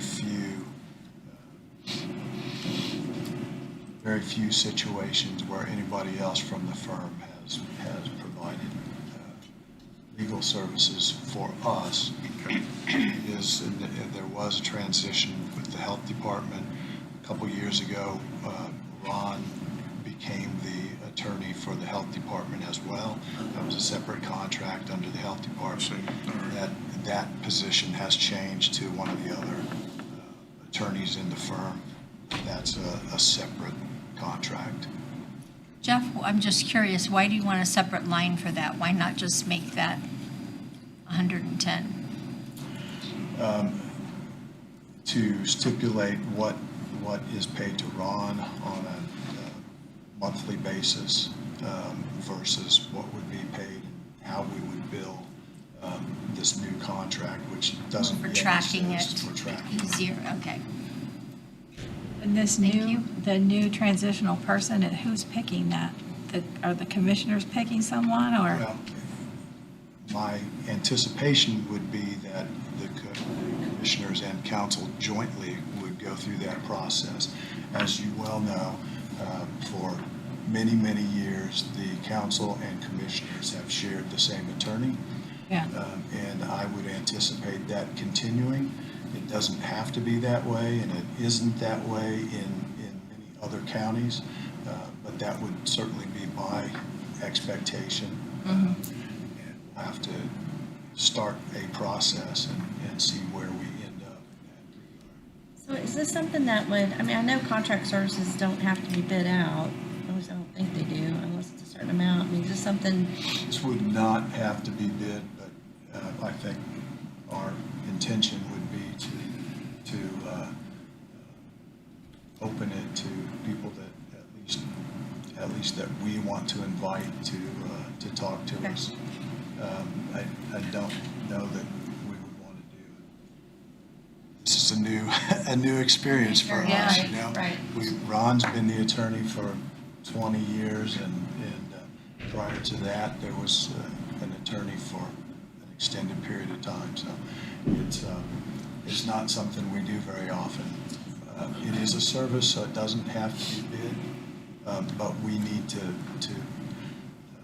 figure out a process that will allow us to, first of all, decide, can we all agree on a person that we would be comfortable working with? And if we can't, what does the new model look like? Would council and commissioners have different attorneys? Again, I hope that's not the case, but I think this model has worked well. But hopefully that'll be the model going forward. I think it would be my recommendation is that council work with commissioners on identifying those potential candidates, and we have the same attorney. I've worked in an environment where commissioners have one attorney and council has another. And you know what? Those two attorneys can't agree. Which then costs more money for the Absolutely, Yeah. because they spend more time on whatever issue there might be. So Yeah. again, that would be my intention. We haven't gotten very far in the conversations about how we're going to work through this process, other than our consensus among the commissioners that whatever that process looks like in selecting, the new person really needs to spend some time with Ron over the course of a year to learn the ropes, to know how we've done things for the last 20 years, what some of the issues are, and how we have operated over those 20 plus years. So we'll feel our way through this and certainly keep the lines of communication open. But we put this budget together in May, so The person's going to have some very big shoes to fill. I don't know what size shoes he wears. He has been a blessing to Wayne County, certainly, to have his expertise available, and people from around the state ask for his input and opinion on these kind of issues. So I think from the early 80s, we basically only had two attorneys. Yeah. We had the O'Malley's. Of course, Bob finished that, but after his son passed away, he was great and had a lot of experience, had been a previous legislator. And right. So we're fortunate that we've had that continuity for forever. And I can hope we can select somebody that'll continue that trend. But I think, I agree totally, we need one attorney between all of us. And we want to we'll be willing to participate in that process when you're ready. So do we want to go ahead now, since we've done others, and create the line item Jeff's talking about? I guess I appreciate what you're trying to do, but I mean, wouldn't creating another line item, I mean, it's a contract service. Well, but I think it's easier for them to track that way. You know what, Well, no, we have we one would- line item for contractual services For in all everybody. the departments. I know, that our we department do. heads Saying manage. it's not, we Why shouldn't wouldn't have we to just create add it. it to? Yeah, I guess Yeah. you're right. Once it's there, it's hard to get rid of in the bookwork, I know, and we won't hopefully use that again for I'll tell many you years. what, I'm more than willing to leave it up to you on how we address it. I wanted to clarify. What it was for. Instead of asking me for $110,000, I want to make sure that we had this conversation about what the distinctions So are. is there any other reason that you wanted it separate? You wanted to kind of track how much we were spending on Ron versus the other person? Because I asked you that initially, why not? Well, But Again, we're not, one of the things is we're not sure how the relationship with a new kind of part-time person who is spending time with Ron would actually be billed. You know, is it going to be billed on an hourly basis? Is it going to be a monthly charge? Right now with Ron's contract, we pay 1/12 of it a month in arrears. So he provides the service and we bill him or we pay him in arrears. How that might work with this new line item or new situation, I can't tell you for sure. But I think we could just expand the contractual professional line by 20,000, and then we can just lower it again next year if we don't need it. Right. And then we don't have that extra line in our. However you speaking want of to do it, I just want I'm to be clear speaking of what we're 33,200, contractual professionals at 100, and you guys spend 94, 95,000. No, not that one. Yeah, 3,300. No, I'm talking contractual professional for the other guy, because the legal service thing is just that is the 90,000 that we pay Ron. Correct. And they wanted that by itself, But by right? title, it's not dedicated. It's still legal It's service? not dedicated to Yeah, one vendor. it's still legal services. It's legal services. Whichever. I don't care. Do we need a Whichever We don't one. need a motion. No, we need can to go just ahead put and it change wherever we want. Okay. 33,200 to 120. No, I guess 33,120 Yeah. to 110.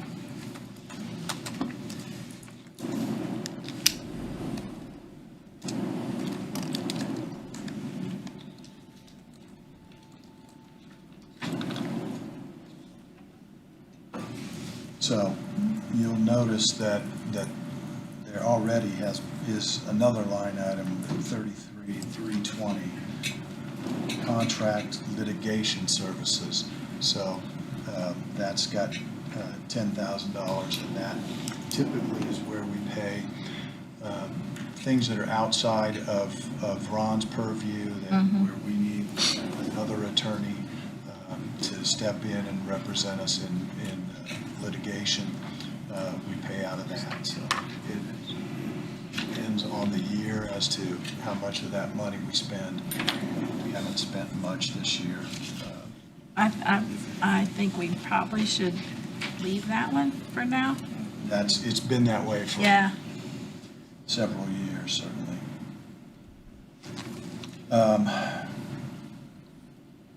You ready to move on from legal services? The transfer station operations, line 33,540, is up for contract renewal this year. So we have the current number in there for this year. We'll, when we go out to bid and have that solidified, we'll give you the updated numbers as soon as we have something. We're starting starting to pull together the information that we need to actually send. That it out happened for in bid. 26 or is it 27? The new number will be in 27, but for the moment, there's a placeholder for the 27 budget. It's likely to increase slightly. The other line item that is likely to go up significantly, who knows, is another contract that's going out for bid. This was the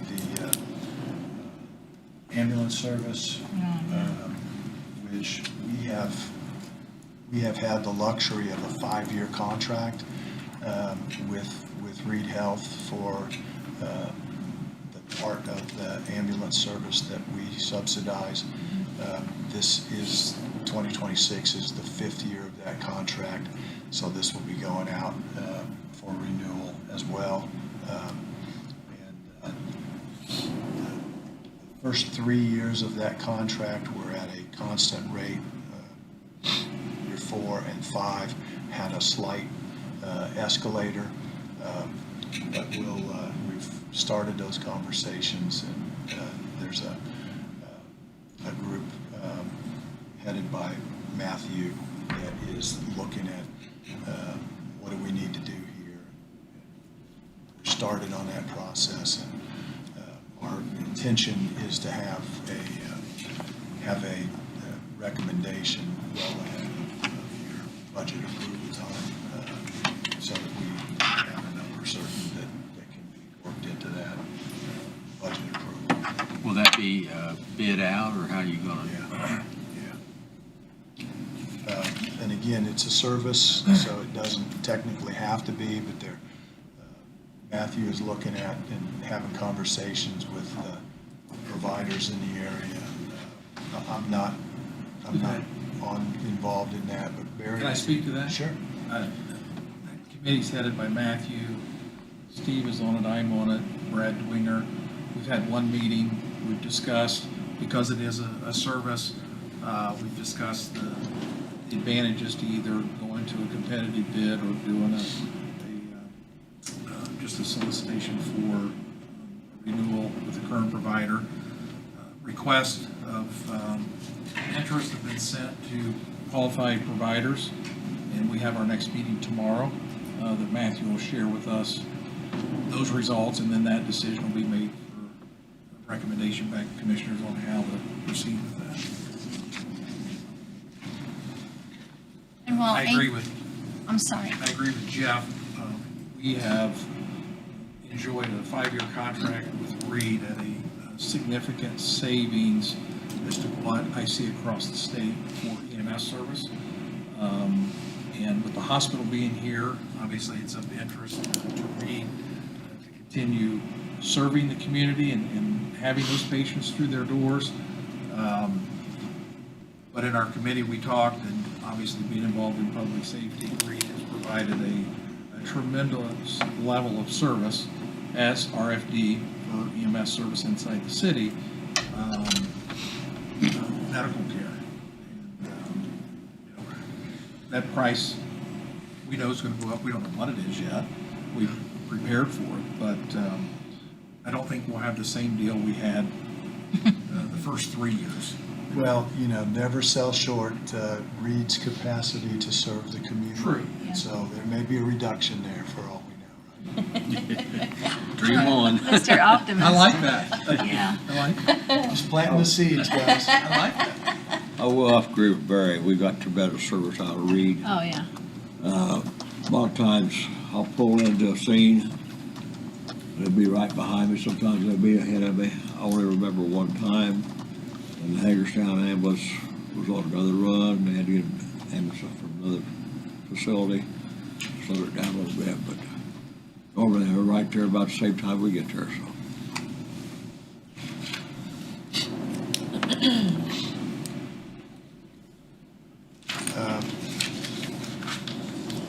Only other area that I would comment on is we plugged in the same amount for Whitewater Community Television for next year that the 2026 contract is for $60,000. I have not heard from them anything about a renewed contract, so. And that would be continuing the same service we're getting Same right now. level of service that we have at this point, yes. I have a question about the 40. dog. Oh, go ahead. 44,490, miscellaneous $250,000. Yes. A note You were gonna requesting. you were gonna pass that over, weren't you? No, I figured Requesting you new might line for vehicles? Yes. You comment on that? Yeah, I'm looking for it here, sorry. It's at the very last one. Very last one. It says miscellaneous equipment. I think I know what it is. It's because, So, sheriff's cars are probably. The commissioners would like to put in that line item, suggest that line item for purchase of vehicles.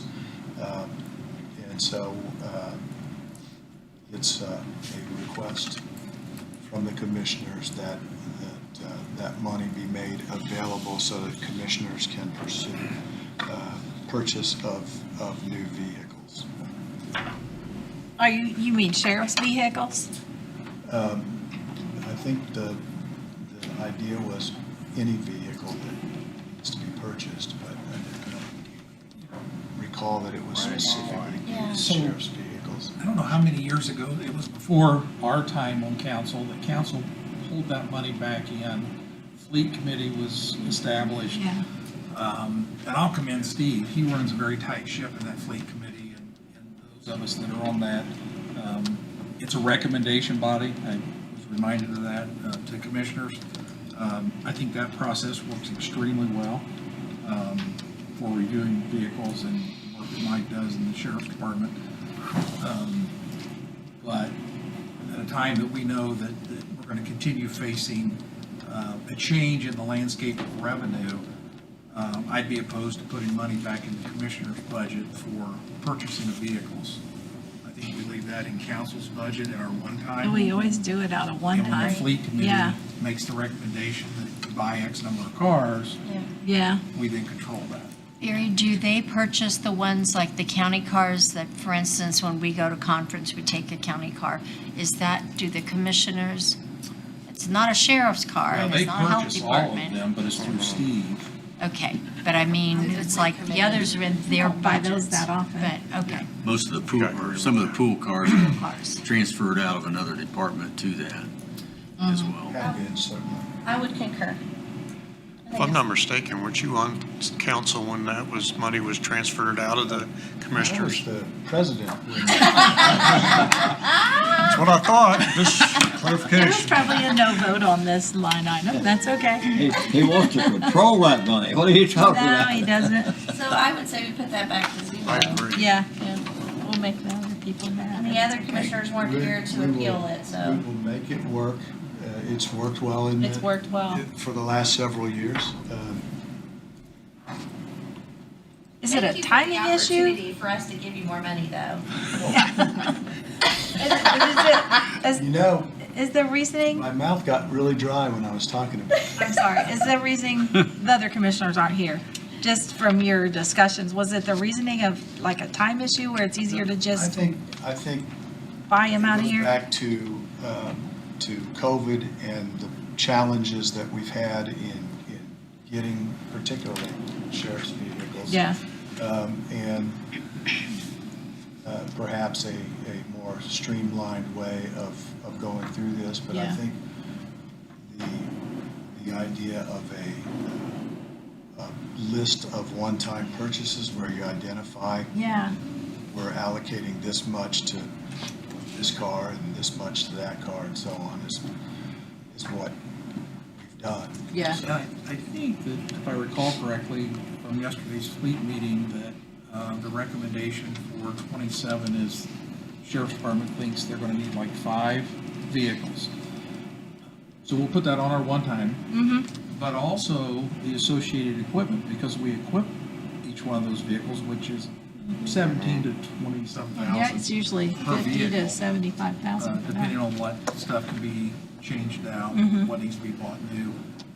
Which I think in the past has been a line item in the sheriff's budget, as I recall, for equipment for the. I feel like for we've the- been they've been asking for it, yeah. We bought some of those May not have kept up. storage Boxes. boxes for the Tahoes because what they had I can only speak when I was there. I can't speak Sure. for what they were doing. Understood, understood. Jeff, can I ask you while I'm thinking about it? We I don't know what the term is, we did away with WUR last year. So do we have funds in there and are people asking? I know Seton just had a recycling thing and didn't remember or didn't get a hold of you in time to ask for money, but We have a fund, it's called the recycling fund. It has about $175,000 or $80,000 in it. We are working with Richmond Sanitary District to work collaboratively on recycling projects. Pat Smoker at Richmond Sanitary is working with us. They, for example, are applying for some grant money from the state to do a hazardous waste recycling event, which we would then subsidize with money from the recycling fund. So we're slowly but surely moving down that path, and Pat is willing to expand their services out beyond the geographic boundaries of the Richmond Sanitary District. So we're working gradually towards that. well, I think if I remember right, maybe Barry remembers, but I thought Pat was going to try to have the yearly tire recycling, but out at the landfill and whatever day and have that. And I know a lot of people around use that, so I don't know if that's in the works or. Okay. Thank you. Before we dismiss, I brought this up a couple months ago, and I don't want to drop it quite yet. So it might be a conversation we need to have with the sheriff, but I mentioned my concern about security in this building. I know right now the way it works is if they have time, somebody from the courthouse walks through the building. Actually, I asked that same question at a recent meeting and was assured that they are fully staffed now. Okay. And there's a person that's dedicated to being in this building now. Okay. That was at the Courthouse Security Committee. Most of the time, right? So the person will just, I mean, I know we don't see them sitting at a desk, but will they be responding to calls or will they be in the building more? Both. Okay. I don't care for where their office is. It's downstairs in the back. And if they're in their office, that's not helping. So I think it's something in the to bring building. up with the sheriff. We've been fighting over this More issue than for they have years. been Yeah. for several years. Yeah. At least in the short time, relatively short time that their staffing at the courthouse has been full. So that's. But as soon as they lose someone over there, our person's gone and they're, Well, I just have- because the courthouse I has have a problem. statute. I may have a concern about Well, that. there's a statute that they have to protect the courthouse. So it's just what happens when there's That's employees come and go. Fine, so Yeah. then that's their responsibility on that side. But I also feel like we have a responsibility to the people that work in this building. And I don't feel like we're fulfilling, at least from my perspective, that's being fulfilled. This is a very open building, right? I mean. It is. It really is. It was built in the 70s. It was not Very open. with the idea of what we have to deal with Any kind of, today. yeah, Right. public safety. We have And we have no, broached the idea of enclosing some of the workspaces. Uh-huh. That has not been well received by department heads and elected officials, and was not fully embraced by the council in terms of the cost of those projects. I'm open to continuing those discussions. It's been a little bit since we've had one. actually, at the last courthouse security meeting, which the three, Steve and Jeff and I were involved in, I asked the sheriff's department to provide me and the three of us with an estimate of what it would cost to make some of these improvements that needs to be made. Steve will probably get into that later. So we have an actual cost in front of us, an estimate of what it would cost to do that. So. Are you talking about the repair, the changes that Jeff is talking about? Or are you talking about having the scanner and somebody at the door and? Both, basically. Because I think from an HVAC perspective, Steve's here, that's going to be awfully hard to do, isn't it? To try to build walls all the way up because of that. It couldn't go all the way up because of that. It certainly adds to the cost. Yeah. It could go farther up. It could go. It takes, I go back to my safe schools hat. It Sure. takes one situation. Yeah. And I just don't want us to not do our responsibility and say, oh, it's a money issue. We have resources to figure this out. And so I think it's our responsibility to say to the commissioners and sheriff, what do we need to do to help make this happen? Whatever that looks like, I think the best route is to have somebody here dedicated to the building. But I agree, Misty.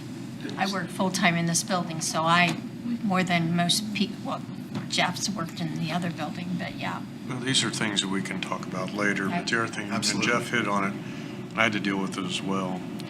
You have independent elected officials or department heads who all want to say in how it's going to be done, and none of them can agree. So you're going to need someone to come in and say, okay, this is what's going to be done. Yeah. This is how we're going to fix it. And that's the way we go. The interesting statement is that the department heads and elected officials don't own the building or control the building. Exactly. The Yeah. commissioners do. That's right. That's the thing, the commissioners control the building. We do. Elected officials just work in the building. They Yeah. control and Yeah. say what we're going to do, but I get what you're saying, Yeah, you because know they just as well all, as I do. We they both all know. have their own opinion.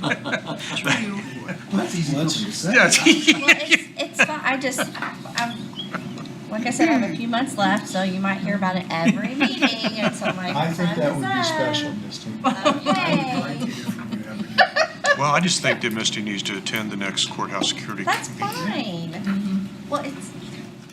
We can't get just security here. If we want the sheriff's department needs to be involved, and then it has to be a deputy. So, and the deputies are under the control of the sheriff to do what he needs to do with. So it becomes a situation. I'm not advocating this, but what we're seeing in our county buildings across the state is they're hiring, contracting with private security firms See, that's what to we've provide talked areas about where they that. don't have enough staffing from the sheriff's department Correct. to do Right. that. We've talked about that in the past, but We have the sheriff's been down department that will have road. nothing to do with it. Well, we're getting a new Happy to sheriff. go down that road so- again with all of you. It'll be special. And we'll, So before We've been there and Jeff, done that. Special. I still got some questions on their budget. Oh, you do? Okay. We're done now. I'm sorry. It's all right. It's okay. Look, we're gonna get to noon. Yeah, we're getting And we're there. almost done. Insurance deductible, uh-huh. line 33441. Large increase. We've increased the amount of our deductible, and so for the same number of incidents, and that has reduced the premium. So for the same number of incidents, we need to invest more as part of the deductible to.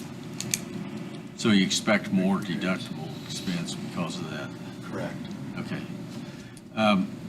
I figures that, but something we failed to discuss with the clerk is the postage. And I see you've reduced your postage by 50,000.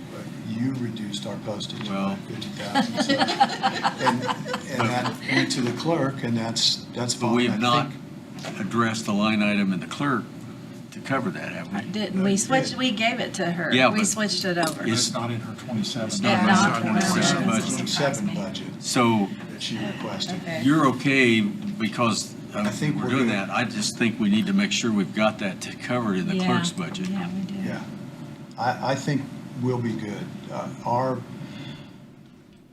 our postage, with a few exceptions, continues to be reduced. We're a lot more electronic things than Postage just went up too, didn't it, in the last week or two? is going up. I don't know whether it's come about. No, because she's One of used it our- out of him in the past. One of our It's issues not in has the budget. been, Right, so we need to create a line item in the clerk's budget for postage, whether that's 50,000 or what, but we need to get that, I think, in place. I think we need to make it at 50,000. Let's Okay. make it 50,000 and go from there. So can Amy we- can, You need a motion to create the line in her, so I will make that postage. motion for Second. line item in the clerk's We budget. have a motion and a second. All in favor? Aye. Any opposed? There are none. And Amy can put that on her list for lunchtime. Okay, you're fine. And then we will put the 50,000 in her budget. Okay. In that line item. Okay. I do have some questions back to commissioners. Okay. I have to get back there though, hold on. There's a lot of empty lines in here. I didn't pull the budget over, I didn't get asked to kind of do this until after. So Yeah. there's a lot of things in here that, can we clean this up and get rid of the things that you don't want in here? And can I just do that, or do you need to do it? We can give her permission.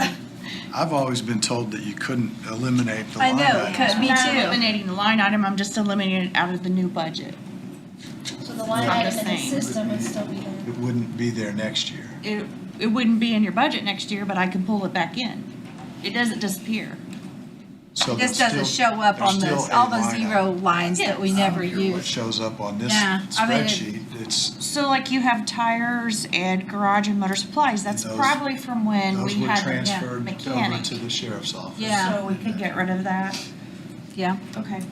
I won't take anything out without asking someone, but I think that there's think a you're lot fine. of. Back in the day, department heads, when I was a department head here, and I don't know if you two remember this, we were always told, never take a line item out because you may want money in it next year. When I can leave it. And you can don't put the have to, line- but I No, think the that- line that item's was not just- going away. It just We won't can show always up on our pull it every reports. year with the system that we have now. We Yeah. can set up what you want in there every year Good. and take it out if you don't want it. It doesn't eliminate it from the system, it only eliminates it from this current What you see. budget. It's magnificent what you can do with the computer. So it's just remembering going forward to make sure we didn't already have that line item at one point. He was It's here in there, longer you than just need to pull it up. What's your So it'd be for question? whoever's doing your part, but yeah. There's just a lot of zeros, but if you want them left, I'll leave them. It doesn't As far as matter. I'm concerned, anything that has a zero amount in it, budget, 'cause we're not gonna spend anything. Yeah. and if you want to Are add you it back raising your later. hand, Gary? Trying to get whole IT. Oh. Oh, IT. Caleb. All right. Anything else for me? Too late now. Till but- Well, We're going to be down. Finally there got his now, right? attention. Amy, did we remove that last miscellaneous equipment line down there that they put in? Sorry, Gary, what's that? 250,000. She may- 50,000? Count, Okay. commissioners? Yes. Yes. And they're 20,000? I have, and the 20,000 and the. 50,000 line was still Gotcha. there. Yes. Okay, just checking Yes, thank you. before we say we're done. And Matthew is confirmed for 145. Okay. So after lunch, we'll start with tourism and EDC. Matthew's coming early. Who's soil and water? Jennifer. Okay, so then, and we need to tell soil and water that she could come early also. And we'll have workshop about 3 o'clock. Yay. To check with her. Do you need a motion for recess? Yes. Yeah. Need a motion for recess? That'd be best. I move that we recess. You want me to ask her to come in at We have a 1:45? motion and a second to recess until 1:30. All in favor? Aye. Any opposed?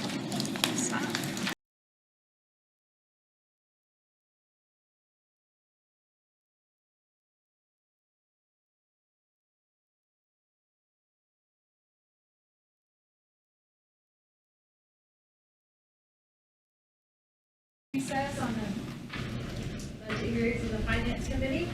And first up, we have Mary Walker from the Tourism Bureau. Welcome, Mary. Thank you very much. I will, as much as I can, keep my comments brief. We've got chuckles in the audience, yes. So just to give you a brief overview of sales and where we are, with regards to our 25 year-end sales, we had group participants of 21,580 and 53,964 room nights. In our 26 sales year-to-date, we have had 37 qualified new bid opportunities, so we still have another 6 months to go. 29 future events have been booked. 17 group event sales are still pending for 27 and 28. And then 26 sales to date, we have 27,785 participants and 53,964 room nights.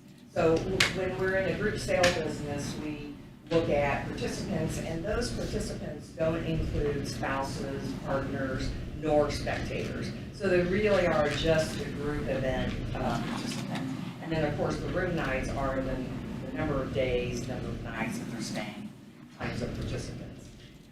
With regards to some upcoming events, July is going to be a very busy month. We've just hosted the National Odom Assembly.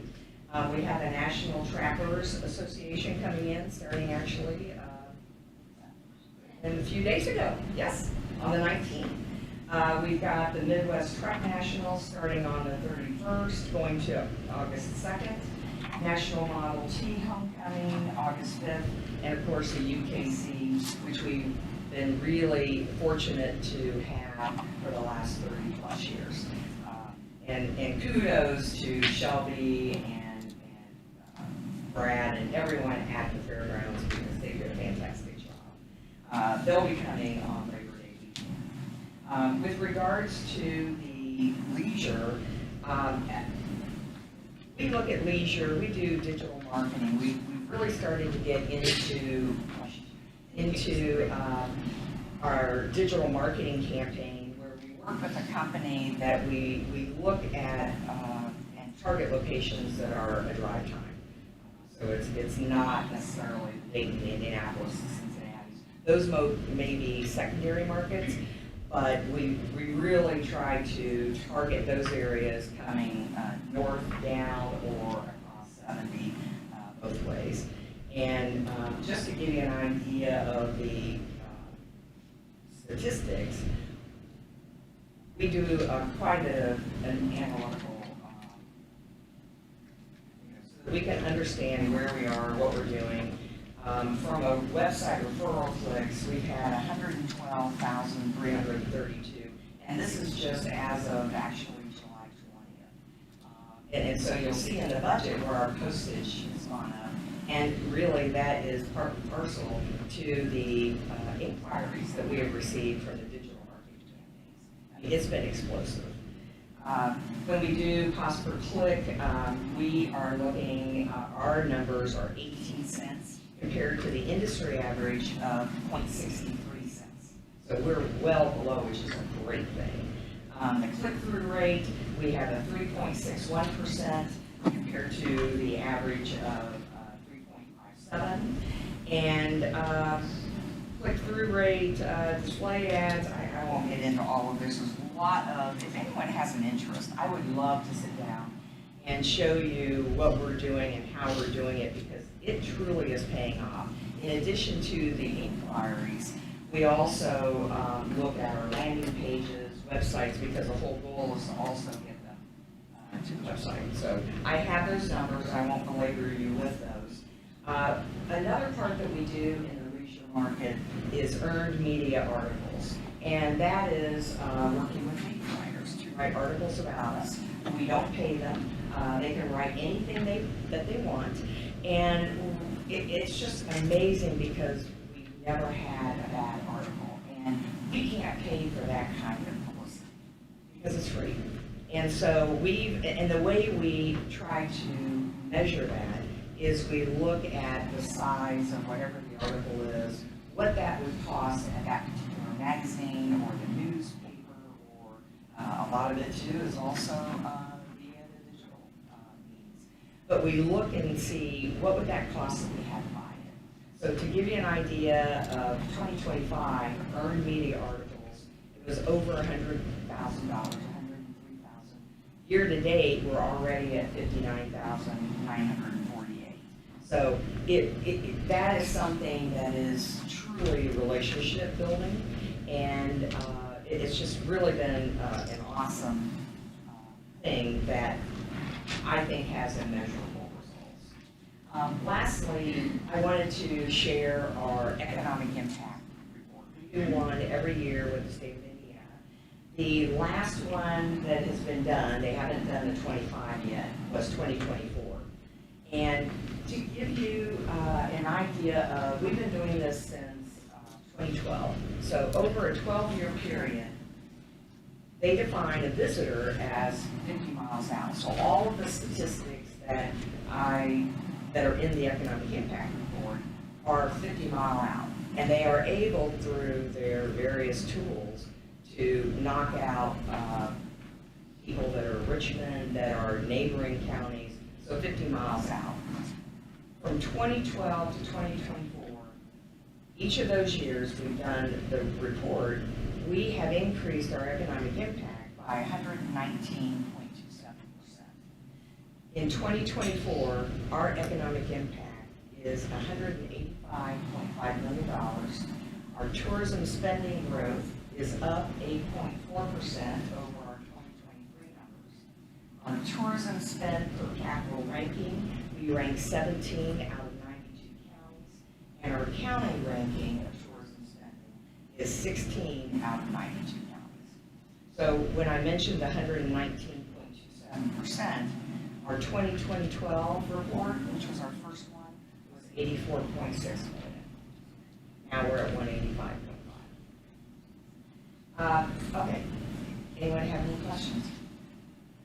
Now I'll go on to budget. You've all received our budget booklet, and I think I've talked to most of you, but if you have any questions, there's a few accounts that if you look at 26 versus 27, material and supplies is just the cost of doing business. That's increased 3540.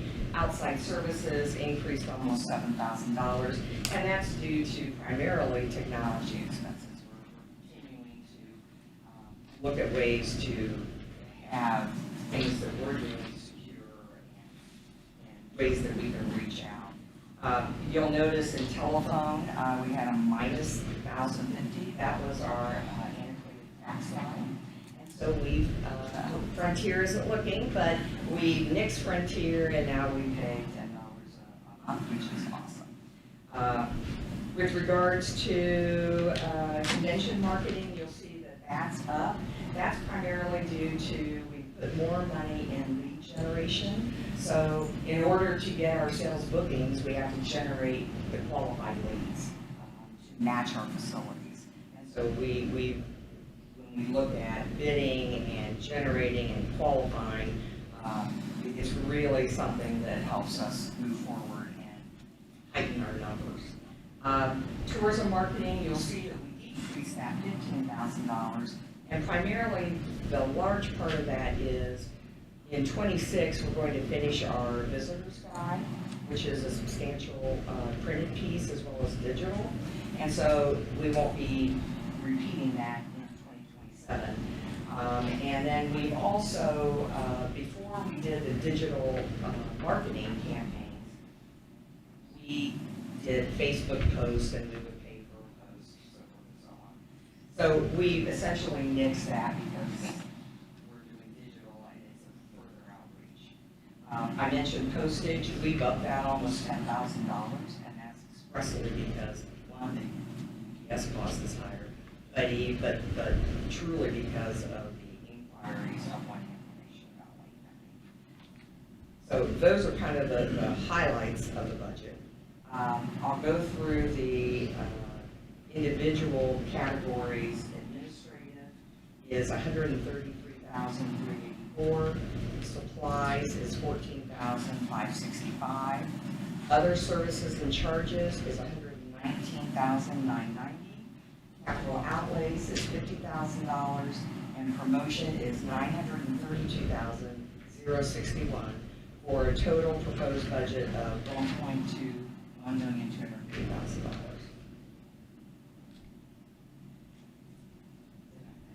Those watching on TV, that's all funded by.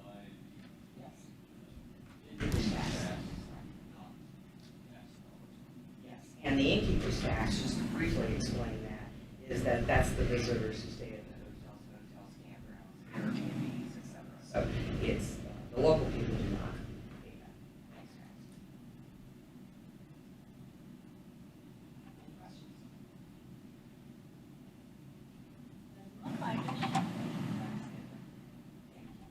If you have questions, let me know.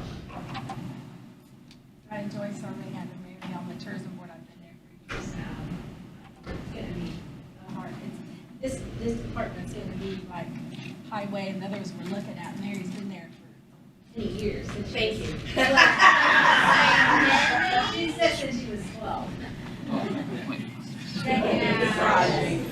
And you know, we all have been looking at succession plans on different departments and things like that. It's tough. It's Oh, tough. yeah, it says it's on the right mode. Well, let's flip between. So we appreciate it. I'm going there. That's good. Hopefully, unless you all feel differently. No, I'm kidding. No, I wasn't asking you to leave tomorrow or anything, just. All right, thank you. You always do such a good job. Everybody's fine with it, so that's a good thing. All right, next we have Valerie Schaefer from EDC. All right, good afternoon, everyone. Hi. I prepared a brief update for you on EDC activity. I'm sure you're keeping up with us in the Western Wayne News, but things have been very busy. So in ways of business development, this year we worked with 2 existing businesses, Primex Plastics and J.M. Hutton, who have expanded operations, collectively creating 43 jobs and investing over $14 million in the community. Primex is continuing to enhance their partnership across the community. As you know, they're headquartered here in Richmond, employ over 350 individuals, and so we're always happy when they're making significant investments in their plan to further their growth here. And then J.M. Hutton is under new ownership. I don't know if you've heard, but the Hutton family has sold that. And the National Manufacturing Group now owns it. And upon meeting with them and learning of that, you know, we were working really close with them to ensure that they were further investing here rather than maybe pulling back. And so that is the case. So we're very pleased that they're adding 37 new positions over the next couple of years and investing over $6 million. In terms of industrial park development, I know you've been very involved in the Cambridge City Water Tower project. They are working through finalizing the financing. We just completed an application to the USDA for $1 million zero interest loan, which will really reduce the interest they would pay by about $500,000. So that's significant to keep rates low. And so it's not until we'll learn if they're awarded that loan in the fall where they'll be able to finalize all of their financing and work towards a bond. Is that going for bid yet? Not formally, no. But we have worked with the EDA and they've extended the timeline slightly so that we're not under the pressure that we once were to finish the project. So in the Midwest Industrial Park, we just completed a subdivision process, and that really just aligns the lot configurations with the manners of how we market the park. And so if an end user's on Beacon, they'll actually see the actual lot lines of the lots that they will be acquiring rather than the combination of several lots throughout the park. And we're working on that same process for the Gateway Industrial Park that will move forward to the Plan Commission and the commissioners, I believe, in August for final approval. And then lastly, in terms of business development, the EDC is working on evaluating website vendors right now. Our website is about a decade old, and so it's really time for a revamp. That is the front door to our community. And so we're hoping to make a selection within the next couple of weeks and get started on that project, which will probably be a 4 to 6 month process, depending on which design we go with. In terms of talent attraction and retention, that also is a key element of the work of the EDC. As you know, we've been managing the Make My Move program for a couple of years now, and to date, we've welcomed 34 new families to the community, which consist of about 74 individuals. We have 5 more that are in the process of moving, and then we have 12 that are in accepted status, which really means they're trying to find quality housing that meets their family's needs.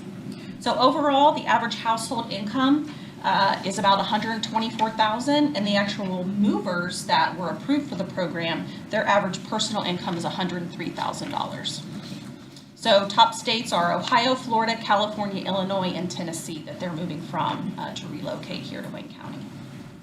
As you know, you've seen the Home and Wayne brand. We continue to invest in that. That's really a way in which we're helping our employers attract and retain workers in the community. There's a wealth of information for anyone considering a move here that they could really learn more about our community before making a decision. Housing is also a big priority of the EDC. We're working on numerous projects with various housing developers. And combined, we have about 750 new housing units in the pipeline. This ranges from market rate apartments, single family homes, townhomes, infill housing, and subdivisions. So within housing, there are several outside funding sources that the EDC is responsible for managing. So most recently, we announced the $5.1 million READY 2.0 LEI grant that we received for 3 different projects that we're overseeing. One is building 22 new homes in the Vale neighborhood. 4 of those homes are under construction now. They have roofs, they have siding, so I encourage you to drive through.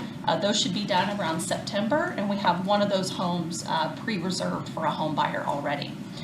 4 more should start construction within the next 2 weeks or so. So by the end of the year, we're hoping to have 8 homes completed in Vale. The Star Neighborhood revitalization plan has been completed, and we continue to really build out the program we're developing to rehabilitate 16 structures in that neighborhood. There are a lot of details that we're still trying to work out in the process we're trying to create for developers to show us their interest and then somewhat bid on the development process. So more will come out on that in the coming months or so. And then lastly, we have the Ready Downtown Revitalization Grant Program.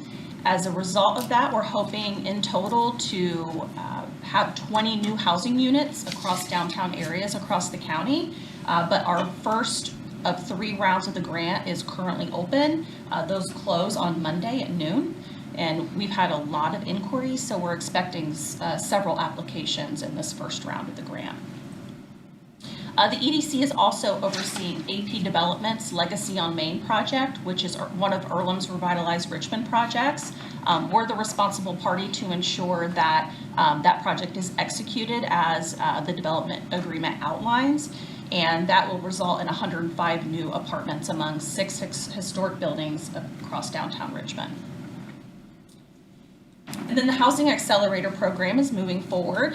Hidden Valley is the first subdivision of the 5 that we have funded that have completed the infrastructure to develop 20 new lots in that neighborhood. And so we're in the process of processing their request for that infrastructure investment. But overall, the goal of that program is to create 82 new single-family lots. And each development will have to have a spec home available at all times so that there are actual homes readily available to be sold. Regarding the Wayne County Blight Program, we've successfully demolished 29 homes across Wayne County, 1 each in Hagerstown, Cambridge City, Economy, and Williamsburg, 2 from Centerville, and 3 from Dublin, and then 20 here in Richmond.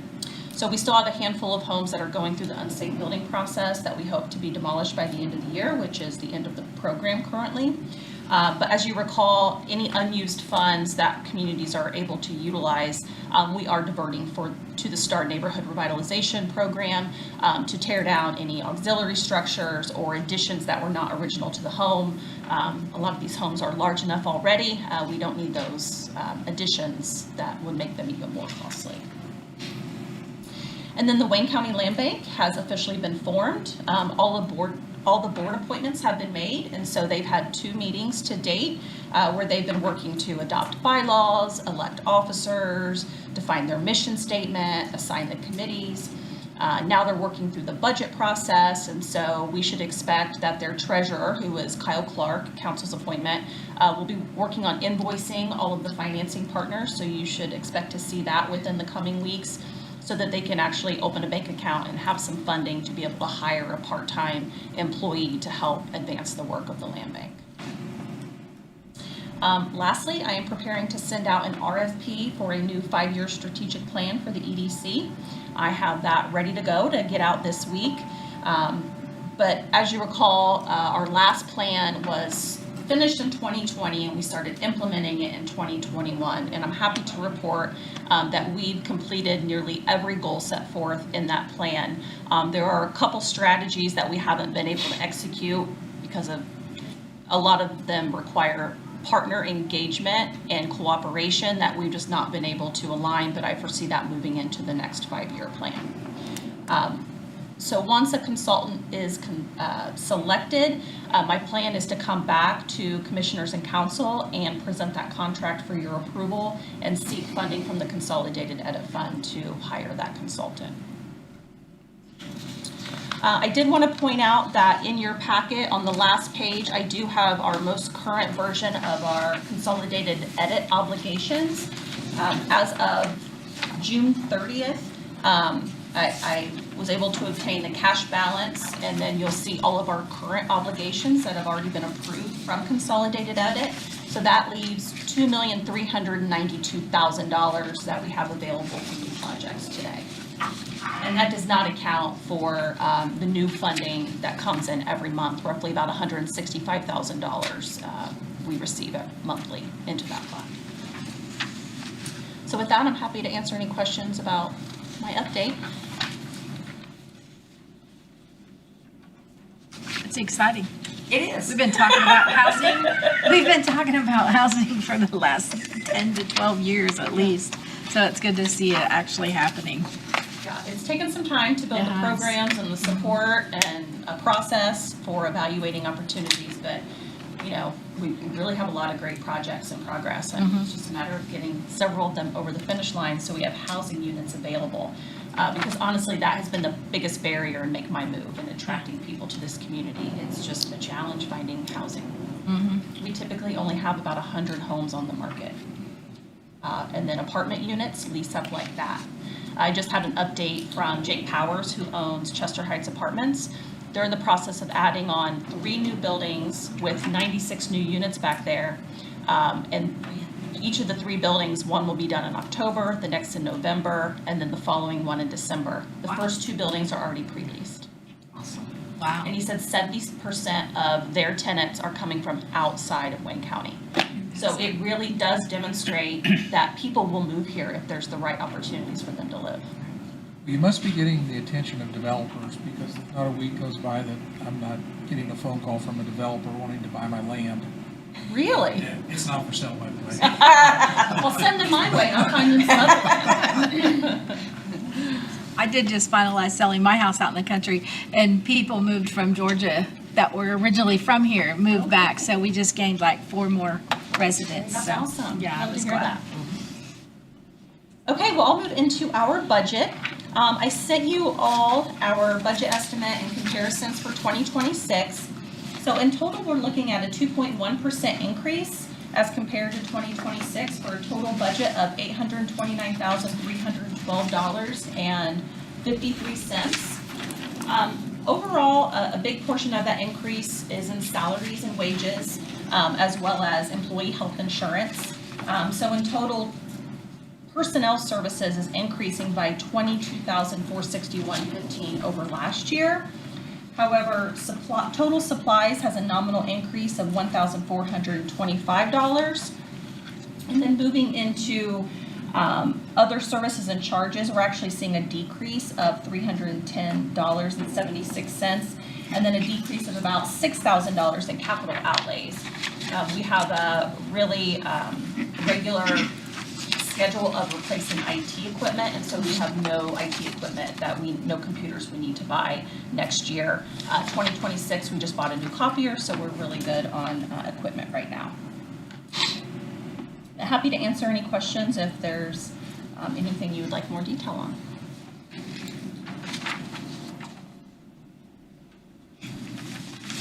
Anybody have any questions?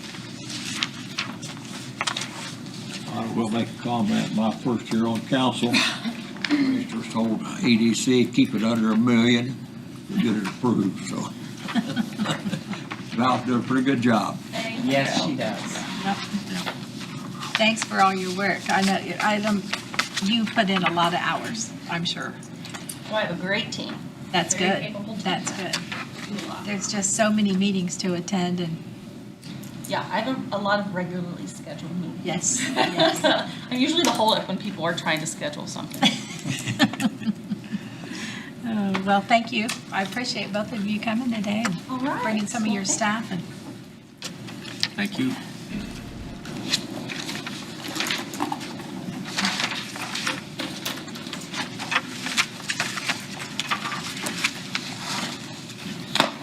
We'll make the transition over to EMA and 911. Mr. Matthew Kane, hello. Hello.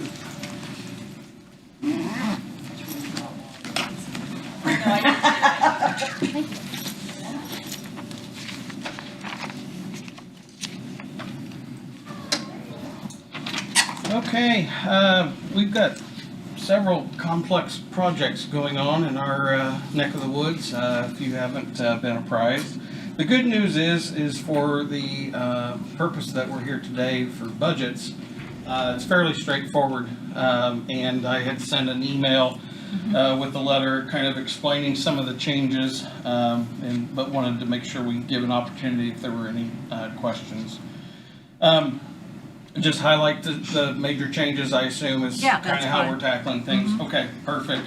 I'll look at, I don't know what you have up first. What do you have? General? Yeah. Okay. County General Fund, there are only 2 line items that I'm requesting slight increases. Line number 33200, our contractual line item, asking for an increase of $6,000 in that line item. That is where all of our communication contracts come through our chair lease program that we do each year, and that is just shy of a 5% increase. I did not ask for a 5% increase last year. We were able to absorb that in our current budget, but this year I'm going to have to put in that 5%, or actually just a little less than. The other line item asking an increase is one that you should kind of be a little familiar with, is 33510 utilities. This is the utility invoices for the new tower sites that we have, mainly their HVAC and electricity. We have been monitoring that. We have a little more data that we were able to kind of step this out and project costs. However, when we have hot, humid summers, our bill was more than what we had projected on a monthly basis last month. But this is a conservative number. It's always going to be a moving target. If there's anything dependable about the weather in Indiana, is that it's not dependable. And so it's going to be easier, I think, to shoot conservatively and then move some funds, if you're okay with that, maybe each fall if there's not enough, as opposed to over budgeting. So requested an increase of $6,800 from what it was last year. If you remember right, earlier this year we already moved $6,000 into that line item for that purpose. Total of $12,800 increase requested in the general fund. Any questions on that? Equipment supplies, 22,150, 10,000 there, where you spent very little thus far. Equipment supplies. 22,150.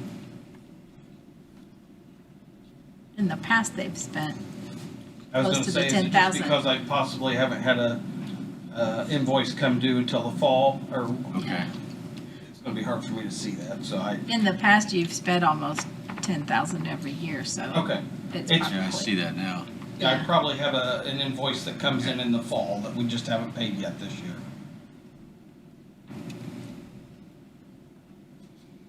If you do see any others like that, though, be sure and let me know.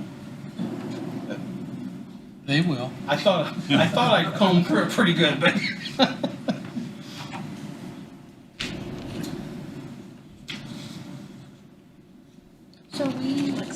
So we're covering Union County, helping out right now. How's that going? it's going. Yeah, it's going. No, it's actually gone very well. Their community has been very accepting. The responders have been fantastic to work with. We have received nothing but positive comments from the responder community and elected officials in being able to help them out through this difficult time for them. So it's gone well. It's been an educational experience. A lot of our dispatchers are not familiar with geography in Union County, and they don't like not being familiar. And so when someone calls in from Whitewater State Park and they're at lot 34, they want to be able to picture that. And so it's one thing to look at it on a map and another to totally understand the geography. So that's probably been one of the biggest obstacles, but thanks to technology, we can bridge that gap. That's good. Any other questions for EMA? The only other fund I'll quickly look at is the 911 fund, the 1222 fund. I have requested an increase in line item 33670, service contracts. An increase of $20,000, and this is for the new maintenance contract for the Motorola equipment at the tower sites. We knew this was going to be an anticipated cost. That maintenance agreement each year is $79,000. I was able to absorb the majority of that, but I am going to have an increase in that one line item. And I have no other requests in my budget. I knew that was all coming. Matthew, for sake of discussion, as we begin to forecast capital expenditures, not only for next year, but beyond, and we start planning, you're going to have a significant upgrade in your radio system. Yeah. When your MCCs go. And I mentioned that briefly in the letter that I turned in with my budget, but we have been notified of an end of service for our current radio consoles, which is what the dispatchers use to talk to all the responders. End of service in 2030. Our current system was put in 2020 using COVID dollars, both from the county and the city. It was a shared cost with an interlocal agreement at that time. The total at that time was $550,000, if I remember, for that radio system, and that was 6 years ago. So it is going to be a significant cost. And that'll be when? No later than 2030.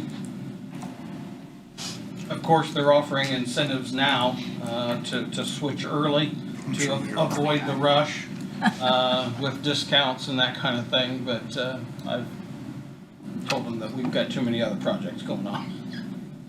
Not to throw another project on you by any means. Oh, here we go. I would not do that. I should make sure Aaron wasn't here. Those incentives, while attractive, have caveats in them. And so while they may want to incentivize an upgrade between now and 2030, we're just going to watch for what may be extended beyond that and what they may be offering. Some are good, some are not so good. The intent of my question was for us to begin planning for a pretty significant expense for you again in that radio system, because the parts won't be available, won't have a service contract on that, and they're going to have to be upgraded and replaced. You don't have a capital improvement plan of your own or dollars, so we're going to have to take into account for that. today's price would probably top $1 million.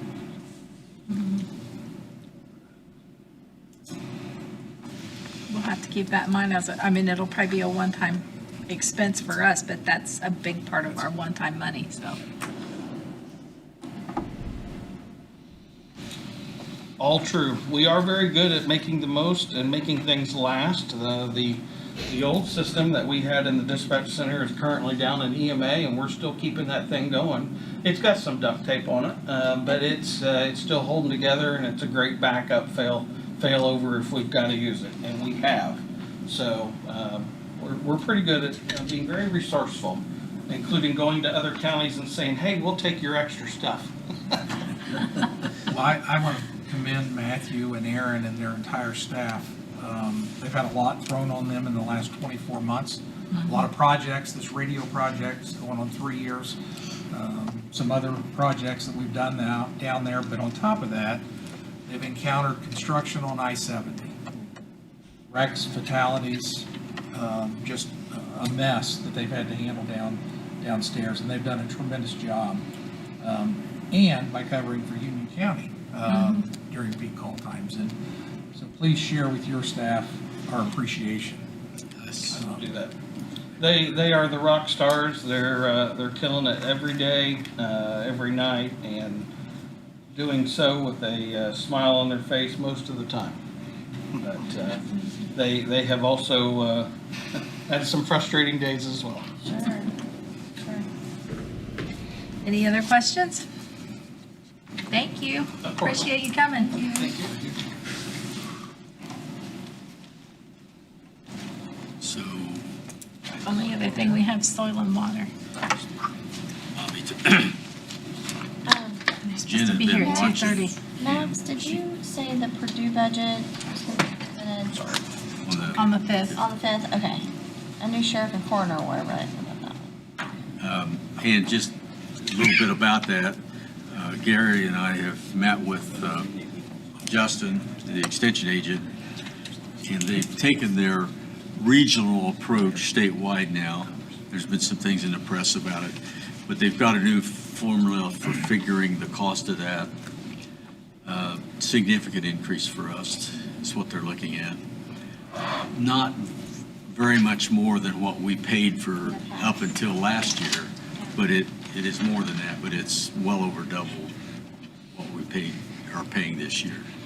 So Justin will be talking about that concept that they are now implementing and the basis for that. So you'll be seeing that. Well, the staffing, do we know if the staffing support will change at all, or is it going to be less staff or more money?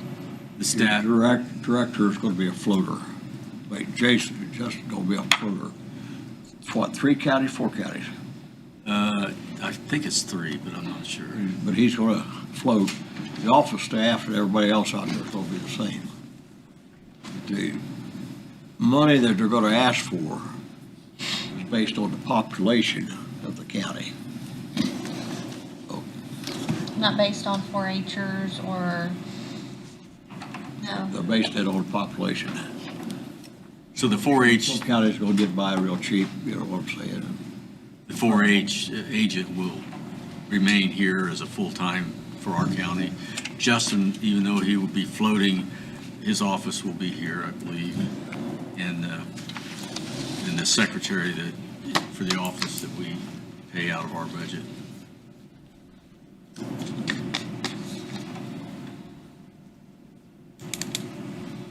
All right, we have one more, but did you say she's been watching? Yeah, Bobby's talked to Jen from Soil and Water. She's going to try to get in here a little early. Her problem was that her board president, which is not a county employee and not on the job, was coming with her, and so getting her to move up was not easy, I guess. So. Okay, so, But that's only 20 minutes away. yeah, it is, but do we want to move to our workshop meeting? Or you want to wait a little bit? As far as the advertisement for that meeting, we can do that anytime when this is up. It was immediately following. Immediately following, yeah. I had told Brad to try to be here by 3, that we'd probably be done, but I think we're going to be done before 3. Is Aaron out of town, Jeff? Okay. So it's up to you guys what you want to do. Because we can hear her budget during our workshop, if, whenever she During, comes. lunch, I kind of went back to a few things presented today, and I, just for my memory's sake, can we go back to the, I want to say the planning department budget? Planning commission?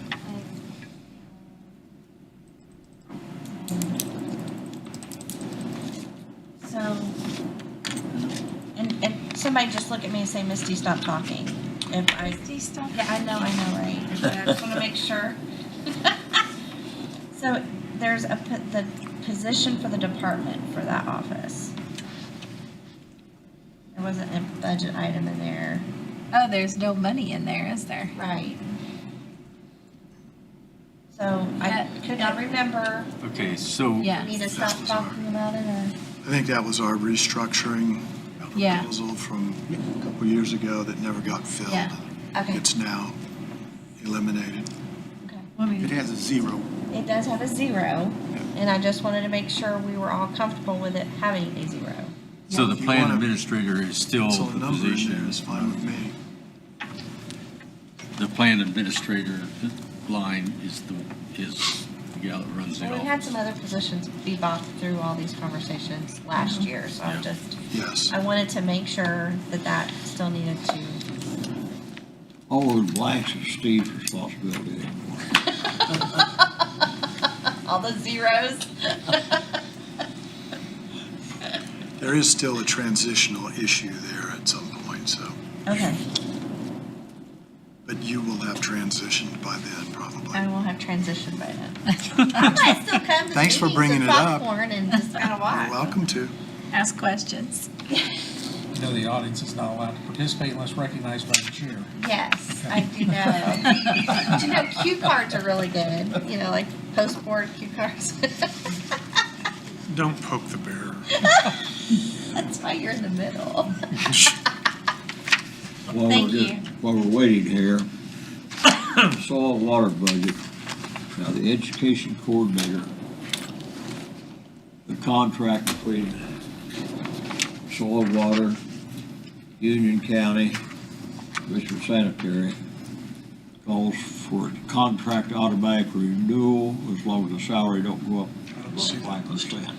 So at our meeting the other day with the education committee, I told them go ahead and put 5% in there for that educator, You did. and then we would adjust it Yeah. from there, but What's the- they have to have it in their budgets now. Yeah. So Is it just? What's the account number on that? Because I don't see that listed here. It's 10352. On water. Top, it just says conservation. That's all it says. Okay. Thank you, Bobby. Oh, I don't see it. just want to bring that up before I forgot it when she gets here, but that's the reason it's there, so. So for that position, the other entities are paying Wayne County for their Yes. portion of that. And is the auditor's office billing them, or how are we handling that? Well, the auditor's office normally bills them. They are supposed to, but are they Supposed to. getting Are it they doing done? that? Yeah, that's my question. Okay. We want to be sure it's done. Maybe you'll check for us and make sure. Okay. There's several things that we bill other people for. Does the same person do all that billing? You know? I do the 911 billing, the interlocal agreement Yeah. with RPD, and that's the only That's the only billing that I one that do. you for- do. So we don't have one person who's just in charge of billing and receiving those things? No, but it would be a good It'd be a very smart idea, wouldn't it? change, yeah. Huh. Because you gotta stay on top of those kind of things or they just don't get paid and it falls through the cracks. Be sure there's a list of everything that's got to be Yeah. billed, you know what I'm saying, and so it don't get missed. Well, and then you also have to watch to make sure it comes in. Yeah, that's the biggest part. It's not going to come in until it gets billed, though, that's for sure. Right. Does our software have accounts receivable, like that for invoices that are sent out, and then to know who's behind and who hasn't paid and all that? No. Really? What I do with the 911 billing is I just check every 2 weeks to see if they paid yet. That's annoying, isn't it? And then I keep a copy with my bill after they've paid it. Is there Often do you bill them software on that you might be able to purchase that would be able to do I that? can check. I think it might be money well spent. I know. So when you send them an invoice, where do you make that invoice at? Is it in the system?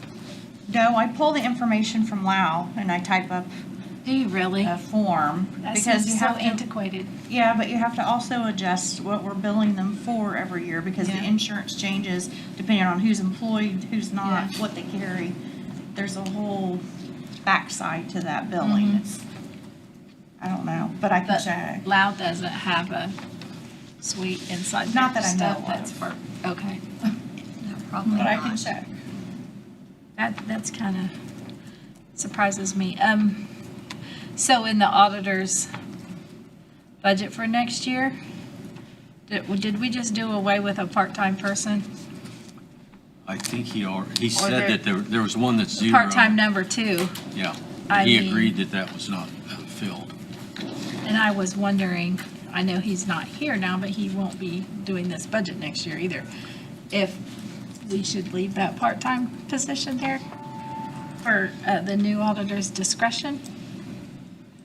Well, Just maybe even if that's created to have accounts payable and receivable, so or I think receivables. we need to get the input from the auditor to be That's what I'm at some thinking. point. Yeah, Same way on the grant clerk, which was my caution earlier about let's Yeah. not do anything until we have a chance to. Well, and talk. the grant clerk may have time to do that oddball billing. except it's part-time now. Oh. It's a part-time position now, right? But they Should put it it be in the full? budget. It should be full and I will be requesting that in the future, if It was put in possible. the 27 budget. Should we make it That's full? full-time. Was it? In the salary, that's what the request was. Grant clerk, it's a full-time It is. salary in the It's got request. full-time salary in there, so, It was at No, the it's beginning of not. the year. Yeah, yeah, it is. 47,464. Yeah. I'm looking at grant clerk, 28,003. Go down. Remember, you're looking at are you looking at the top? No, Remember that very No. top is Go wrong. down. no, we're down at the bottom. Down to the lower section. It's in there, the full-time salary is in there for 27. It's line 10-7. Oh, I changed it. That's But why I made my with- little notes, because I thought we said we were going part-time, so I made the change myself. So if the money's there and it's called for and necessary to be full-time, we can turn it back into a full-time, right? Well, what would be more important? Full-time grant clerk or another part-time person in the office that we've eliminated? A full-time grant clerk, because there are many duties that she can perform that She could the drop- part-timer can't do because she's not here enough. Yeah. And a thought for Amy and Jeff, the other Jeff back there. Old Jeff? And Barry, when we had WUR and we looked for QuickBooks, refresh my memory, didn't Craig have licenses for some small version of QuickBooks that maybe that That would be plenty good. could to be just a follow. small thing that they could do those billings on? Isn't that what we got for Kara when she was doing, or something? QuickBooks can do it. QuickBooks can do anything. I just don't know how that works with our system. Well, it wouldn't Just for integrate with tracking- ours, it'd just be for standalone creating for standalone. those, yeah. For creating invoices and then tracking when they've gotten But I was paid. thinking that Craig had licenses for that for a He few probably people, does. Soil and Water or somebody, I think a that we highway were maybe gonna was share. Yeah, usually you have so many, you can have like 5 Yes, people on yes. there and you buy different plans. But Amy might check with Craig first about that portion. Yeah. Because that might be an easy fix, or even if he doesn't, check with QuickBooks. I do that for someone else, and it's $19 a month, but I don't know if we need to spend that much. Well, I guess- Well, I because think, it's I think for we need to be QuickBooks. fair here to Amy. Amy's been very prudent in what she does. She's going to be the new office holder. Let her make the determination what she feels she needs. Yeah. Let her come back to us. I don't think we should be telling you how you should be doing your job. No. I appreciate the suggestions, and I will check into all I'm of just simply making suggestions, Jeff. I wasn't trying to tell Well, her my what thing to is, do. I bet there's a lot of stuff not getting billed or not getting paid. That's what I'm And saying. I somebody, think we need to yeah, check somebody into it. needs to be on top of that. And I think our bookkeeper could probably cover that in her spare time. I'll have to check with her, Yeah. but I think that she could probably cover that if we figure out what program we're gonna use. Mm-hmm. So Barry, I want to go back to you about the grant clerk, because there was effort put into the discussion of taking that position to part-time. So, does I think this it's need to go- actually part-time today. It happened during this past, Correct. It's part-time it's, today. yeah. Correct. Currently It's today part-time. it is. Correct. But it wasn't just like, hey, let's make it. There No. was discussion and understanding. There was a lot So, going on, I too. want to make sure that whatever we're doing goes back to your notes of why it needs to go back to full-time, instead of us just sitting here saying, because a new person has asked. We would I don't think- have to change it back to full-time personnel. Yeah. The job description would have to be Back. updated by HR, so there is a process. I have to go back to the minutes Right. to Yeah. refresh my memory, but I believe that may have been a mutual agreement with the auditor, the current auditor, who was all over the place about, Right. I need full-time, I need part-time, I don't need anybody. Want an executive assistant too. Yeah. Yes. Okay. Take action, personnel. So you still want to, you're okay with I think we should putting the leave line it item in full-time. the budget full-time, but still doing the due diligence? Based upon what Amy is saying, I think She's gonna we need to want leave that it full-time in the 27. Want us to be consistent, is all I'm asking. We could leave it at full-time, but then in personnel make the decision that the position will remain part-time. Right. It's funded as such. Right, so you can fund it full-time, but, Yes. okay. That doesn't mean it'll be full-time. I just want to make sure we're being consistent. Ultimately, the salary ordinance will determine what the person is paid in the hours. Mm-hmm.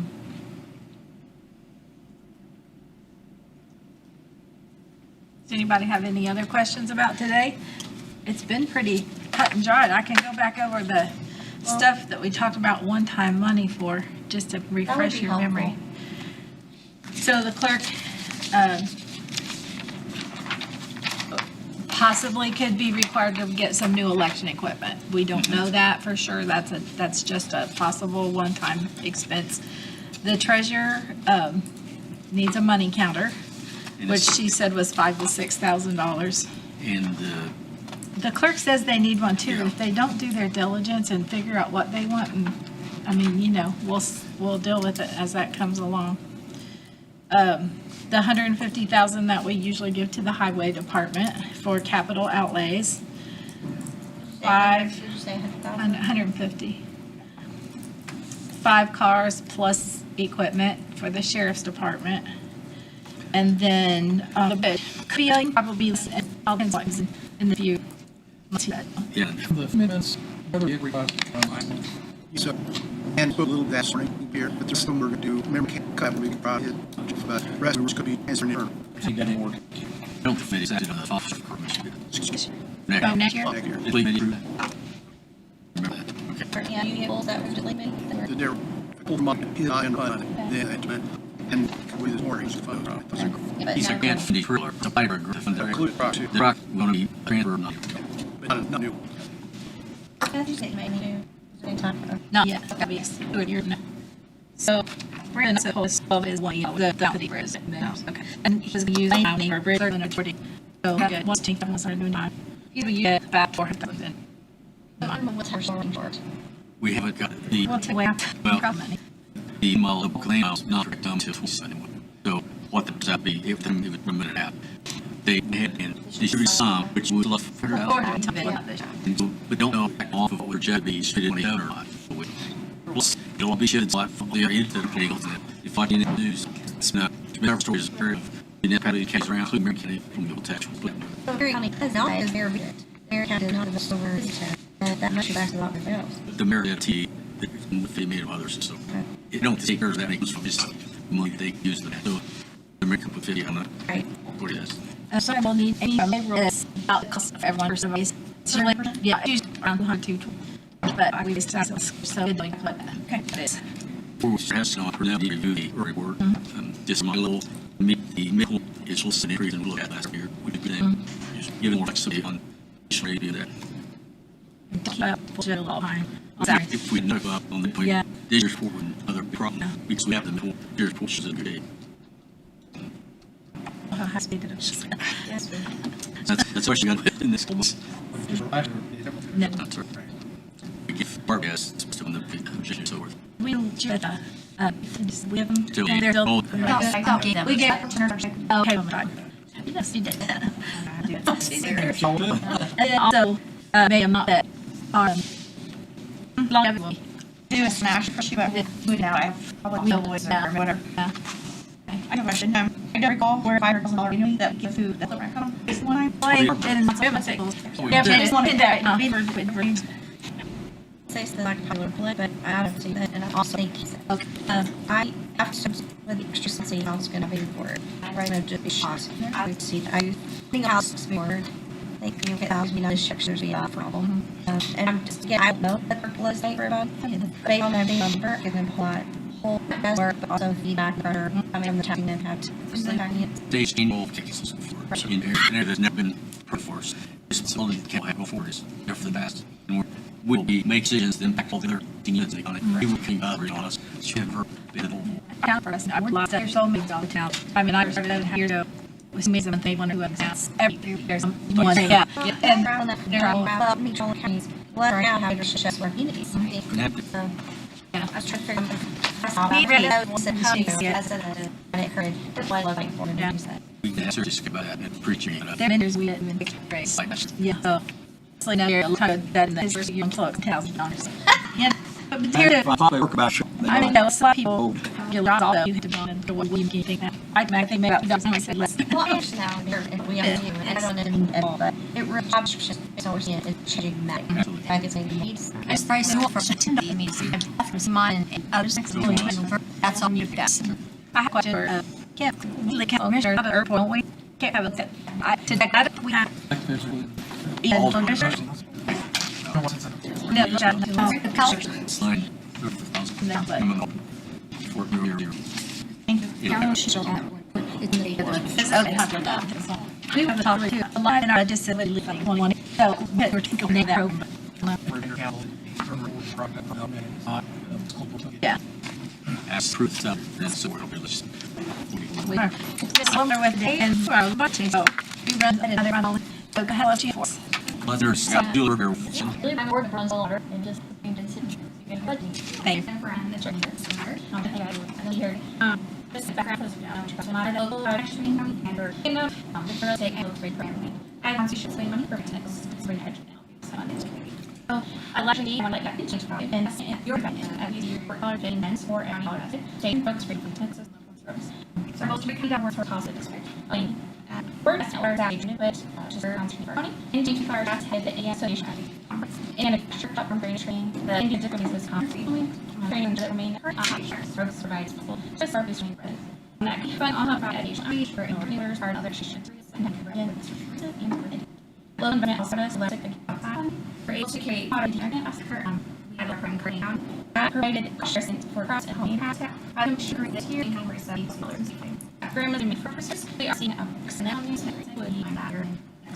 In addition to my home the zero funding, instant contribution activities, yes, prices are helping complete outcome.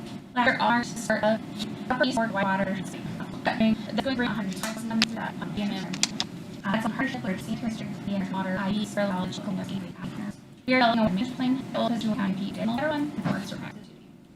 Currently, the urban matter minutes from the radio of the we ordinate have all has put in. You remain responsible for the offices of monopolies or any additional jail slash. So 27 are not reading sort of increase on this that can be currently from the year. Butane, for new respecting distributed, we believe the accessible to about. We keep your correctly. The word really help us. That will be for our inner for we mainly think urban agriculture, sophistication of things. Be a little bit your way and it's into this all you gotta do on college. So that's the most about happy environments. Any question? Hopefully, this 80, your teacher came to address this point. As far as, any expenses, we did not really people funded from the foundation or services here. I had that our principal, that we but every time of our shift, we received something, and continue to be, electrician and yes, there's as well. So for this few years, we would fund that, we wouldn't rear and is, funding for TDs to be remaining future. Every one of them, all the way down, including almost.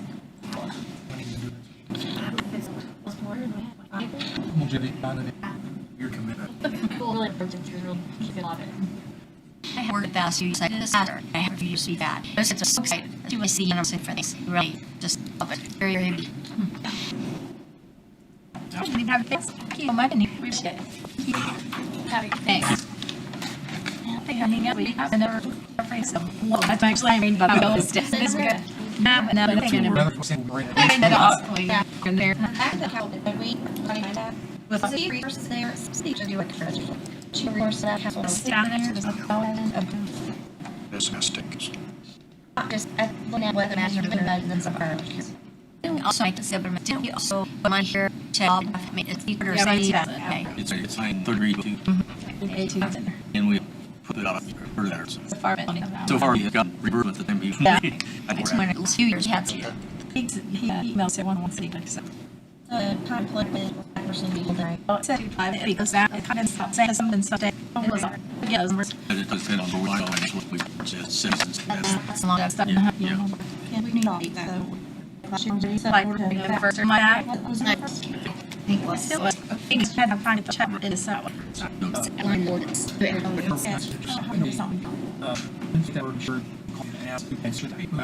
just and then got to Yes, unto the exact time.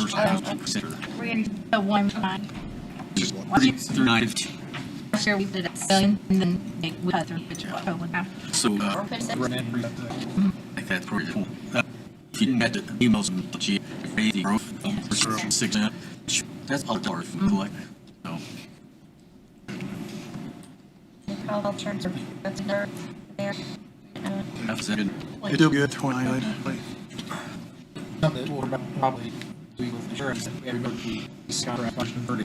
So, that year. in violation with taking hit dates, what else have money in which in the healthcare late, said with that, it's on one type. So, I mean, we're thrown out. Yeah, okay. What's your old? We'll have our. So I do the spin number 381. We've already. Oh no, I'm gonna run. We've been in our sure. But no, I just want to hear that RID or something that go So we up. probably ought to raise that. We should raise that up just a little. I mean, We had to transfer that $10 earlier Yeah. this year. so I mean, we That should is just add 33,810. $30 or $40 on that line, at least just to cover. 33,810. Okay. We can make it 250. I think that would be the best. We don't want to have to transfer those little amounts in our meetings. That just takes up time. transfer a penny for us. Bless your heart, I know. 16 cents. And do we feel fine traveling? You said how many places so Like last year, we had asked for some money to cover because of several with the IC and some other things. I just don't know why we just don't make it 3. That's fine. That's not that Is much. it- Hotels and everything are so I made expensive. reservations yesterday, Up there. totaling about $800 that'll be coming in the next So 2 that's months. an additional. I would change that to 3,000. Number 33, 230.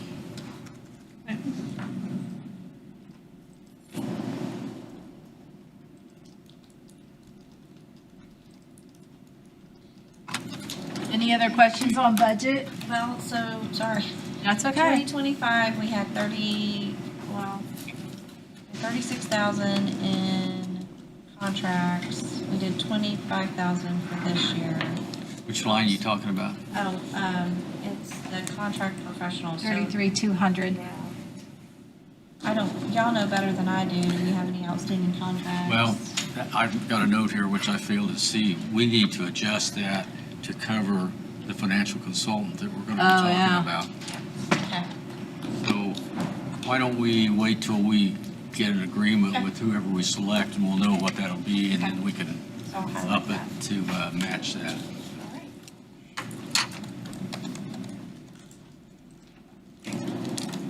Because it'll probably double, maybe, Uh, a little bit more than double. There's It'll nothing be in more that than the 25. prosecutor's line, but I can't remember. Do you remember, Jeff, why? In that, I can't see it because Amy's not there, that prosecutors. Down here, I got it. Yeah, so we had that at one time, but I don't remember what that was. What are we talking about? That know what was, it there is. was money in that, remember you keeping track Yeah, of all the money that needed to transfer out of our budget on January 2nd? Prosecutor supplemental. Oh, yeah, there was something, and that's what I'm wondering. It rings a bell, but I can't come up. I thought maybe Jeff, he's worked with it the last couple of years. Does that ring a bell? It's not ringing a bell. There's something that it's the prosecutors, they get money for, and I can't remember if it's something, and then we have to supplement it, but I don't see anything there in 20, We'll have to It was We check. haven't zero done for- that for a it couple was of zero years. for 26. Okay. Looks like. yes, So but- then that'll be one, when Amy takes all these zero ones It out, won't show won't up be there. anymore, yeah. That just rang a bell for a minute, and I'm like, wait a minute, because we had issues before, so, okay. Last Thank time you. there was something on that was in 24. Well, that makes sense, yeah, okay. Thank you. What about the court services supplemental? Do you want that there still too? I What? don't see where it's right below Court that. services, probably Supplemental. not. Prosecutor does have like a fund. That was, We haven't done anything with that. no, we haven't done anything with that either. They do, but we don't, that's. Anytime those not people ours. need money, they just come and we have to give it to them anyway, but 24 was the last time there was something in that as well. Theirs. And then do we leave Achieva It's still at audited. their It's same still audited. amount? Do we talk to them? they We don't bill do us for anything? that and you just pay it, yeah. Yeah, that's by statute that directs that, Achieva is? isn't it? Or I'm thinking of something else. Centerstone is Achieva? by, Yeah. Centerstone is by Centerstone statute. is. That's right. It's, what, 520,000 now? Yeah, that's why. Is Centerstone or Achieva?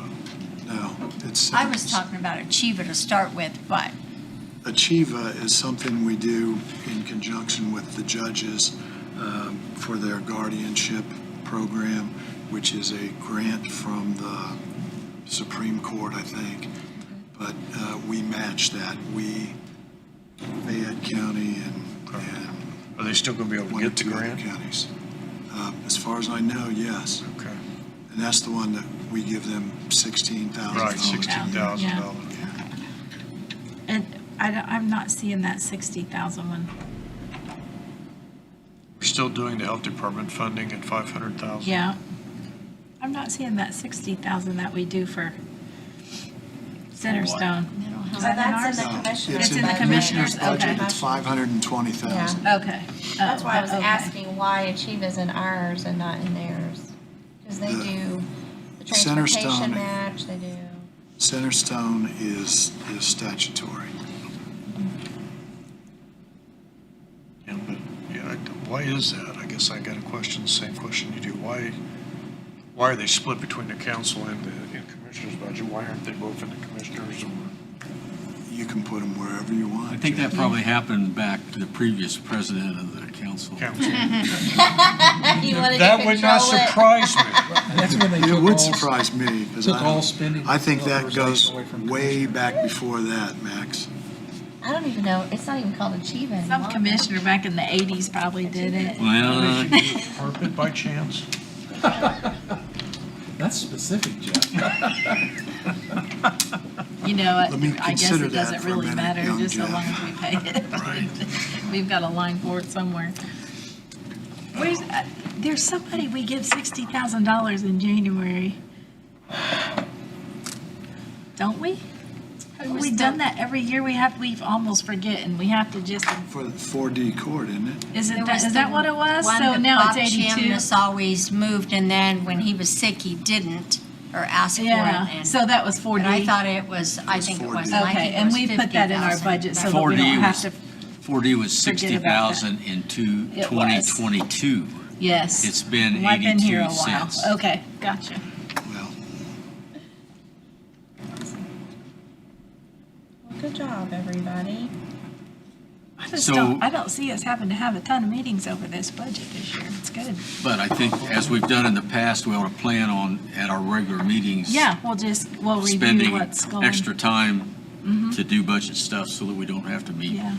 at a special time. And we'll get, once we hire the consultant, Yeah. they're gonna give us good numbers to go by.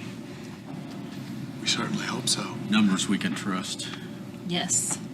So that we see what our bottom line should be. Yes, yes. And are we doing that at workshop? Are we deciding that at workshop, who Today? that vendor is? I think so. Yes.